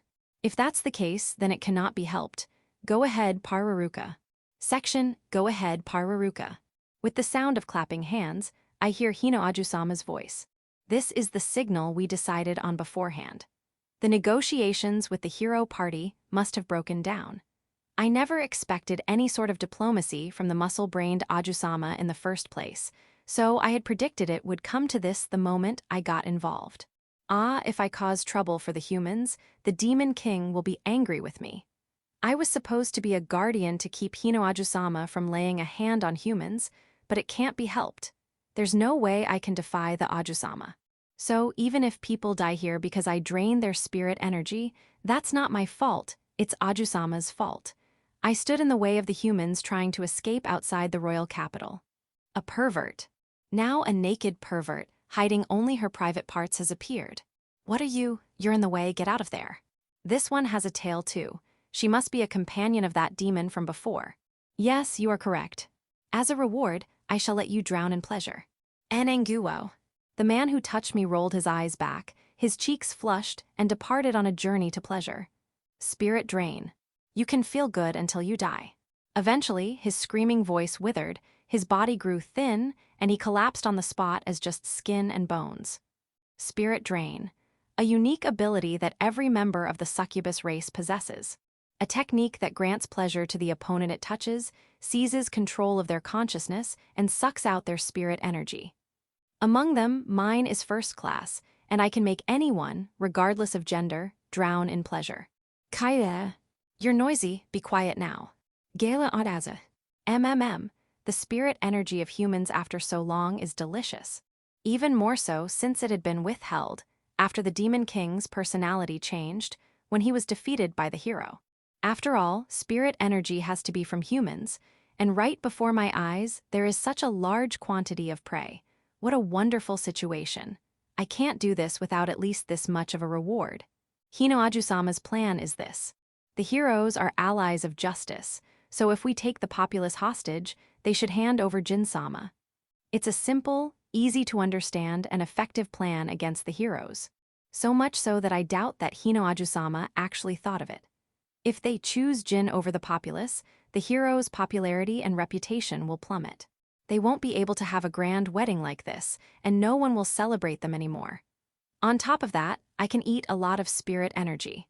Conversely, if they choose the populace, we get Jin, and Hino Ajusama will be overjoyed. Whichever the heroes choose, there's a merit for us. Now then, who shall be next? As I licked my lips, the humans tried to flee in the opposite direction. What fools. If they do that, they'll just collide with the ones trying to escape towards the entrance. See, they're falling one after another. Well then, time to dig in. Until I get the signal to stop from Ajusama, shall I enjoy myself as well? Section, as you can see, if you hand over Jin-sama, we shall release the people. You, how cowardly. Cowardly? Not at all, Dasuwa. It's just a matter of handing over Jin-sama, isn't it? Thinking it's cowardly is your own problem, Dasuwa. Riki and the others are hesitating. While this is happening, another scream reaches us. From our earlier exchange, I can gather that Hina is considerably strong. It would probably take time for the four of us to defeat her. And during that time, the number of victims will increase. Damn it, think of something, me. If I, who am useless as it is, stop thinking, I'll be reduced to a true commoner. So, what will you do? Hina is not a very patient person, you know. Send just Riki towards Pararuka? No, that won't work.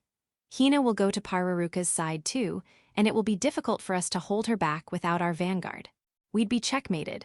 Somehow, if I can just stop that Pararuka person's movements, in that instant an epiphany descended upon me.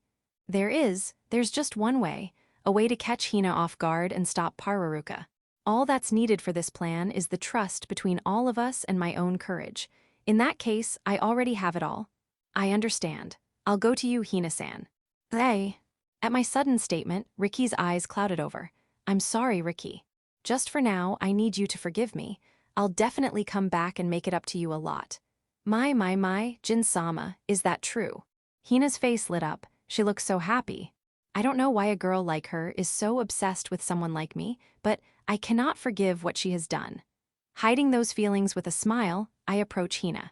Yeah, and you'll stop Pararuka for that, right? Yes, of course, Dasuwa. But you have to come right next to me. Here, this should be good, right? Pararuka, stop it. Mealtime is over, Dasuwa. I was able to close the distance to Hina's side with surprising ease, and with my ice sword still in hand. I considered a surprise attack by letting her guard down. But I can easily imagine that someone like me would just be dodged. The reason she allowed me to approach this close is because she doesn't see me as a threat. Therefore, my opponent is not her. As expected of Jin-sama. Unlike those vixens over there, you're so understanding, it's a great help. Haha, thanks. Hey, Hina-san, what's going to happen to me now? Please rest assured. We plan to live happily together in the Demon King's castle. I see. Then I can go without worry. But before that, can I say one last farewell to everyone? After all, they're comrades I've spent so much time with. Yes, of course. Hina will never do anything Jin-sama dislikes. Thanks. Everyone, will you listen to me? I turned to face the three of them. Ryushika had an expression that seemed to say she couldn't believe it. Yuyuri was sending me a pleading gaze. Riki was desperately holding back tears that looked like they would spill at any moment. Among them, I made eye contact with Ryushika for a moment, because she's the key person for this plan. Please, realize it. Actually, there's something you all said that made me the happiest. 10 days ago in the afternoon, remember what Yuyuri said to me. At that moment, Ryushika put a hand to her chin as if she had realized something. Yuyuri, too, seeming to understand my aim, pretended to get closer to Riki and brought her mouth to her ear. I couldn't answer properly at that time, so I'm going to give my reply now. This is the signal for them. The choice that had naturally disappeared until now. The words needed to make them choose it. I believe in all of you. Send me flying, Ryushika. Teleport Jingeist. The feeling of weightlessness assaulted me. My body and consciousness moved through space with tremendous speed, and where I was sent was right where Pararuka had been rampaging. Ara, why are you over here? There's only one thing the hero party does, right? I pointed the tip of the ice sword I was holding at her. Monster extermination, you bastard. Section, I roughly wipe away the built-up tears with my sleeve. Yeah, I'm finally getting back on my feet. I was struck with apathy when I thought Jin would be gone, but I'm okay now. I can concentrate on defeating this woman. Are you people insane? There's no way Jin-sama, as frail as he is, can defeat Pararuka, is there? The Demon King's daughter, whose Jin had disappeared from before her eyes, was in a panic. You can only say that because you know nothing about Jin. I see, this woman doesn't know just how much power Jin possesses. That's why she wasn't wary of Jin being teleported to stop Pararuka. You did 3 unforgivable things to us. I rise unsteadily. 1, you attacked people. I grip my holy sword. 2, you ruined our wedding. I let my feelings, my emotions explode. 3, you tried to take Jin away from us. The sadness born within me feeds my holy sword, and it grows large. Whoa there, you'd better not forget about us. Our thoughts are the same as Riki-chan's. Yuyuri and Ryushika line up next to me. There are probably no other reinforcements in this world as reliable as this. Jin made the choice to risk his life and take on Pararuka. In that case, we must respond in kind. Prepare yourself, Hina. Your life, too, ends here today. Section, Pararuka and I were engaged in a back-and-forth battle. You're so nimble. I know her weapon is Spirit Drain. The succubi I've defeated up to now have used the same technique. So I just need to use my physical skills and be careful not to be touched. Light ball. Such petty tricks. It's what I'm good at. With a snap of my fingers, a ball of light bursts at my fingertips, stealing her vision. I go in to aim for damage with my ice sword while she staggered, but Pararuka dodged by leaping far back. 12 flame bullets. Wave of darkness. The flame bullets I shot, thinking they would hit now, were swallowed by darkness and vanished. Fighting up to this point, I thought, it's still difficult right now, huh? If so, it can't be helped. Just as I said before, I'll just have to believe in the me that everyone believed in. What's wrong? There's no point if you can't hit me. That goes for both of us. For the first time in this fight, I go on the offensive. Wind Cutter. Just how many types of magic can you use, you? I'll tell you all you want after I've defeated you. Pararuka used her wings to evade the unleashed blades of wind into the sky. I threw my ice sword at her, but she dodged that too with a twirl. Now, will she take the bait? So far, I've done nothing but irritate her. The fact that her favorite meal is being disturbed and she's having a hard time with someone she looks down on as inferior. Such a me has now let go of my weapon, a perfect opportunity. She'll definitely attack. Fufu, what's wrong? Have you grown desperate? Ga ice blade some. Too late. It's true, everyone told me my skills would be effective against the Demon King's commanders. However, for the past few days, I haven't been able to learn anything about battle tactics due to the wedding preparations. It's a difficult thing to ask someone to immediately change a fighting style that's been ingrained for so long. In that case, it's simple. I just have to aim for an opening while she's attacking. Got you. Pararuka's hand grabbed my arm. Now, endure it, Jingeist. Remember the days of pleasure I've endured. The time with Reiki, who sat on my lap and rubbed her butt against me, saying her position was bad. The time with Ryushika, who deliberately wore oversized clothes and tried to feign being half-naked when I woke up in the morning. The time with Yuyuri, who pressed her chest against my arm everywhere we went, steadily chipping away at my reason. That night when I couldn't sleep at all because I was in the same bed as the three of them. This is the end. Spirit drain. Yuuo. A pleasant sensation that feels like it's scrambling my nerves assaults me, but this is a fake. At best, it's just an illusion. I should know, right? Their real touch. Is there anything in this world that can give more pleasure than the three I love? Of course not. And above all, I don't want to die a virgin. Caught you. I regain the freedom of my stolen body, and in turn, grab Pararuka's arm. HMPH, to think the day would come when the reason forged through those days of abstinence would be useful. Wah, don't tell me you endured it, my spirit drain. That was close. If you had been a little more serious, I might have lost. This is a fact, but at the same time, I had predicted that she wouldn't be able to use a serious spirit drain. If I were to die, there's no telling what Hina would do. In that sense as well, it must have been unexpected for Pararuka that I would head to the battlefield. I must have been the most difficult opponent for her. But I'm the one who won. You can have your post-mortem when you wake up. I gently place my hand on her abdomen as her face turns pale. Eat this, an unavoidable zero-range magic. Flame bullet. Pararuka's body, which took the full brunt of all the bullets, was smoking and had turned pitch black. But I don't think a Demon King's commander would die from something like this. At most, she's probably just unconscious, so I need to finish this at once before she wakes up. I take a deep breath and call her name. Ryushikaya. The next moment, the unique floating sensation of teleportation magic assaulted me again. Section Wa, Pararuka was defeated. Is it okay to show such an opening? Damn it, NGH. She struck with the full force of the holy sword from the side. Hina's skin, inherited from father, won't be cut by just anything, but what hurts, hurts Dasuwa. Above all, creating an opening in front of two people who possess the blessing to handle holy light, a potent poison to us, is a bad move Dasuwa. O goddess, grant salvation, grant judgment, grant execution, bestow it upon that one, song of soul annihilation. I won't be defeated in a place like this. I fly into the air to avoid the holy light released by the saint. Then, this time, the hero was below, holding her holy sword at the ready. Oh, war goddess smiling in the heavens, return all the evil spreading before my eyes to nothingness. If I take that, Hina will end up just like father. I don't want that. I don't want to become a doll that's lost its identity like that. If it's come to this, it can't be helped. I'll leave Pararuka behind and fly away by myself. Teleport. Jingeist, Pararuka. Yo Hina, been a bit. Suddenly, before my eyes, appeared Hina's weak, cute, and gentle Prince Hero. In his arms, a singed Pararuka was limp. Here. Take her with you. Kaya. Thrown by Jin-sama, I reflexively moved to catch her. Oh, Pararuka is still alive. I like kind children who treasure their comrades. I understand. As he said that, he fell with a satisfied look. The moment I looked down, Hina realized her actions were one step too late. Holy Sword of Judgment Excalibur. Kaya, why did it have to come to Thei's eyes? In that instant, a torrent of white light filled my vision.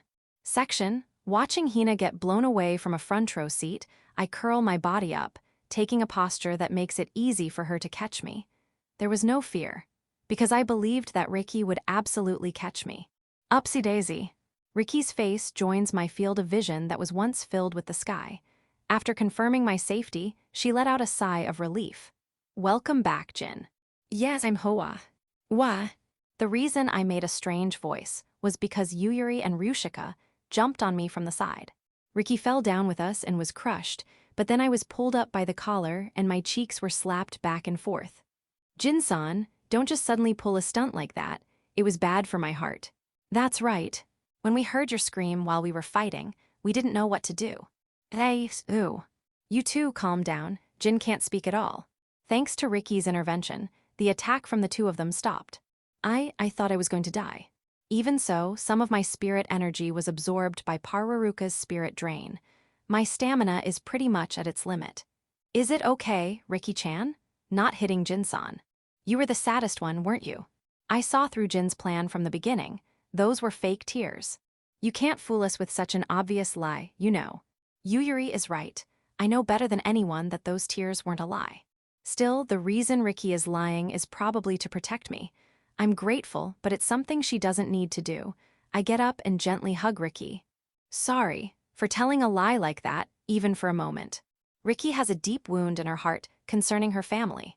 Knowing that fact, how much must I have hurt her with words and actions that, even if a lie were like abandoning her? Even if it was necessary to escape that situation, I had to apologize. MMH, if you say something like that again, I'll never forgive you.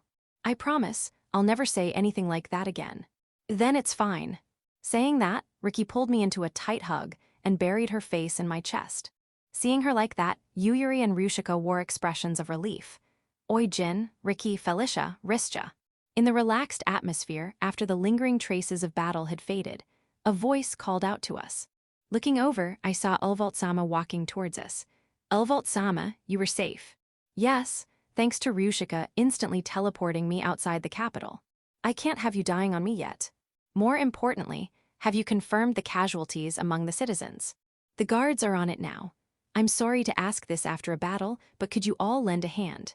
Understood, we'll head over right away. I'm counting on you. I, too, will return with the medics to the castle as soon as I've confirmed one thing. Confirmed, what is it? The wedding rings, the proof of the hero passed down by all the kings until now. We can't afford to lose them. That's right. Hina attacked before I could take the wedding rings, towards the altar where the wedding rings were placed. Jin, could this be? I have a bad feeling about this. Let's check right away. The altar is over there. At the tip of Ryushika's finger were the remains of what used to be the altar. We hurried over and searched the surroundings. It's not here, it's nowhere. What about under that large piece of wood? I'll lift it. Riki moved both halves of the splintered piece of wood. And underneath it were the shattered fragments of the wedding rings were scattered about. Epilogue: 7 days have already passed since that memorable wedding ceremony. We were still staying at the royal castle. My once-in-a-lifetime wedding. How long are you going to keep crying, Yuyuri? It's been 7 days, hasn't it? Of course I'm going to cry. My once-in-a-lifetime moment was ruined, and on top of that, we have to go on another journey. It can't be helped. To remake our wedding rings, we have to travel around the countries of each race. The incident the other day, the attack on the hero's wedding ceremony by a girl claiming to be the Demon King's daughter, which resulted in several deaths, was reported to every nation, along with the news that the wedding rings, passed down for generations for the hero, were destroyed by the Demon King's daughter. In response to this, the kings of each nation readily agreed to move toward the swift subjugation of Hina and to remake the wedding rings. However, it seems the rings were originally crafted by taking turns, and because each uses secret techniques, it became necessary to visit each country. And so, here we are, preparing for a journey to collect our new wedding rings. Can't we just get normal wedding rings? It seems they were also a symbol of the unity of the 6 races. I'm told they are indispensable to the kingdom as a symbol of peace. Without the rings, we can't even redo the wedding. It's all that woman Hina's fault. The next time I see her, I'll beat her to a pulp. Yuyuri, you're burning with so much rage. According to Reki, it seems Hina isn't dead. Purification, using holy light to make a demon repent or annihilate them, is something she can apparently sense, and in Hina's case, there was no such response.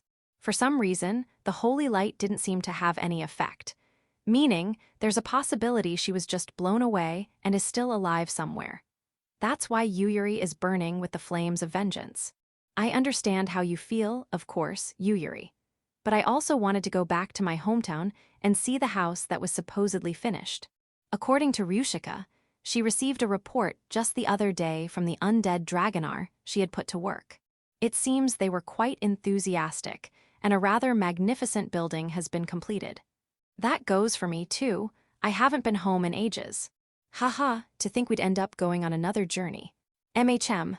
But I'm a little excited. Why is that, Riki-chan? This time, we can travel as a family. I think it will surely become a wonderful memory. Saying that, Riki continues packing, looking truly happy from the bottom of her heart. If she says something like that, we can't just keep complaining forever, can we? The speed of our packing, which had been proceeding sluggishly, picks up. Maybe we should try a different route this time. In that case, I want to go to the Water City first. The jewels there are so beautiful. I think I'd like to go to my hometown, the Elf Village. I'm going to announce our marriage and surprise everyone. In a way, this is a honeymoon too. And then, after visiting all the countries, we'll have another wedding. Our voices overlapped, and we all broke into wide smiles. It seems we were all thinking the same thing. I'd hate for the wedding to end like that. This time, let's do it in your hometown, Jinsan, not the royal capital. With the budget covered by the king, of course.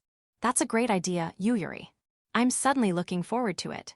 This time, we'll exchange the rings inside our new house, so they don't get destroyed. Come to think of it. Yeah, what's wrong, Yuyuri? We haven't had our vows kiss yet, have we? What should we do about that? In an instant, silence filled the room. Ryushika's face turned bright red, Riki bashfully averted her gaze, and Yuyuri blatantly touched her lips in appeal. No, really, that's probably not a good idea. To have our vows kiss with no mood whatsoever. Lining up excuses in my head, I let out a soft breath. All right, Ulvolt-sama has summoned us for tomorrow, so let's get to bed early today. I blatantly changed the subject. It can't be helped. I can't just work up the courage when it's sprung on me like this. While I was hesitating, Riki and the others quickly moved to their usual positions. Come on, Jin-san. Hurry up and come here. To be able to sleep between us, you're a lucky man, Jin. Jin, get in bed, I can't sleep. I think it's about time we got separate beds. Is what I say, but a part of me has already gotten used to this arrangement. Now I almost feel restless without the warmth of someone nearby. Turning off the light, I let myself be lured into the bed. As expected, it's a little cramped with the 4 of us. Yes, but I'm happy to be able to feel you close by, Jin-san. I think this is one of those precious things you can only do as a family. Being on top of Jin is comfortable, so I don't mind. Haha. Though I can never move. This situation, isn't this really bad? I feel intense gazes from my left, right, and above. We know you're a wimp, Jin. After all, you haven't made a move even though this has been going on for so long. So, we all discussed it and made a decision. A faint, wet sound in the darkness. Something soft touches my cheek. A feeling of happiness in this world that only I can enjoy. We'll be the ones to make a move, so don't you run away, husband. I'm looking forward to you doing it for me next time. Let's have a happy married life, darling. Afterward. Good morn after evening, boobies. A friendly greeting. Hello, I'm the author. For those of you who recognized me from that first sentence, you must have read. Misunderstood saintly life of a villainous scion. I want to do what I want my second life. Thank you for reading. I believe the defining feature of this work is the interplay between the heroines, who run wild without restraint, and the protagonist, who accepts or deflects it all. Personally, I've always loved making people laugh. For the talent show on our school trip, I borrowed a uniform from a female friend, had her help me change, and danced in drag. At the culture festival, I wore a full-body green suit and had 2 girls hit my butt with sticks. I enjoy putting myself out there and making people smile that much. This isn't a story about my play from my school days. It's true, I just wanted to convey the fact that I love making people smile by sharing a memory. Please believe me. That being the case, I did my utmost to depict entertaining interactions so that all of you who read this web novel could do it with a smile. There is no greater joy for me than if the charm of these lively characters has reached you all. I hope that, in this harem romantic comedy, you all have found a favorite to root for. Now, to change the subject, please allow me to share a story about my summer memories. This summer, I went to play at my local beach. For what purpose? To go see cute girls in swimsuits, of course, those plump, meaty thighs. The way they shyly take off their hoodies. And most of all, those boobs that look like they're about to burst. It was just unbearable. This is what I live for, I thought, for sex. My apologies.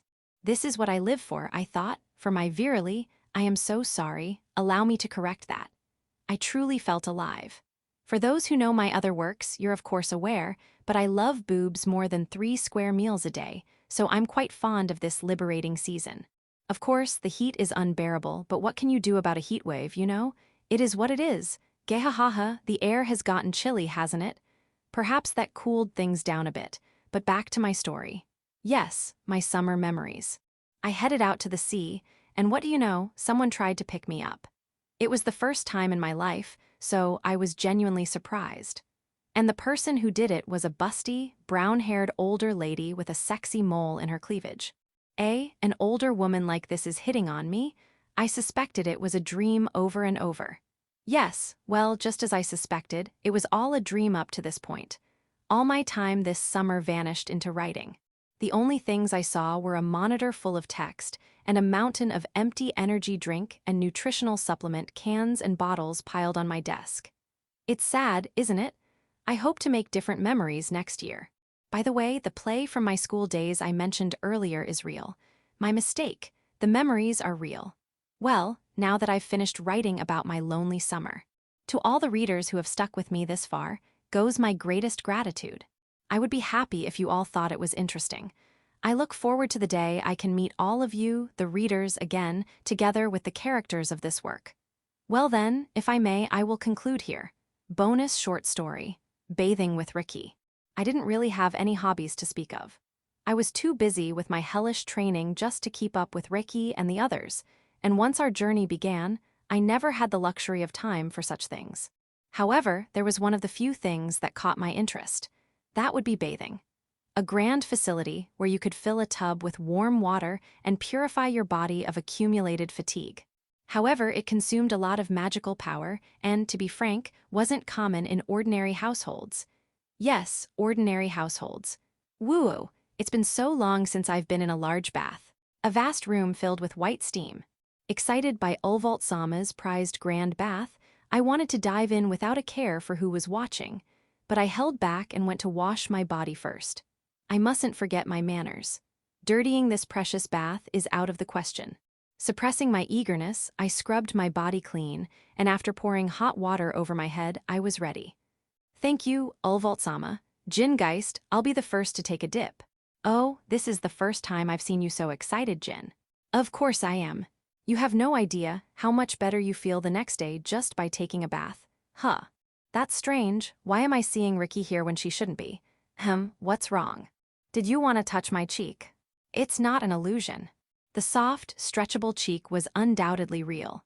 In other words, the person standing before me, stark naked, was without a doubt the Ricky Arias I knew. Why are you looking up, Jin? So I don't see certain things. I'll go get you a bathing robe, so just wait. I don't need one. It's more comfortable like this. No. If you don't put one on, I'm getting out right now. Moo Jin, you're selfish. She didn't look convinced, but I had to stand my ground here, no matter what.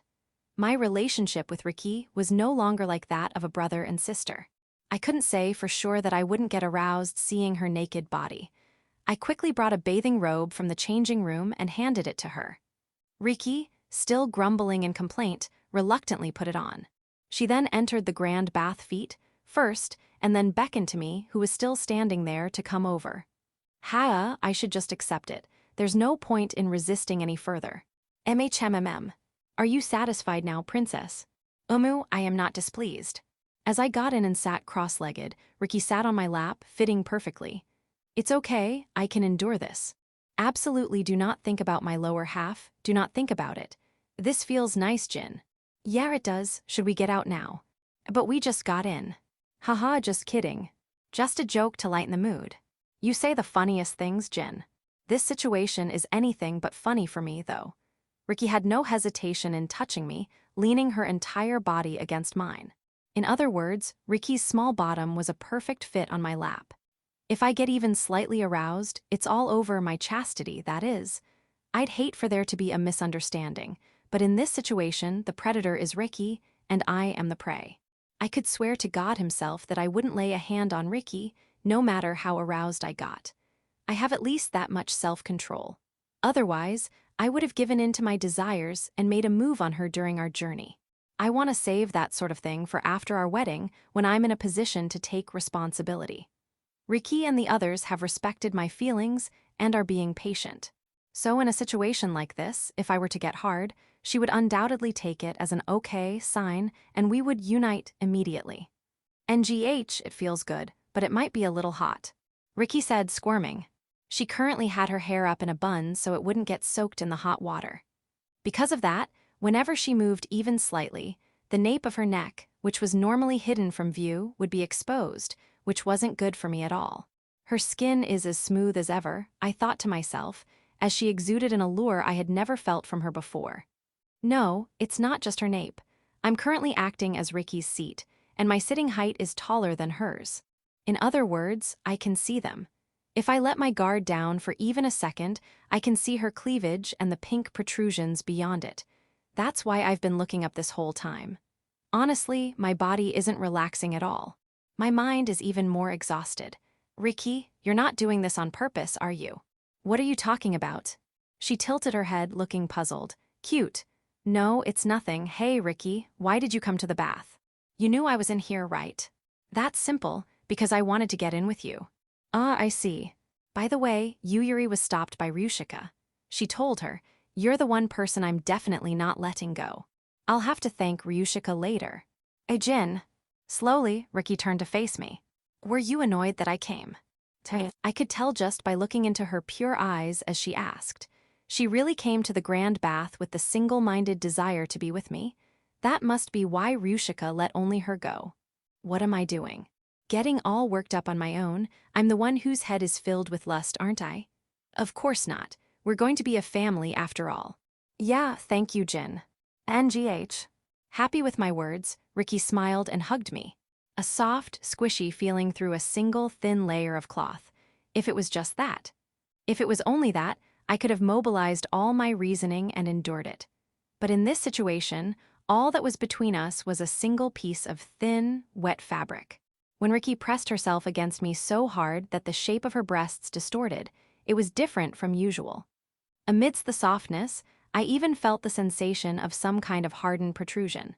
Before I could even comprehend what it was, my masculine instincts made the blood rush to my lower body. Jin, there's something hard on your thigh. Ah, I think I'm getting a little dizzy from the heat. Riki, wait here. Okay. That's dangerous. Leave it to me, I'll carry you. I'm fine. I'll be right back after I cool down a bit.